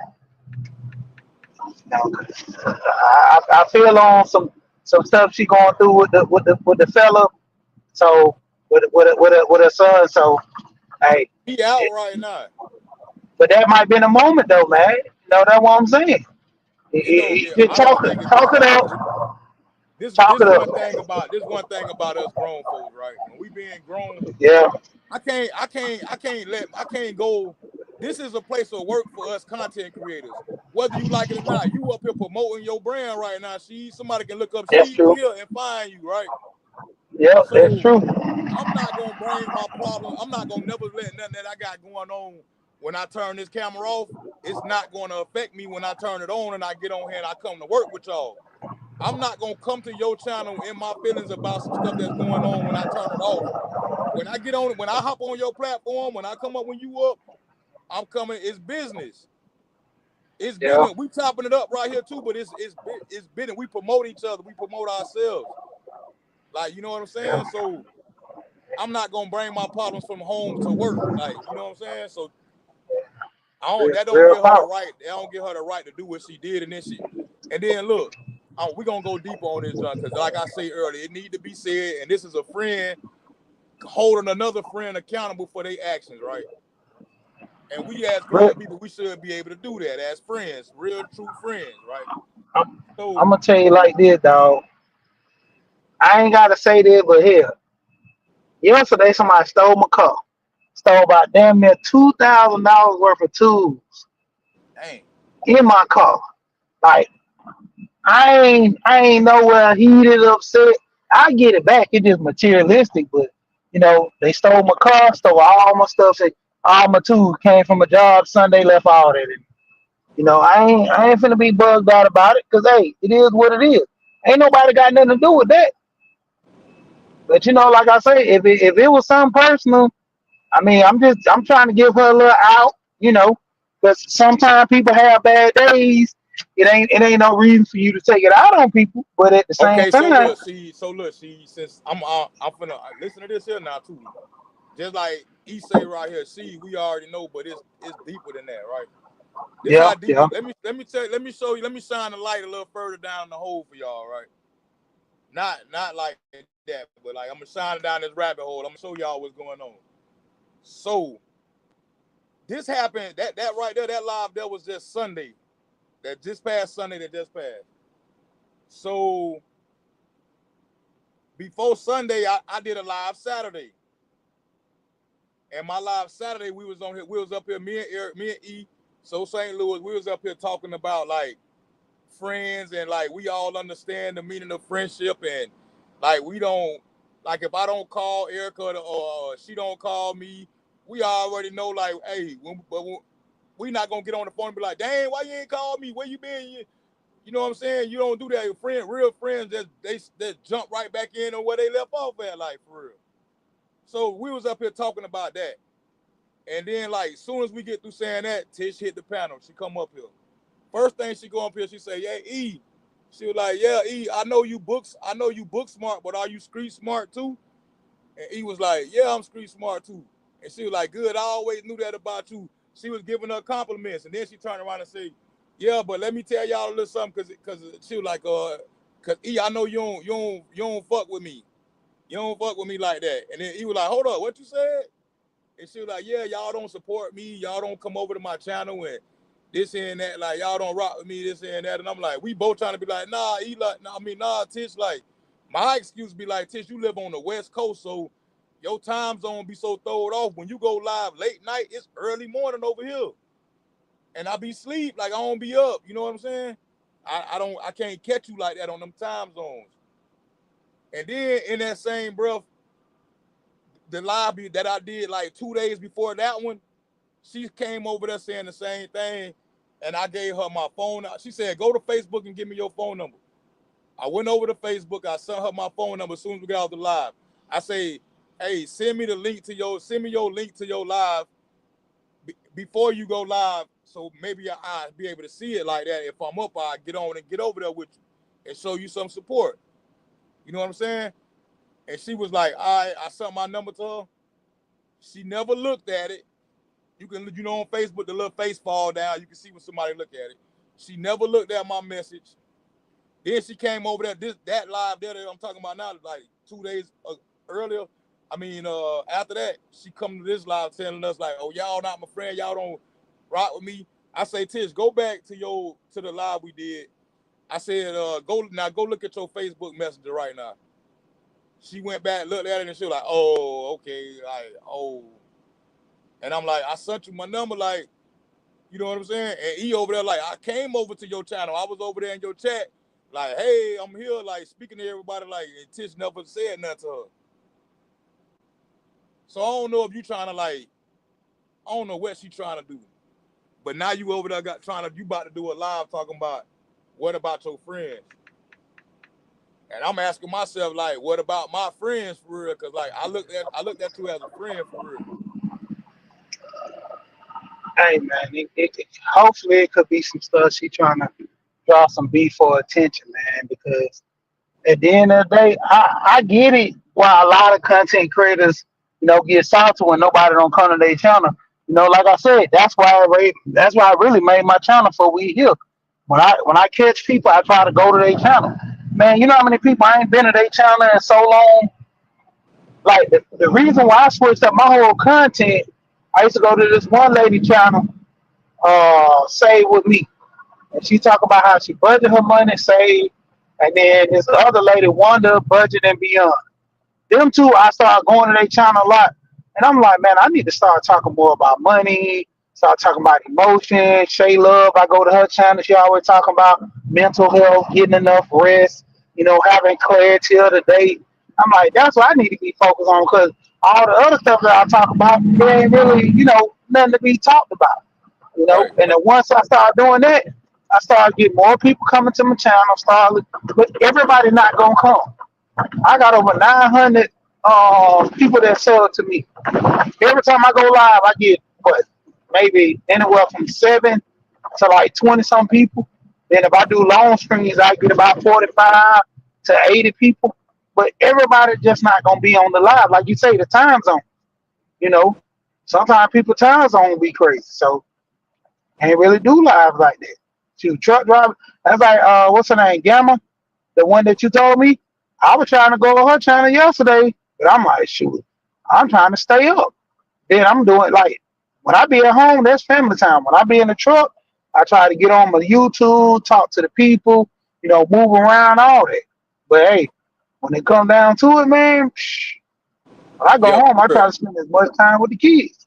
Hey, drop She link in the chat too, man. Y'all go sub to my brother She too, man, for real.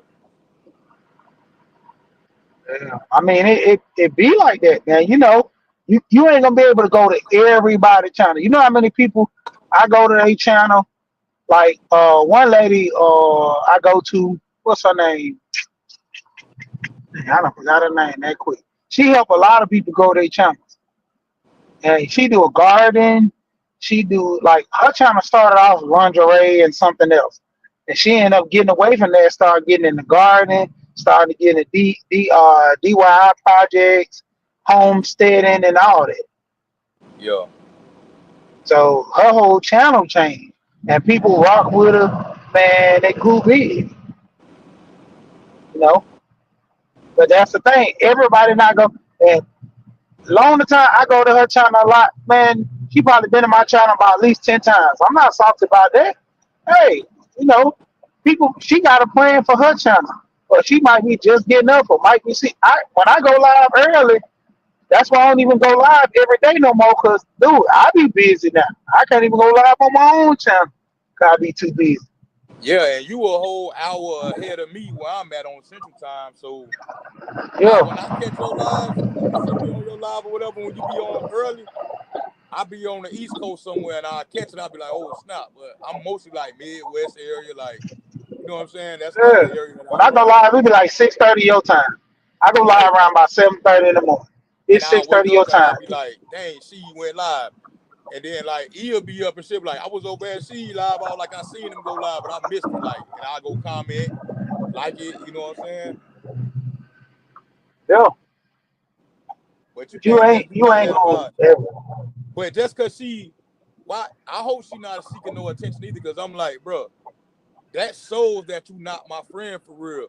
Your friend, your real friend is not gonna never. They never gonna come try to like, you know what I'm saying? Like cause a scene around nobody to like draw attention to us so you can get some attention. Like that mean like you one of them you one of them what they call them people, like a energy drainer. Like you be sucking up the energy from people and all that other stuff. Like you come around with that negative energy and it pans out like when they come in the room. Like nah, bro, don't do that, man.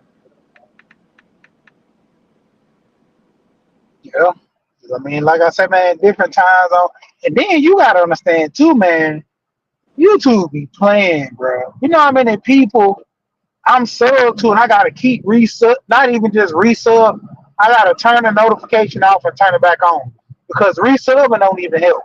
You gotta turn the notification off, turn it back on, just to get the notifications. Might start rolling back in because YouTube push the channels they want to push now. Back in the day, they push the channels that you sub to. Now, man, they push whatever channel they want to push. You know what I'm saying? They got new little features now that where you can make your channel stand out better than other channels. So how can you really help that? You know, YouTube do their thing, and all we doing is just, hey, if we catch it, boom. If we don't, catch it later. Man, I don't know, bro. I just don't. I don't know.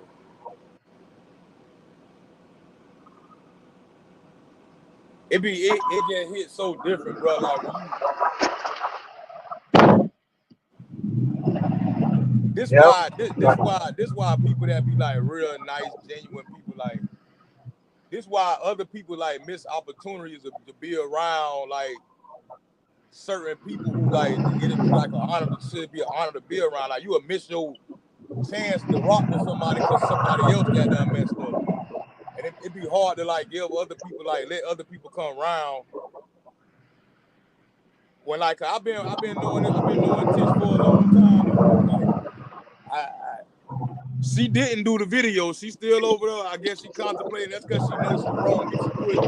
Tish, if you listen to me right now, if you mess around and push play and start talking about me, you know you wrong for that. Don't do it. Don't even do the video, bro. Like I'm just saying that to be honest. Like don't do it because I don't be wanting friendships to be like messed up like that because I be rocking with people for real, for real. Yep. And if you going through something, like I said, you got my phone number, everything. Like hit me up, like we can talk about it or whatever. But don't come to my live. And the only reason I'm saying something about it on live is because you came over here in my chat this morning, like you feel me. So I'm it on here. Everything that you did was online. So and you came over here today. I've been trying to keep the peace on that. I've been seeing the red flags, but I ain't been saying nothing about it. But like today, you not gonna come over here to my channel and just be like, "Hey, you mean like mean too? Hey, mean too, raw." Like, what's that about? Like, what's that about, Yeah. man? Like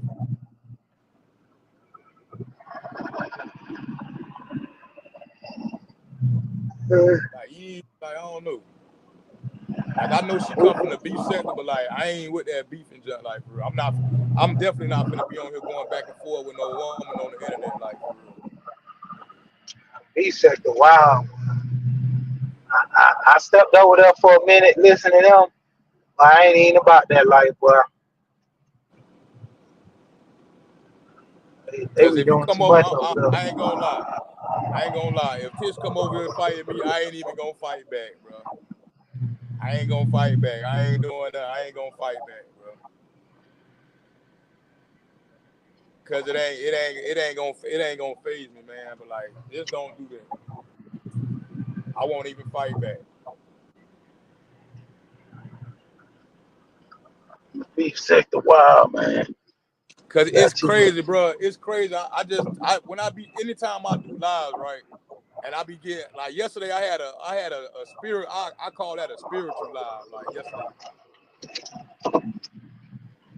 like nobody came for me in the chat. She wasn't even there when I was in that spiritual live I did yesterday.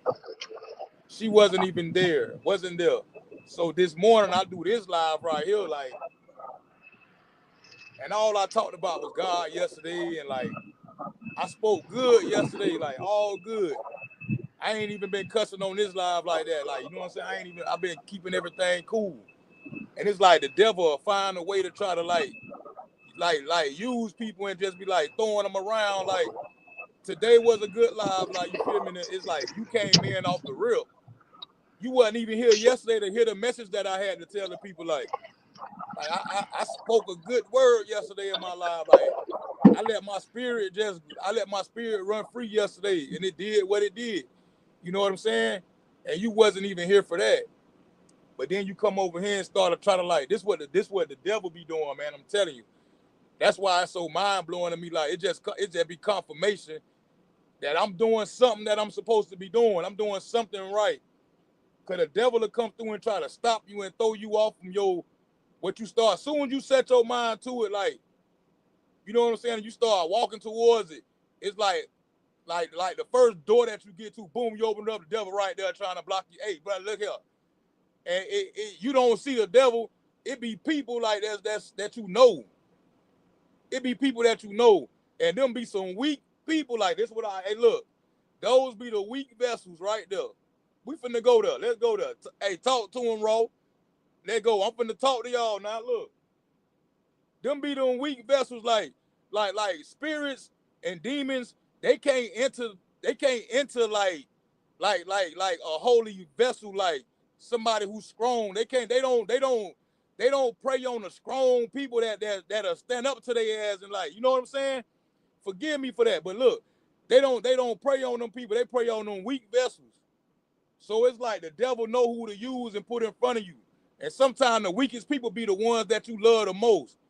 It be them people that you feel like you gotta look out for them cause you know what I'm saying? Like they sometimes you feel like they can't look out for themselves sometimes. So you be like, man, I gotta look out for this person. Like I love this person, man. Like, you know what I'm saying? And the devil, it be them and oh my God. And sometimes them people be there cause they so weak for real. Like, you know what I'm saying? So you be like, man, like I know this person ain't mentally strong enough to be like to do this cause like if you was, the devil won't even be playing with you like that. He don't play with me like that. But he play with the way the devil play with strong people and try to break you down. He jump into them weak vessel people that you love the most. And he had them people moving around like chest pawns around you, like throw them in your face, back them up, slide them all the way in the air, say, come behind you. They trying to take you down, bro. Trying to take you down. And it always happen like soon as you set your mind to do something different. You feel me? Like, come on, bro. Like, this is a spiritual world like that we living in. And we can't even see these spirits that be growling and snarling in your face all day, every day. You can't even see the ones that haven't even jumped into nobody. They sitting there in the spirit world. I really believe if our eyes open up to the spirit world for real, we'll see things a lot different. You feel me? But them weak vessel people, bro, like them be them ones, man, that you really feel like you love the most, but they ain't showing you that same love that you be showing them, and you just be like, you feel me? Them be them people that the devil know it be hard to let them people go. The devil know that you will bend over backwards for these people, bro. The devil know that you will take your shirt off and give it to these people, like you will give them the food off your. The devil know all these things, bro. So that's why he used them people. He don't use the people that go get their own food. He used the people that you always gotta, you know what I'm saying, take care of and make sure they straight. Like, not Yeah. even financially. Like, it's just like, man, look here, boy. I You get me just started.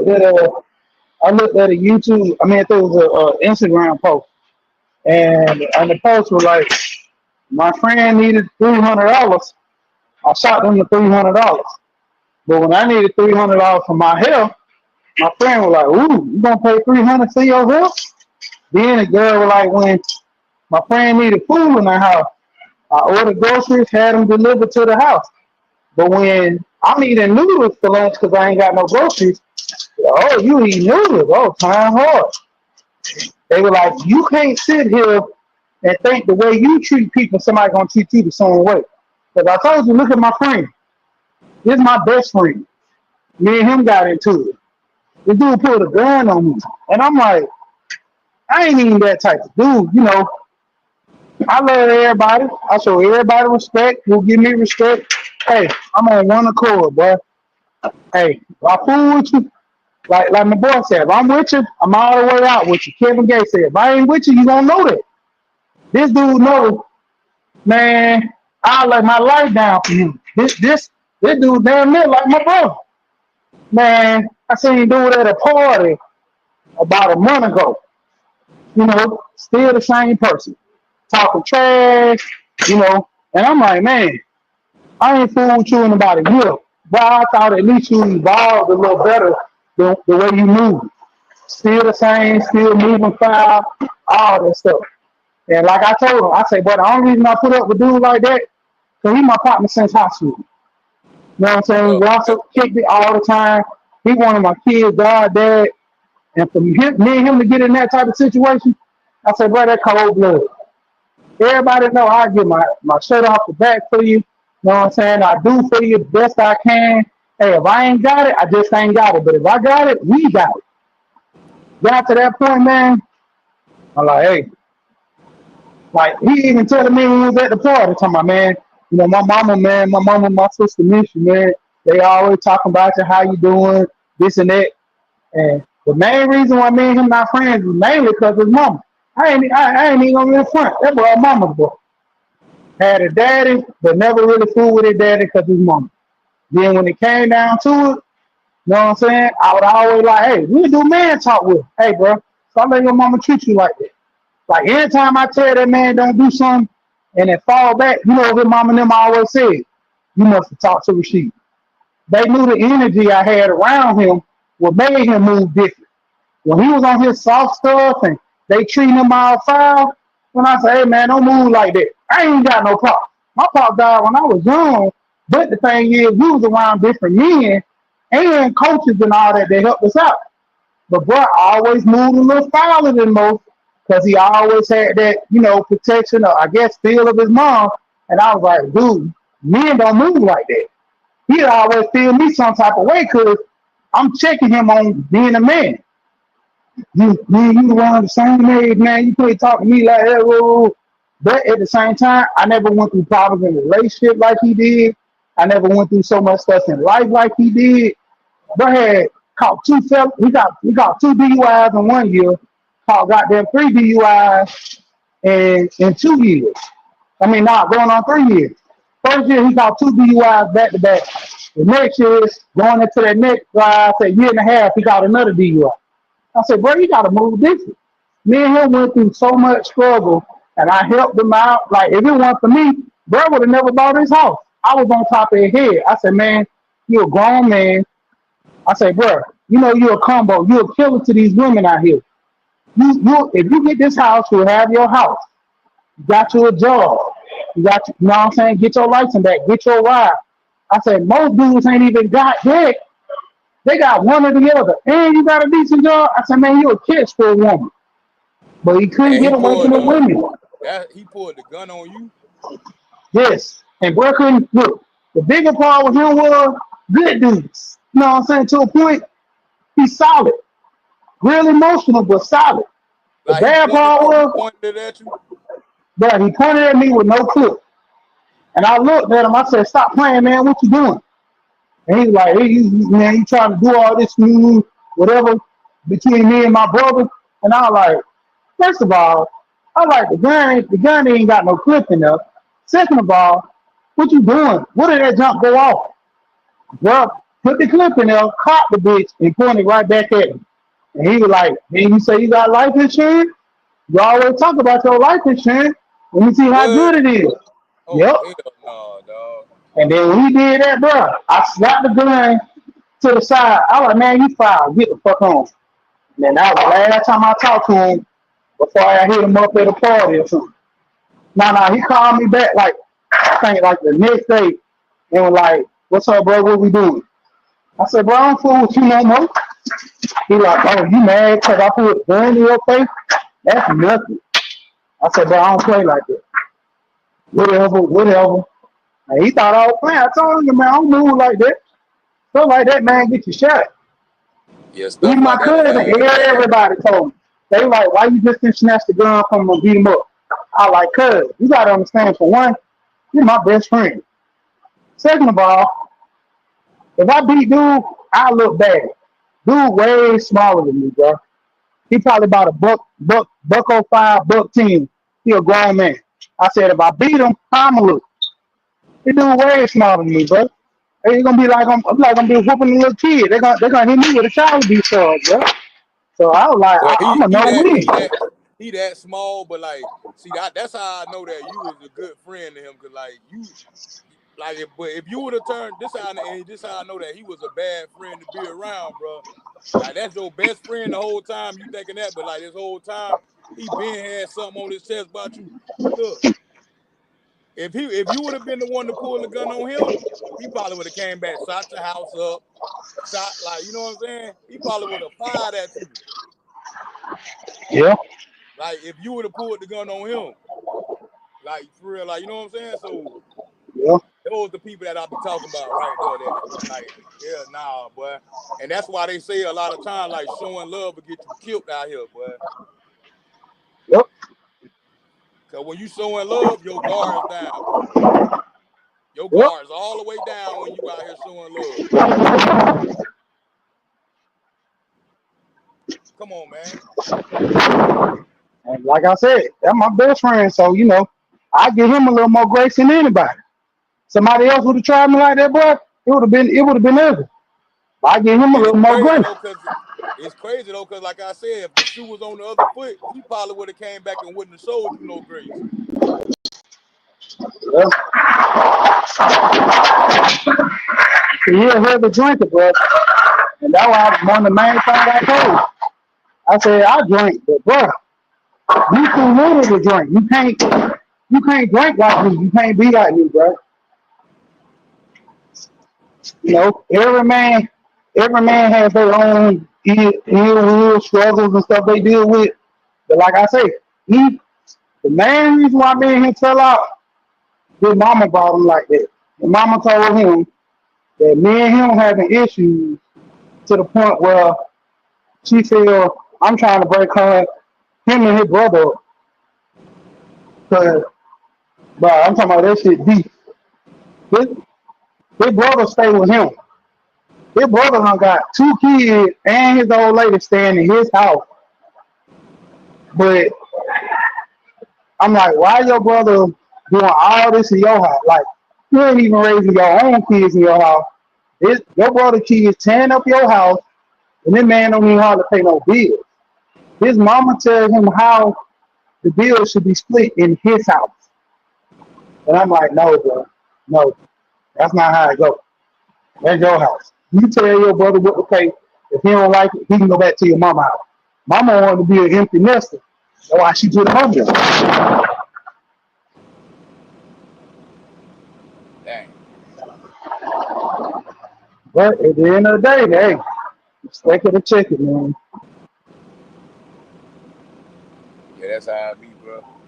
Man, that's what I'm Yep. saying. How people be getting playing in your face or whatever, man. Like it make you ask yourself, like, what about your friends for real? Like, and it's crazy, like in some situations, like when you was growing up, like you know who, like you couldn't really see it though, but like your mama always seen it and this and that. But like when we get grown, it get even worse. Like, cause the same person that you couldn't see the flaws in since you've been a kid is, or real young when they your best friend, like it's hard to see them same flaws when you get grown because you still see this person that's like your best friend. Like you don't even look for that in them, but it be there.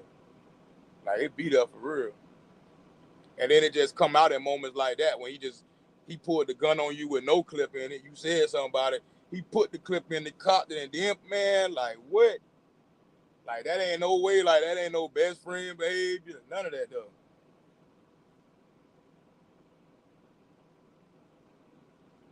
But like you still see him as your friend or whatever, so I see why you be like, man, I ain't gonna do bro like that. But like you gotta ask yourself too, like if the tables were turned, like he wouldn't have did that. But then this really the hard part about all that. So there's some he say she say stuff. Me and him, his little brother fool with a dude. I'm over there talking with the guy. The guy tells me my homeboy little brother gave him $3,000 or $4,000, whatever. It was a hell of money. So I'm like, hold on. My homeboy, he got his brother paying less than $200 a month at his house. His girl worked, he worked. This dude able to save up $3,000 to $4,000 to pay somebody else, and you know he didn't give him his last, so he still got more money to the side. How you able to stack all this money, but yeah, your brother over here struggling, but he paying all the utility, everything. You probably pay like one bill, and you can't help your brother out no more than what you doing. Even though he got kids, 2 cars, him and the girl work, they can pay them bills. Bro don't pay nothing. Like every night he go out to eat. The girl didn't hardly cook as much. I'm like, bro, like that's why I got upset. I told the dude's friend, I told my little brother friend, I'm like, hold on, bro. You mean to tell me bro gave you that much money and my partner over here, he's struggling. I said taking care of 2 households. Cause he stayed with his girl now, but he didn't want to leave his brother out there dry. And then he didn't want his brother to think that that's his house. He said, I'm going to pay all the bills because it's my house, but you still don't listen up, be up under my rules. The brother felt some type of way because, when it came down to it, his friend told him, yeah, man, she say, you in Wisconsin, he really taking care of your family and his girl family. So he taking care of 2 families, and I said 2 households. So that's when they started bumping heads at each other. And then he came at his brother talking about, yeah, man, I heard you and Rasheed be talking about me, bro. See, this how family really is. And then here come mama. Oh, you don't turn your back on your brother. Oh, see, he trying to make you turn your back on your brother. I'm So like, that's bro. what they was telling that's what they telling you telling your friend that his brother like basically getting over. And then like the family telling them like, hey man, like y'all friend over there, she trying to come in between y'all brotherhood and stuff. Exactly. And so, like I told him, I said, bro, I'm not gonna talk to you no more till one of our partners get back. The nigga, he was in Kuwait or something. So I told him, I said, when he get back, we're gonna hash this out. I said, I can't But talk to you, you arrest. the brother coming to you telling you what's going on, like you ain't even asking him, he just telling you all the stuff and you giving him your opinion, and then like they going back talking about it. No, that's what I'm saying. So the brother, I didn't talk to him. I talked to his best friend. See, me and my partner, we best friends, and I talked to his best friend. His best friend needed my help on something, so I helped them out. But then when he told me, he like, appreciate it, man. He say, little brother, you know what I'm saying, which is his best friend, gave him like $3,000-$4,000 to catch him back up with the mortgage, or he was gonna lose his house. And I'm like, damn. First thing I'm like, I break you out, even giving my homeboy hardly no money. So I'm like, what's up with that? And so he's like, oh, I don't know nothing about that.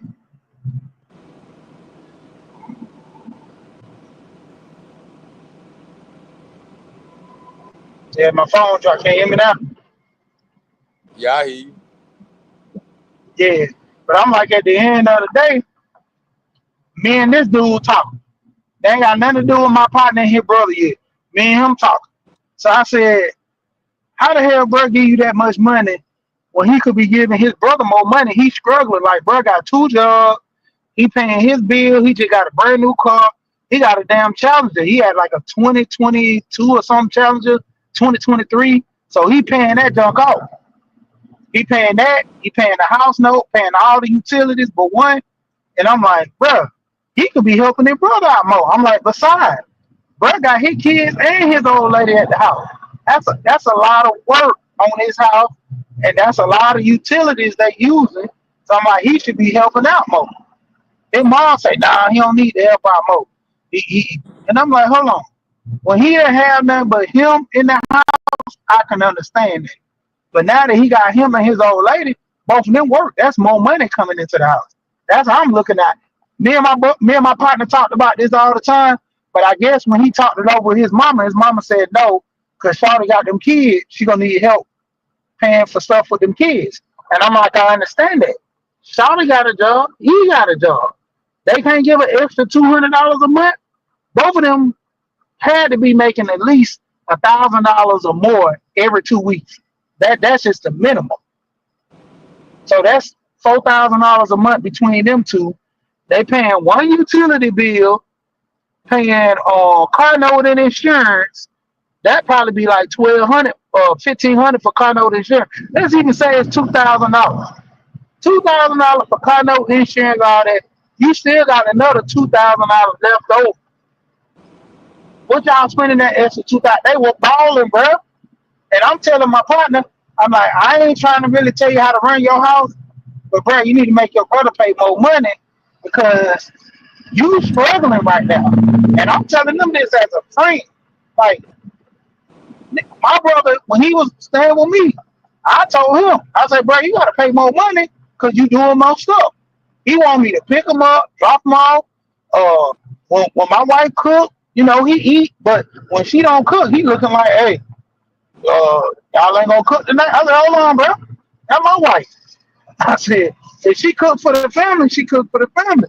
If she don't cook, you better do like them kids. Go in there and make you a sandwich or something. Hot dog. That's why it ain't be like, man, look here. I don't be like talking to people, especially with their family. Man, look here. I get up out that junk. Don't even be telling me none of that junk. Look here.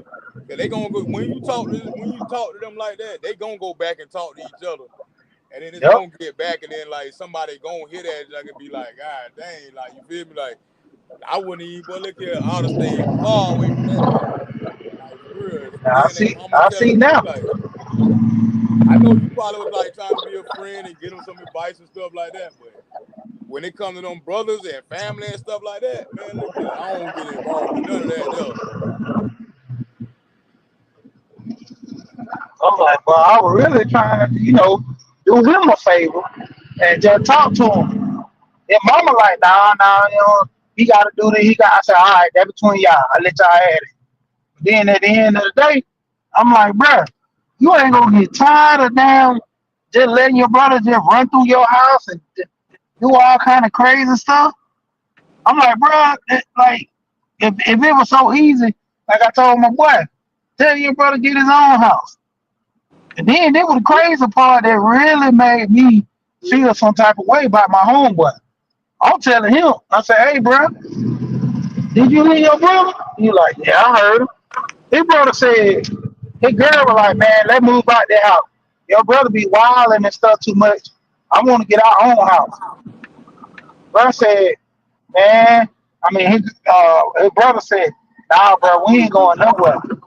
And why we got to go somewhere when I don't even hardly pay nothing over here? He like, man, I'd rather just go ahead and, thug it out over here. Cause I don't even hardly pay nothing at this house. Like, basically, he didn't want to go nowhere because he wasn't paying nothing. He was like, bro, the amount of money I pay over here, I know I can't find no sweet deal like this nowhere else because he wasn't paying nothing but less than $200 a month. Where you going to go where you can go somewhere for less than $200 and live good? So bro was like, man, I ain't trying to leave. Yeah. And I'm like, dang, but like, I'm telling my boy, I'm like, all right, man, well, shoot, just make the best of it. Just like my other partner said, he like, hold on.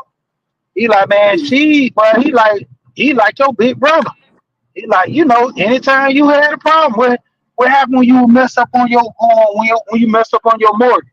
You hit Sheed up. Shoot, when you be broke, ain't got no money, what she do? She come put groceries in your house. I tell her, I say, man, that like my little brother, dog. Man and man, we been in the fights. We been doing everything ever since high school. They did me and him. Everybody always looked like that my little brother. Cause all we did was hang together. Anytime they see him, they see me. If he ain't with me, that means he ain't caught up in something else, or, messing with a girl or something. But it was always on the point. Shoot, I remember I was about to get in the fight with three bouncers, bro. Bro ran up. Like I told you, he only a buck 10. He jumped up, ready to swing on bouncers. Bouncers ain't small. So we were going for it, bro. We was always in there like that.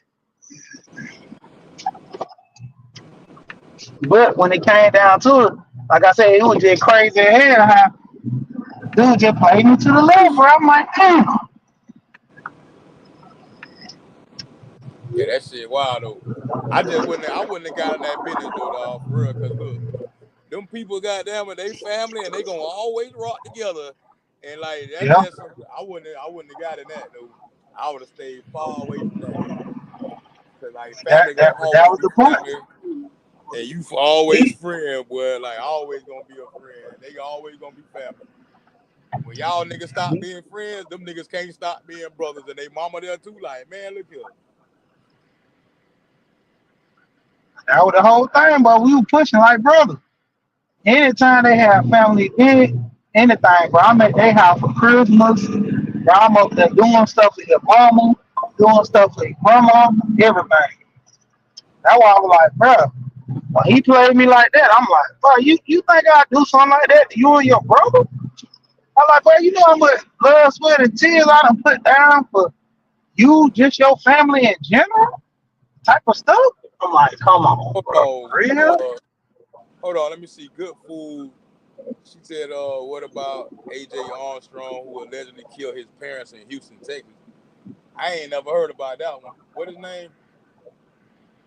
You heard of that one, she? Uh-uh. Oh yeah, that's what I meant to say when we were talking about the Menendez brother. When we were talking about how they, what I'm saying, try to give him a harsh sentence and all that. Man, you remember when the little boy, I don't forgot his name, but he was a college kid in Arizona or something. And so he had, raped the girl behind the dumpster. She was drunk, came from a frat party. He, ran up on her, was messing with her behind the dumpster. When he went to trial, they let him go from a what they call some type of failure to know his wrong, because it's basically like a law that they gave him for being too entitled. Like they hit him with he's so entitled that he don't even know he doing wrong. I'm like, what? So they basically like, yeah, he's so entitled that he didn't even know he was doing wrong, so we can't really charge him. I'm like, come on, bro, for real? I'll let that man get away with that. And brother didn't even go to jail neither. He didn't go to jail. I'm talking about 8 people that had money. Didn't Yeah. even go to jail. I just looked up this AJ Armstrong thing. Like, I remember this now. Like, I remember that little boy who killed these people in the house. I remember that. I'm finna play it. They got an interview he did 11 months ago.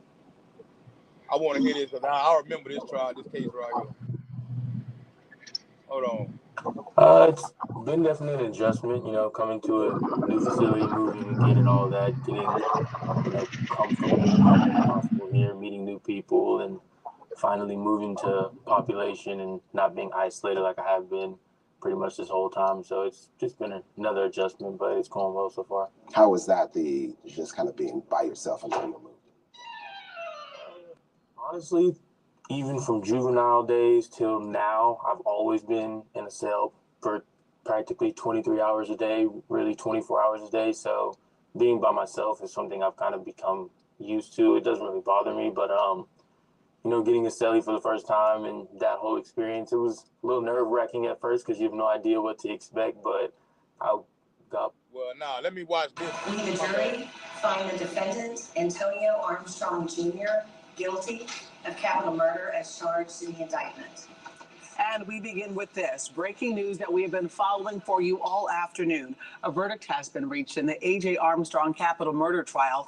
After 2 mistrials, this third jury has found him guilty. Armstrong is now sentenced to life with a possibility of parole after 40 years. And we have team coverage on today's verdict. We begin with the only reporter in Houston who's covered this case from the very beginning, ABC 13's Courtney Fisher.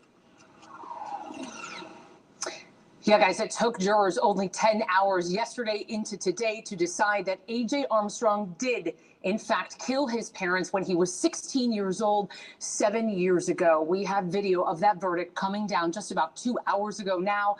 Picture this. A.J. Armstrong is in jail right now. Of course, we know he will serve life in prison with the possibility of parole after 40 years. His wife tearful in the courtroom as she mouthed something to him. He was led away in handcuffs after being fingerprinted.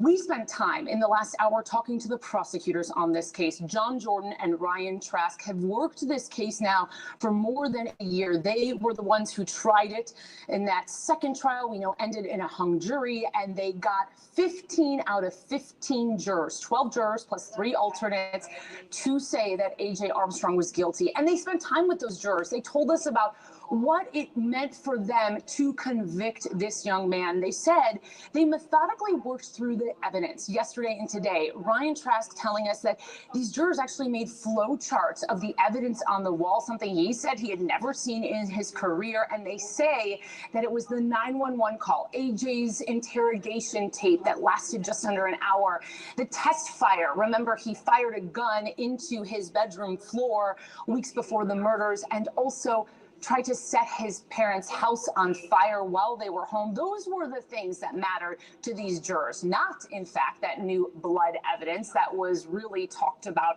over the last couple of months that delayed this trial. They say that for this jury, it was clear. They just wanted to make sure they got it right, because think about this. This young man now will be spending the rest of his life away from his wife and son. And prosecutors, of course, say they got it right. Now, defense says they'll appeal. Prosecutors saying that they are confident this case will hold up. And they also told us it was an emotional day for us. Here is how DA Kimmock put it. Antonio Sr. and Dawn Armstrong died because they were trying to be good parents, because they wanted their children to do right, not to lie, to work, to be law-abiding, contributing adults. And for that, they paid with their lives. And so today, we've now seen what a murderer looks like. It can be anyone, and the fact that it was their own son is it's a trauma. It is a tragedy for the whole family. Hey, I'll remember this. He tried to blame his brother too. He tried to blame his brother. I remember this case right here, man. He tried to blame it all on his brother. And he was the one who killed his parents up there in the house, and he tried to put it off on his, like, yeah, he deserved everything he got. But the Menendez brothers, I don't know, man. Other than the way that they planned it out, I could see that. The way that it was planned out, like, yeah, I can see that. They'll get charged for that. But the reasons behind why they did what they did, man, look here. I think they can be justified for that too. But for the fact that you planned it out like that, you can't even plead that you was insane out your mind when you did those things. Like, you feel me? Hey, this live been going on. I'm finna end this thing too, man. I'm finna end this. I done drunk my coffee. Now I'm about to miss lunch. I'm finna go get me something to eat. I don't know about y'all, but I appreciate y'all for coming through here, man. Shout out to all the train riders. Y'all always come through and show out. You know what I'm saying? Shout out to everybody who hit the panel over here. Tish, we still love you. I still love you. Like, ain't no hard feelings. You always welcome back over here. And you got my phone number now. Don't come over here doing nothing crazy. But I love you. And everything I said to you today was out of love from a friend to another friend. You know what I'm saying? But like I said, I'm hungry, man. I got to go get me something to eat. So, hey, I'm gonna end this show. This your boy Too Raw TV Uncut, man. Hey, I appreciate all y'all. Love yourself, hug yourself, and if you don't like my apples, man, don't be shaking my tree. And that's how it's gonna rock like that forever and ever. And hey, and like I told y'all yesterday, it's nothing that we did so special yesterday that God woke us up today. So every day that you wake up, that God wake you up in the morning, try to do something to show God some appreciation for waking you up in the morning. You know what I'm saying? Like, go do something godly that God will smile upon. You know what I'm saying? Like, do something that's pleasing in the eyesight of the Lord to show your gratitude for him waking you up every day. Because we ain't have to be here right now, man. So put your arms around yourself, man. Let's end this live. Put your arms around yourself, y'all. Let's end this live, man. Hey, repeat after me. Say self. Give yourself a hug, man. Love yourself and hug yourself. Give yourself a big hug right now. Repeat after me, y'all. Say self. Say self. I love you, self. Saying I'm going to continue to be a better me so we can be a better we. You know what I'm saying? Tell yourself that every day, man. Give yourself a big hug when you start your day off, man. You know what I'm saying? Can't nobody love you like you love yourself, and you can't love nobody else until you love yourself. You got to love yourself first. You know what I'm saying? But tell yourself that every day, man. You know what I'm saying? And I pray that everybody on here have a blessed rest of y'all day. Shout out to them train riders one more time, man, for coming through, showing up and showing out. You know what I'm saying? So y'all know I always play an intro and an outro. So I gotta give it up to them train riders one more time. So on the way out the door, y'all, when y'all hearing the outro, drop big gorillas in the chat, drop them trains in the chat, big smoke in the chat, drop whatever y'all gonna drop in the chat, man. Show out, man. Let's do it.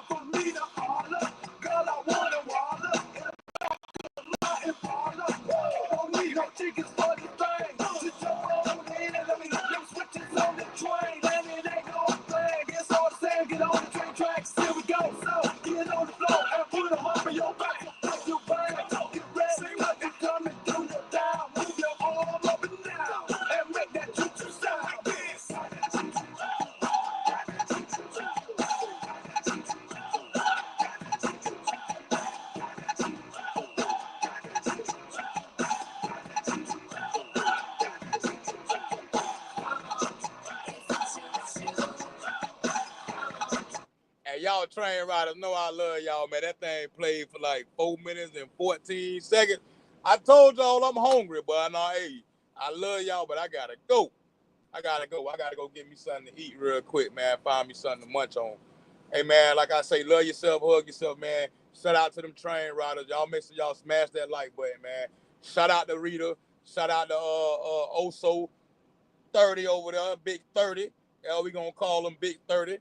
Cause the boy be toting that thing, breaking history every week out there on the football field, and we all out here watching. You know what I'm saying? So Bryson Washington, man, like shout out to Bryson Washington. Hey, y'all have a blessed day. And I love y'all, man, and I'll see y'all next time. And I appreciate everybody that came through, man. But unfortunately, we gotta end it, man. But I'm gonna do another live today. I'm off all day today, so I got time today. I'm gonna do another live later on today, and we're gonna talk about some other stuff, like some grown folks topics. Y'all feel free to come back over here, man, and show love again, like for real. Like pull up. It's a safe place. Y'all can come over here, hear some good conversation with some good people. And it's great like that, man. Like I'll catch y'all on the next live.